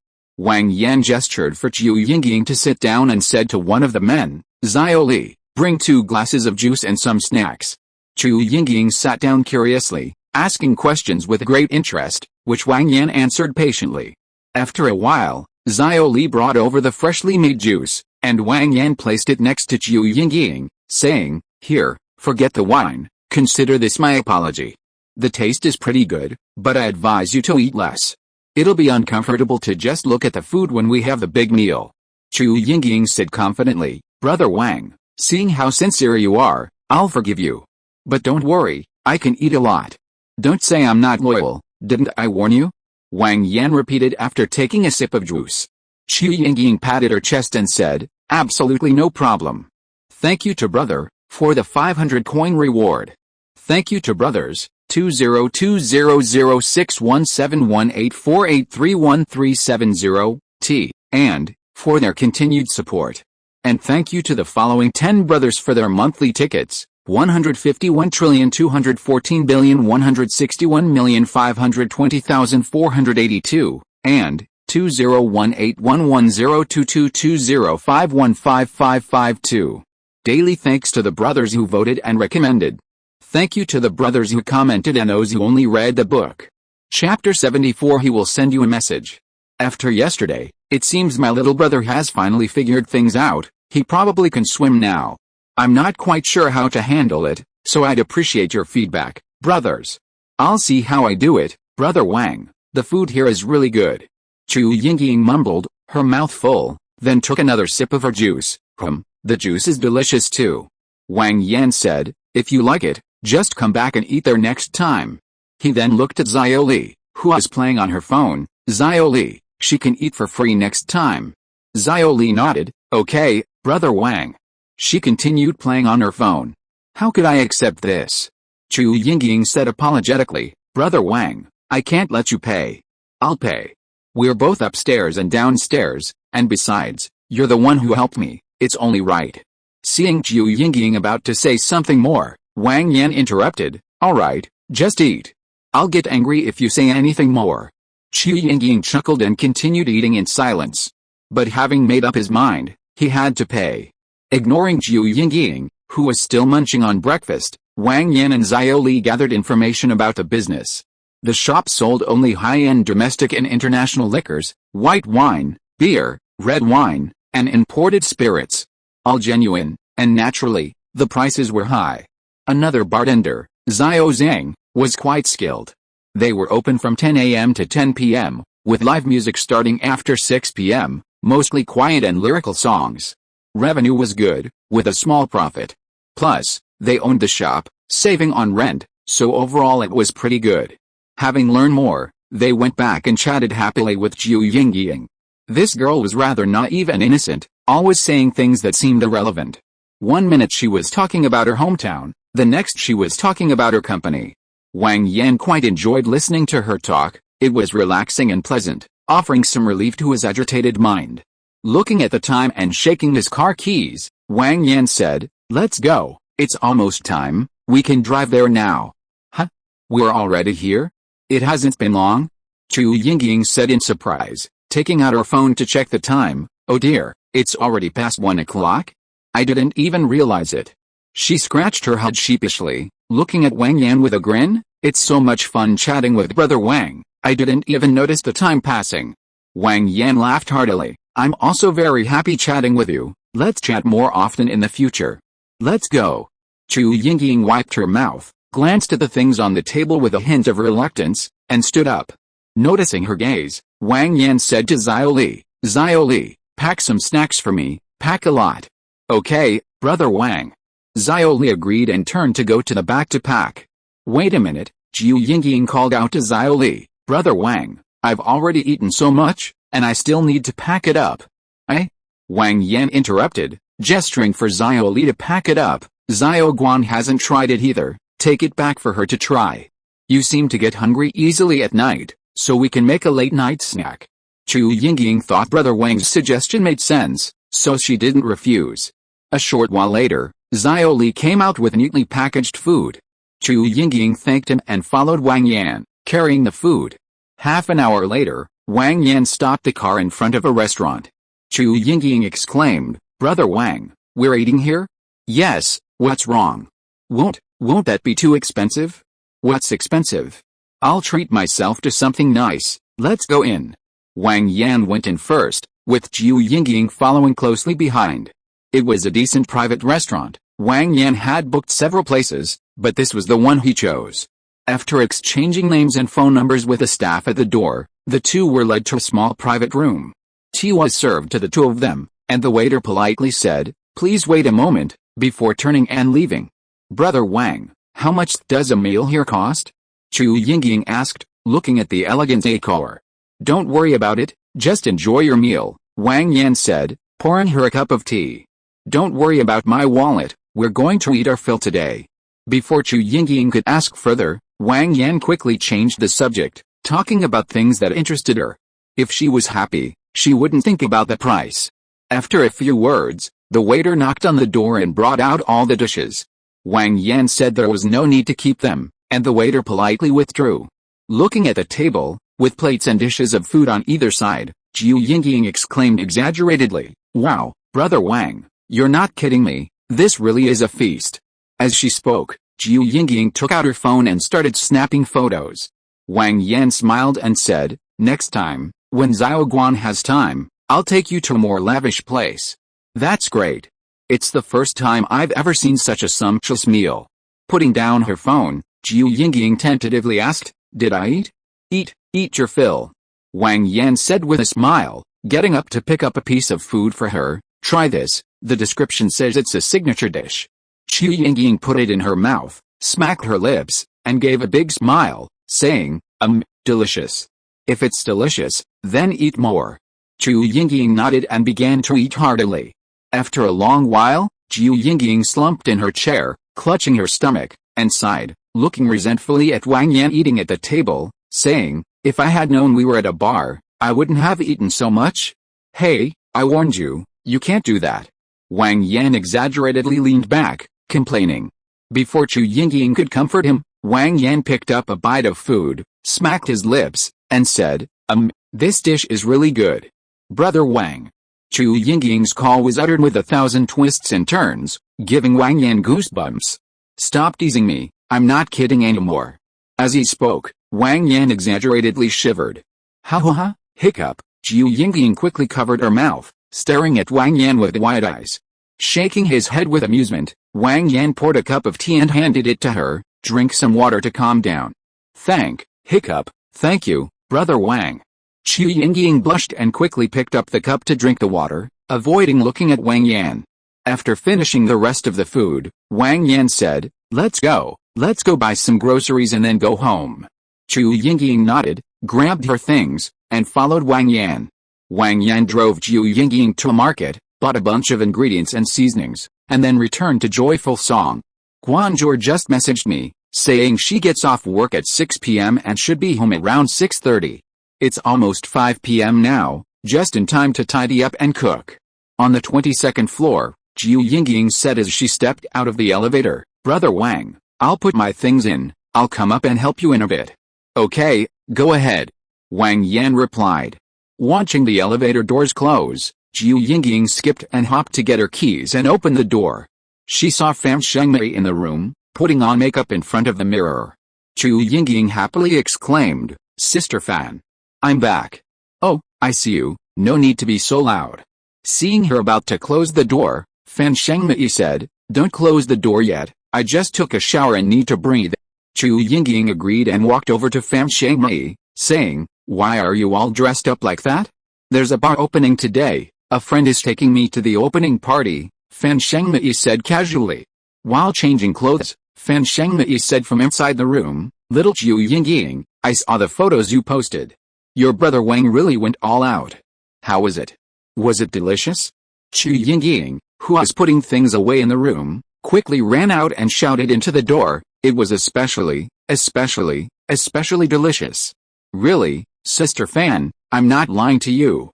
This is the first time in my life I've ever eaten something so delicious. As she spoke, she remembered the packed food. Oh, right, Sister Fan, Brother Wang also packed some delicious food for me from the bar. You should try it later, it's really good. Fan Shengmei asked, A bar? He took you to a bar? Did I tell you to yesterday for nothing? Zhu Yingying hurriedly explained, Oh, no. It's a quiet bar that Brother Wang owns. It's very peaceful. And it's because Brother Wang didn't expect me to get up so early, and the order time was a bit late, so he took me there for a while. He owns a bar?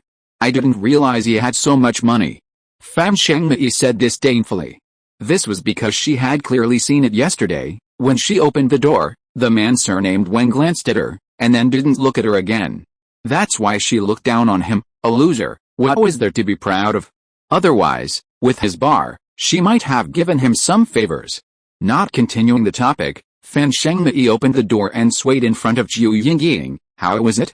Zhu Yingying clapped her hands. Absolutely gorgeous, Sister Fan. With this outfit, you'll definitely win over your date tonight. At this moment, Chu Xiaoxiao from next door, 2203, passed by and overheard Fan Shengmei's petty of remarks. She exchanged a few blows with her, winning by a small margin. Fan Shengmei gritted her teeth, her face flushed as she looked at Chu Xiaoxiao's retreating figure. Zhu Yingying quickly took out the things she had packed. Sister Fan, try this, it's delicious. Glancing at the exquisite packaging, Fan Shengmei lost interest. Never mind, it's almost time, I have to go. Oh, okay. Rejected of the food sharing offer, Zhu Yingying replied dejectedly. Suddenly, Zhu Yingying turned to look at her watch. Time? I promised Brother Wang I'd help him, it's been so long. Ignoring the startled Fan Shengmei, she quickly put the things in the refrigerator, went back inside to grab her keys, and dashed out. Sister Fan, I'm leaving now, Brother Wang is waiting for my help. Watching the hurried Zhu Yingying, Fan Shengmei shook her head helplessly, grabbed her things, and swayed away. Upon reaching the upper floor, Zhu Yingying saw that the door to room 2301 was ajar. She called out from the doorway, Brother Wang, I'm here. Wang Yan, having changed back into his clothes from yesterday and wearing an apron, came out and said to Zhu Yingying, Come in, no need to change your shoes. Make yourself at home. Feel free to look around, I'll go cook. Smiling at Wang Yan, Zhu Yingying responded and entered, closing the door behind her. Looking at the clean room and several bookshelves full of books, Zhu Yingying paused, momentarily stunned. Seeing books gave her a headache, so she quickly shook her head and looked around.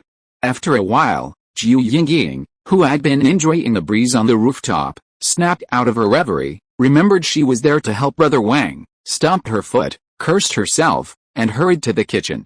Sorry, Brother Wang, I promised to help you, but your house is just so beautiful, I got so engrossed in it, Zhu Yingying said, rolling up her sleeves. Brother Wang, is there anything I can do?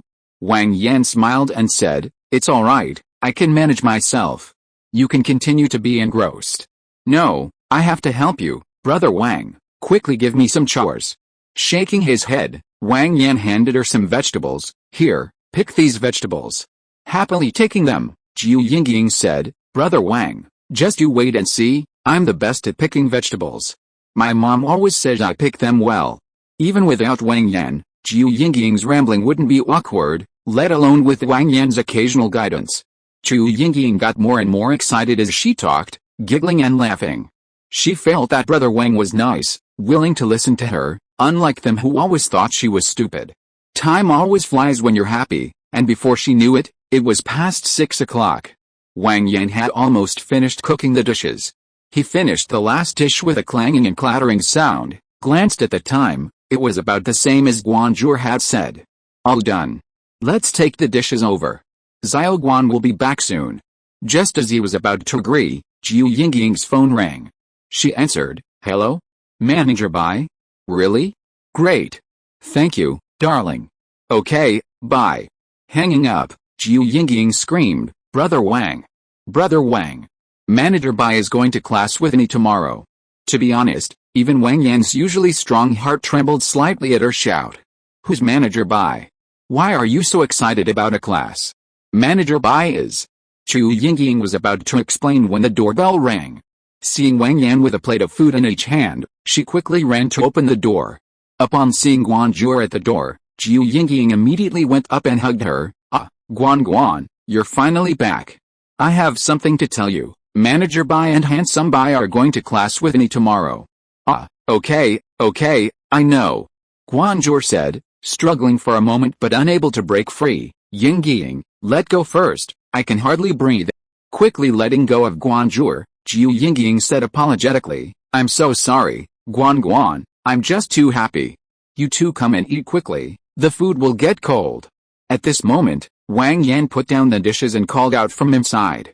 Guanzhou waved to Zhu Yingying to indicate that it was alright, then blushed and said, I'm sorry, Brother Wang, I have 2 more overseas meetings to attend soon, so, even if you're busy with work, you still need to eat. Wang Yan came out and waved his hand, saying, go get your computer, we'll use it right here at the table. We promise to be quiet and won't disturb you, right, Xiao Chu? Zhu Yingying nodded repeatedly, yes, Guan, go sit down, I'll go get your computer. After saying that, she ran downstairs without giving Guanzhou a chance. Xiao Chu, slow down. Wang Yan called out to Guanzhou at the door. Come in, Xiao Guan, no need to change your shoes, make yourself at home. Guanzhou nodded and slowly walked in. Brother Wang, so many books. Have you read them all? Wang Yan shrugged and said, I haven't read any. Okay, come sit down and eat first. Okay, thank you, Brother Wang. You're too kind. Handing over the bowl and chopsticks, Wang Yan said, try them, how are they? Shaking her head, Guanzhou said, wait for Yingying, otherwise she'll start nagging again. Thump thump thump clang. Guan, here's your computer, Zhu Yingying said breathlessly. Thank you, you're welcome. Alright, you two, hurry up and eat. Handing the bowls and chopsticks to Zhu Yingying, Wang Yan said, try my cooking, what do you two think? Guanzhou and Zhu Yingying tasted a few dishes, smacked their lips, and nodded in unison. Delicious, Brother Wang, your cooking is really good. Guanzhou said in surprise. Zhu Yingying said, Brother Wang, I never expected you to cook so well, even better than my dad's. It's just a little less impressive than the big meal we had this afternoon. Guanzhou glanced at Zhu Yingying without saying anything, silently taking out her laptop. Wang Yan noticed and smiled at Zhu Yingying. Of course, he's a master chef, my dishes are just home cooking, they can't compare. Alright, let's eat. Wang Yan's cooking skills were LV3, good enough to open a restaurant. Even the ones near the neighborhood entrance probably weren't as good as him. As for the one from this afternoon, Wang Yan felt it was LV4, much better than him. Wang Yan continued, saying to Zhu Yingying, let's be quiet, don't disturb Xiao Guan. Thank you, I'm so sorry, Brother Wang.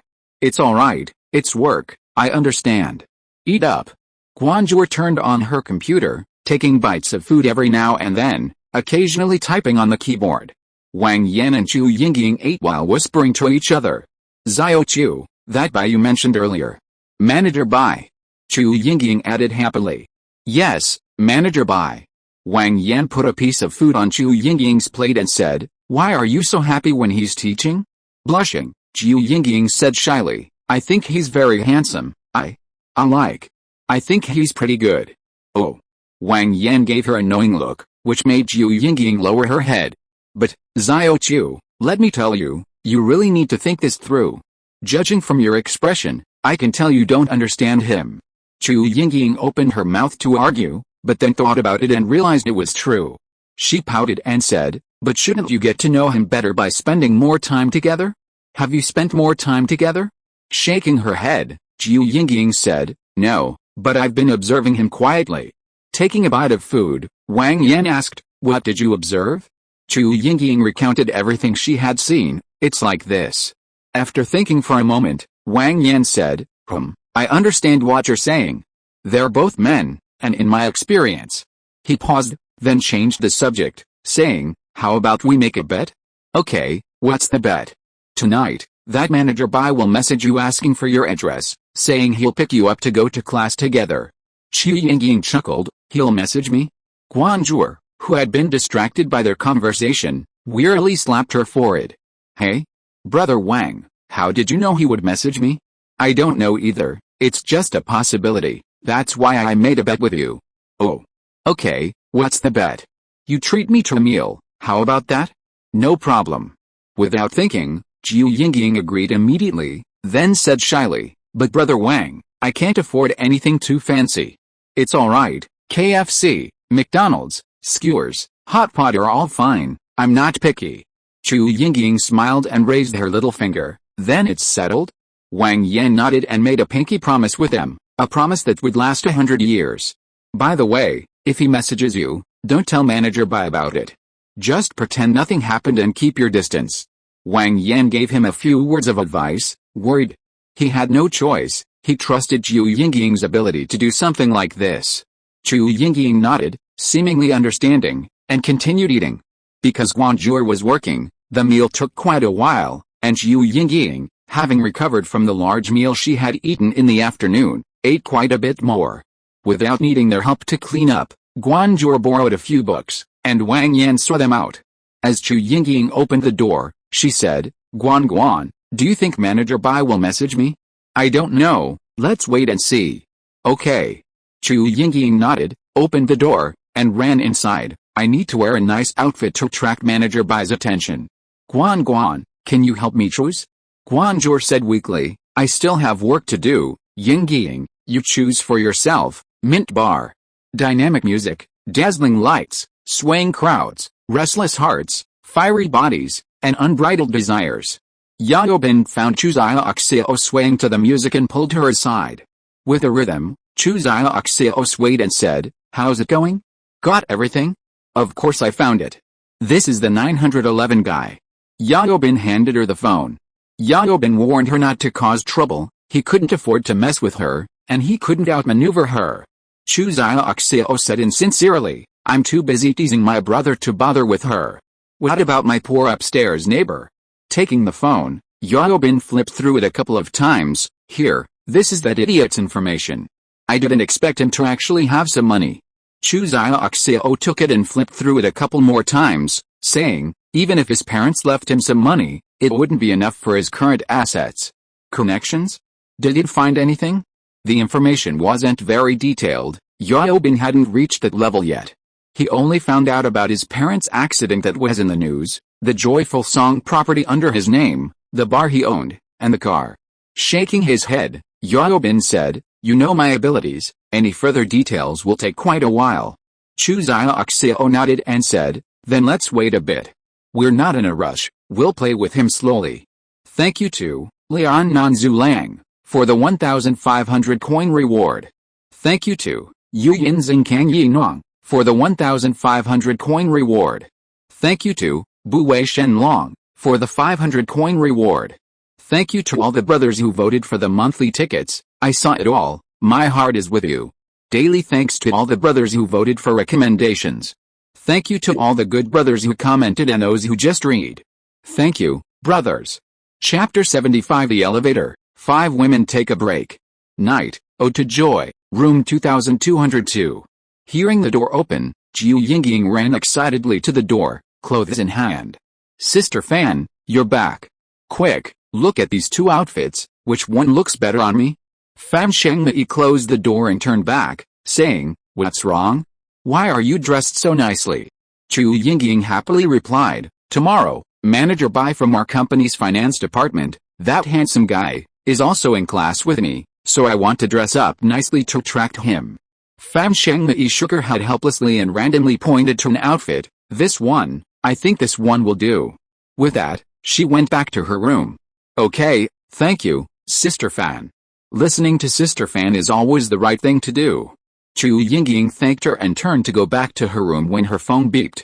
Jiu Yingying quickly pulled out her phone and glanced at it, then exclaimed, Sister Fan, Guan, Brother Wang was right. Manager Bai messaged me, saying he'll pick me up tomorrow and asked for my address. Guanzhou stepped out. Do you remember what Brother Wang told you? Fan Shengmei stopped what she was doing and looked at Jiu Yingying. Brother Wang said. Jiu Yingying scratched her head and thought for a moment before saying, he said if Manager Bai messaged me, I shouldn't tell him about this, and should pretend it never happened. He also said, oh, and also to keep my distance. Then why are you so happy, Yingying? Jiu Yingying was stunned, looking at Guanzhou with a confused expression. She didn't quite understand these things. Fan Shengmei sighed and shook her head, saying, Little Chu, didn't you bring back some delicious food today? Let the 3 of us have some late-night snacks. I've been drinking all night, I'm starving. Let me tidy up, and then the 3 of us can eat and talk. Okay, Sister Fan, Guan, let me tell you, it tastes really good. Jiu Yingying agreed, put the clothes back in her room, and took out the food she had brought back during the day from the refrigerator, placing it on the table. Guan, try this. It's delicious. Guanzhou, who was standing nearby, took a bite. By the way, how was the big meal you sent me today? Jiu Yingying took a big bite, her face full of reminiscence, and said, oh, it was incredibly delicious. You really missed out if you didn't go.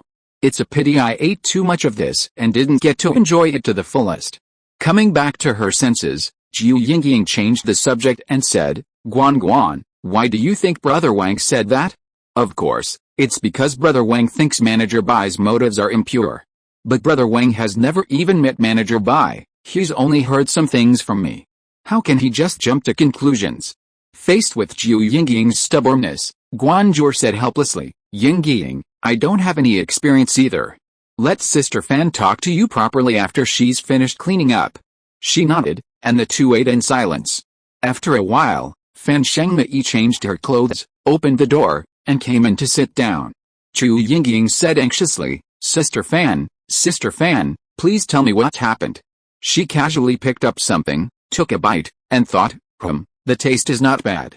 Fan Shengmei said, Little Chu, tell me about your interactions with Manager Bai, and what you said to your brother Wang today. Jiu Yingying rattled off her story about Manager Bai, and then recounted her day with Wang Yan from morning until dinner, detailing everything. After listening, Fan Shengmei laughed. It's a simple matter. Your brother Wang is a man, and judging by his appearance, he's not young anymore.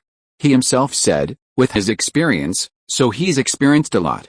Just like I told you two yesterday, Manager Bai's little tricks and schemes are nothing compared to him. As she spoke, she gave Guanzhou a look, as if to say, I wasn't lying to you, was I? He's no good. Guanzhou exchanged a glance with her but remained silent. After taking a bite of food, she turned to Jiu Yingying, who was staring at her with wide eyes, and said, Little earthworm, your brother Wang is right. He really means well. Just listen to him. Jiu Yingying listened for a while but still didn't quite understand. But, Sister Fan, why is that? Giving Jiu Yingying a disapproving look, Fan Shengmei bluntly said, your brother Wang means he just wants to sleep with you and then abandon you. Nonsense, impossible. Manager Bai isn't that kind of person. Guanzhou couldn't stand it anymore and earnestly said, yes, Yingying, what you said is also a possibility. That's why brother Wang told you not to tell Manager Bai about this, to pretend it never happened, and to keep your distance. Brother Wang means. I told you to be careful, don't be fooled by Manager Bai's sweet talk. I told you not to be silly and give yourself to Manager Bai right away. Get to know him for a while, see how things go, understand? Chu Yingying had a look on her face that said, you should have said so sooner, I already knew that, and said hesitantly, but I still don't believe Manager Bai is that kind of person.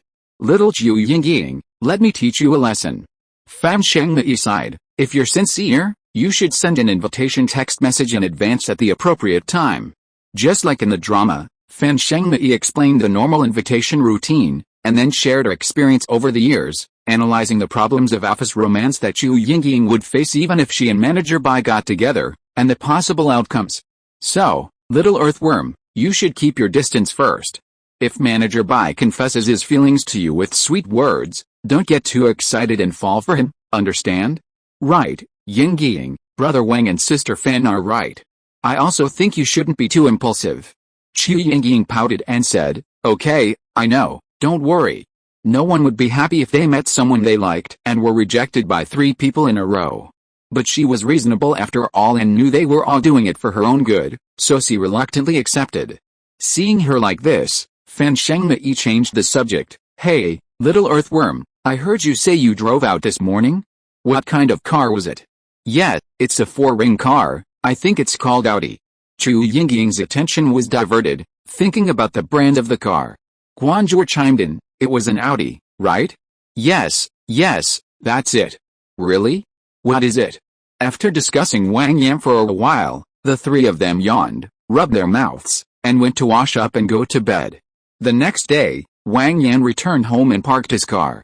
He immediately saw Andy's red 911 parked beside him. Andy parked her car, saw Wang Yan, and nodded. Although they had never met, this man had left a deep impression on her. His skills were unbelievable, and he handled interpersonal relationships with remarkable efficiency. Their early morning encounters suggested he was a disciplined and organized person.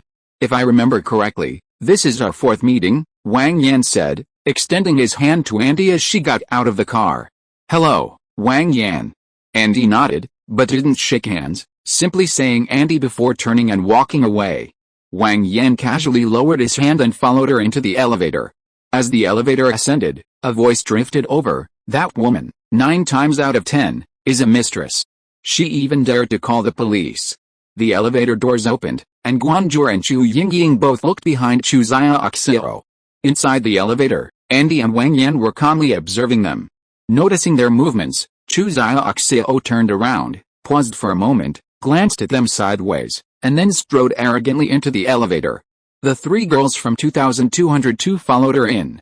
Chu Yingying happily ran to Wang Yan's side. Brother Wang, you. Stop pretending, you heard me talking about you, didn't you? Chu Xiaoxiao said to Andy. As for Wang Yan behind her, she wasn't in the mood for that, it wasn't his turn yet. Andy ignored her, and Chu Xiaoxiao continued her sarcastic remarks. The other 3 girls didn't speak, and Wang Yan didn't make a sound either. He remembered this scenario, the elevator would malfunction soon. He wondered if having another 200-pound person like him would cause any problems. Before Wang Yan could finish his thought, accompanied by a woman's loud scream, the elevator suddenly shook and then came to a shaky stop. What kind of broken elevator is this? Chu Xiaoxiao said. Wang Yan ignored them, walked over, pressed a call button to contact the property management, explained the situation, and then pressed all the floor buttons. Turning back to the other 5 women, he said, all right, everyone, be quiet, stand to the side, don't cause the elevator to slide down again. Chu Xiaoxiao said sarcastically, running into certain people is really unlucky. Andy leaned against the elevator wall, trying to calm herself, and didn't have time to pay attention to her. Wang Yan wouldn't tolerate her behavior. How, really unlucky? Did you ask that kid from the other day to check? Chu Xiaoxiao looked at Wang Yan with an expression that said, I did check, so what? You just mentioned Tan Zongming, and you know his power. So, According to your logic, Andy is really a mistress. Do you know if she'll try to influence him? With your family's resources, can they withstand all this? Don't you use your brain? Not to mention, it's still unknown whether Andy is a mistress or not. Just because the car is registered under Tan Zongming's name, you're jumping to conclusions that she's a mistress? Is this how your father raised you? Even if Chu Xiaoxiao was stupid, she could tell Wang Yan was calling her brainless and ill-mannered. She wanted to retort, but considering the current situation, she snorted coldly and remained silent. Wang Yan turned to Andy and said, "Andy, her father's name is Chu Yongquan." Andy nodded to indicate she knew, glanced at Chu Xiaoxiao, and said nothing. Chu Xiaoxiao, under the incredulous gazes of the three girls in room 2202, then turned to Andy, who was leaning against the wall, and pleaded, "I'm so sorry, Andy. I was just guessing, please don't mind. It was my fault for being so talkative, please forgive me." Andy, still feeling down, waved her hand dismissively and said, "It's okay." How could Chu Xiaoxiao believe that? Just 2 days ago, she had promised the police that she would move on and not cause any more trouble. But it was all just empty talk. She quickly continued her nonsensical, persistent pleading, her eyes brimming with tears to show her remorse. Andy couldn't take it anymore and said helplessly, "Really, it's okay." Chu Xiaoxiao, seeing that she had gotten away with it, said sweetly, "Andy, thank you so much, I love you." Turning to Wang Yan, she gave a cold snort, crossed her arms, and stood aside without saying a word, secretly plotting her revenge against Wang Yan. At this moment, Guanzhou quickly said, "I just bought some food, why don't we grab a bite?" Seeing the atmosphere ease, Jiu Yingying chimed in, "I think that's a good idea, I'm starving. Brother Wang, here you go." Guanzhou handed over a carton of yogurt and a bag of snacks. Seeing Wang Yan accept them without hesitation, she smiled at him and continued, "Didn't you just have dinner with Manager Bai? How come you're still hungry?" Jiu Yingying chuckled and said, "While we were eating, I was so busy looking at Manager Bai. I didn't eat anything." "Oh, right, Brother Wang." Seeing Wang Yan watching her while sipping yogurt, Jiu Yingying said cheerfully, "You were right, Manager Bai really did message me yesterday." Tearing open the snack packaging, Wang Yan said, "Did you pay attention to what I told you?" Jiu Yingying mumbled while eating, "I know you're doing this for my own good, don't worry, Brother Wang." Chu Xiaoxiao listened to their conversation, a disdainful smile playing on her lips. Knowing she was no match for Wang Yan, she held back her words. "That's good, be careful." Nodding, Wang Yan asked Andy, "How are you?" "I'm fine." Andy, who had been observing Wang Yan the whole time, didn't expect him to ask her this. Guanzhou took out a carton of yogurt and handed it to her, but Andy waved her hand, "Thank you, I'll just drink water." Fan Shengmei hadn't said a word the whole time, just watching silently from the side. Although Wang Yan didn't show it, over the years, which man could remain calm and composed in front of her, ignoring her completely? So Fan Shengmei sensed it, this Wang guy clearly didn't like her. Yesterday, she'd inquired around with Jiu Yingying and found out almost everything, a local with a house, a car, and a job. She didn't dare to be like Chu Xiaoxiao and openly mock Wang Yan. She'd witnessed Wang Yan's fighting prowess firsthand, even if it wasn't that high, she couldn't beat an ordinary man who went berserk. Where could she go to seek justice then? Hearing Andy's words, she pulled out a bottle of premium water and handed it to her, "I just bought it." Andy waved her hand, indicating she didn't need it.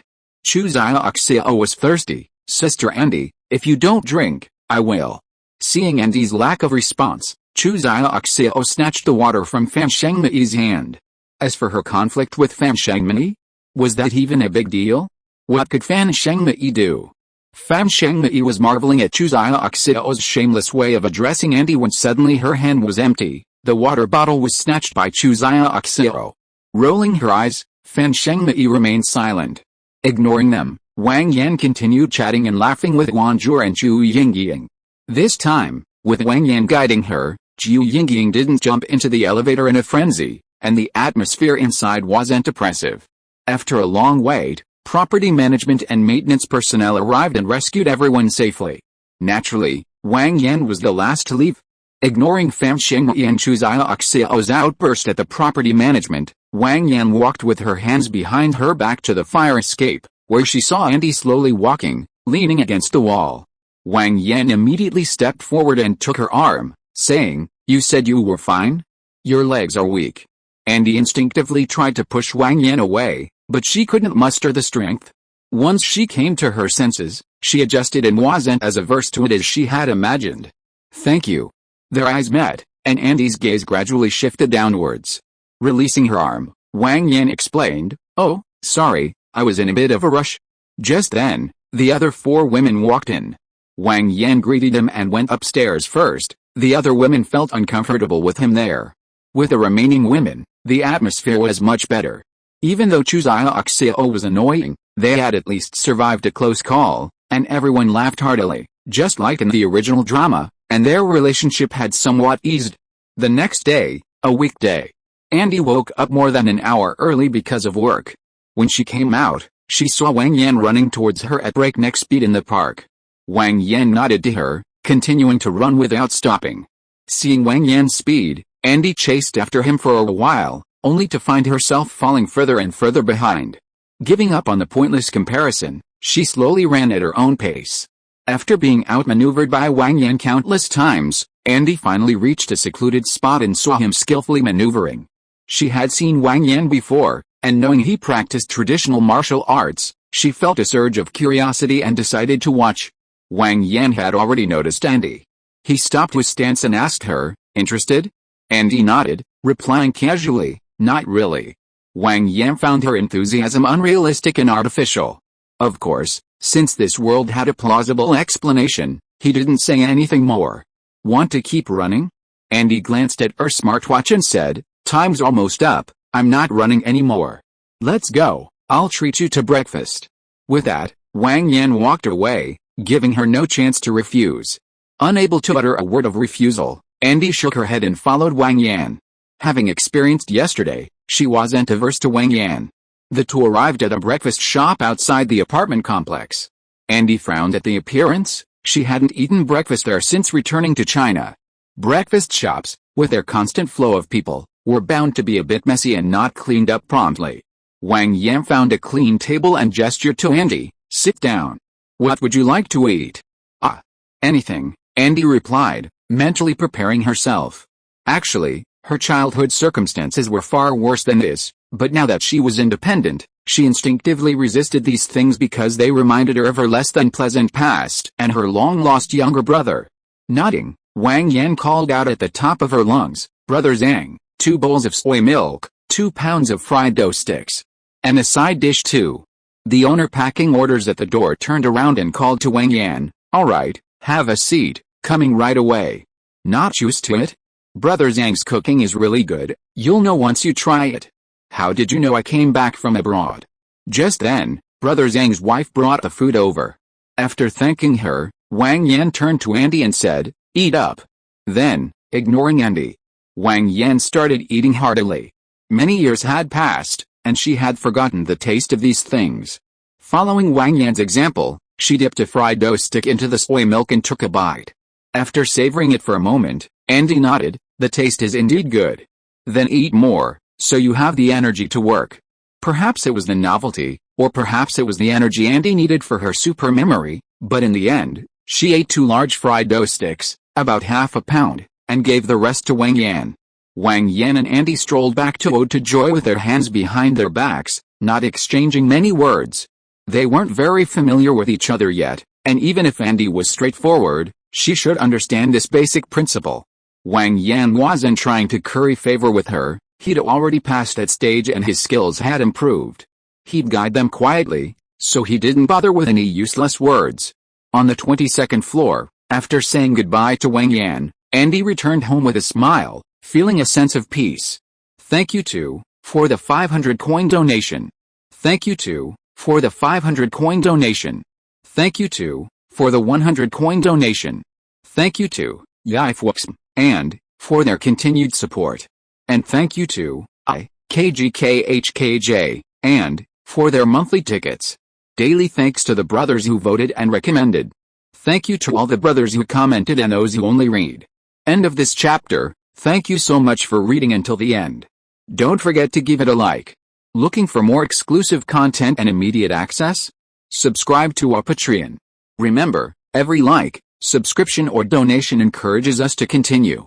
Thank you all. See you in the next video.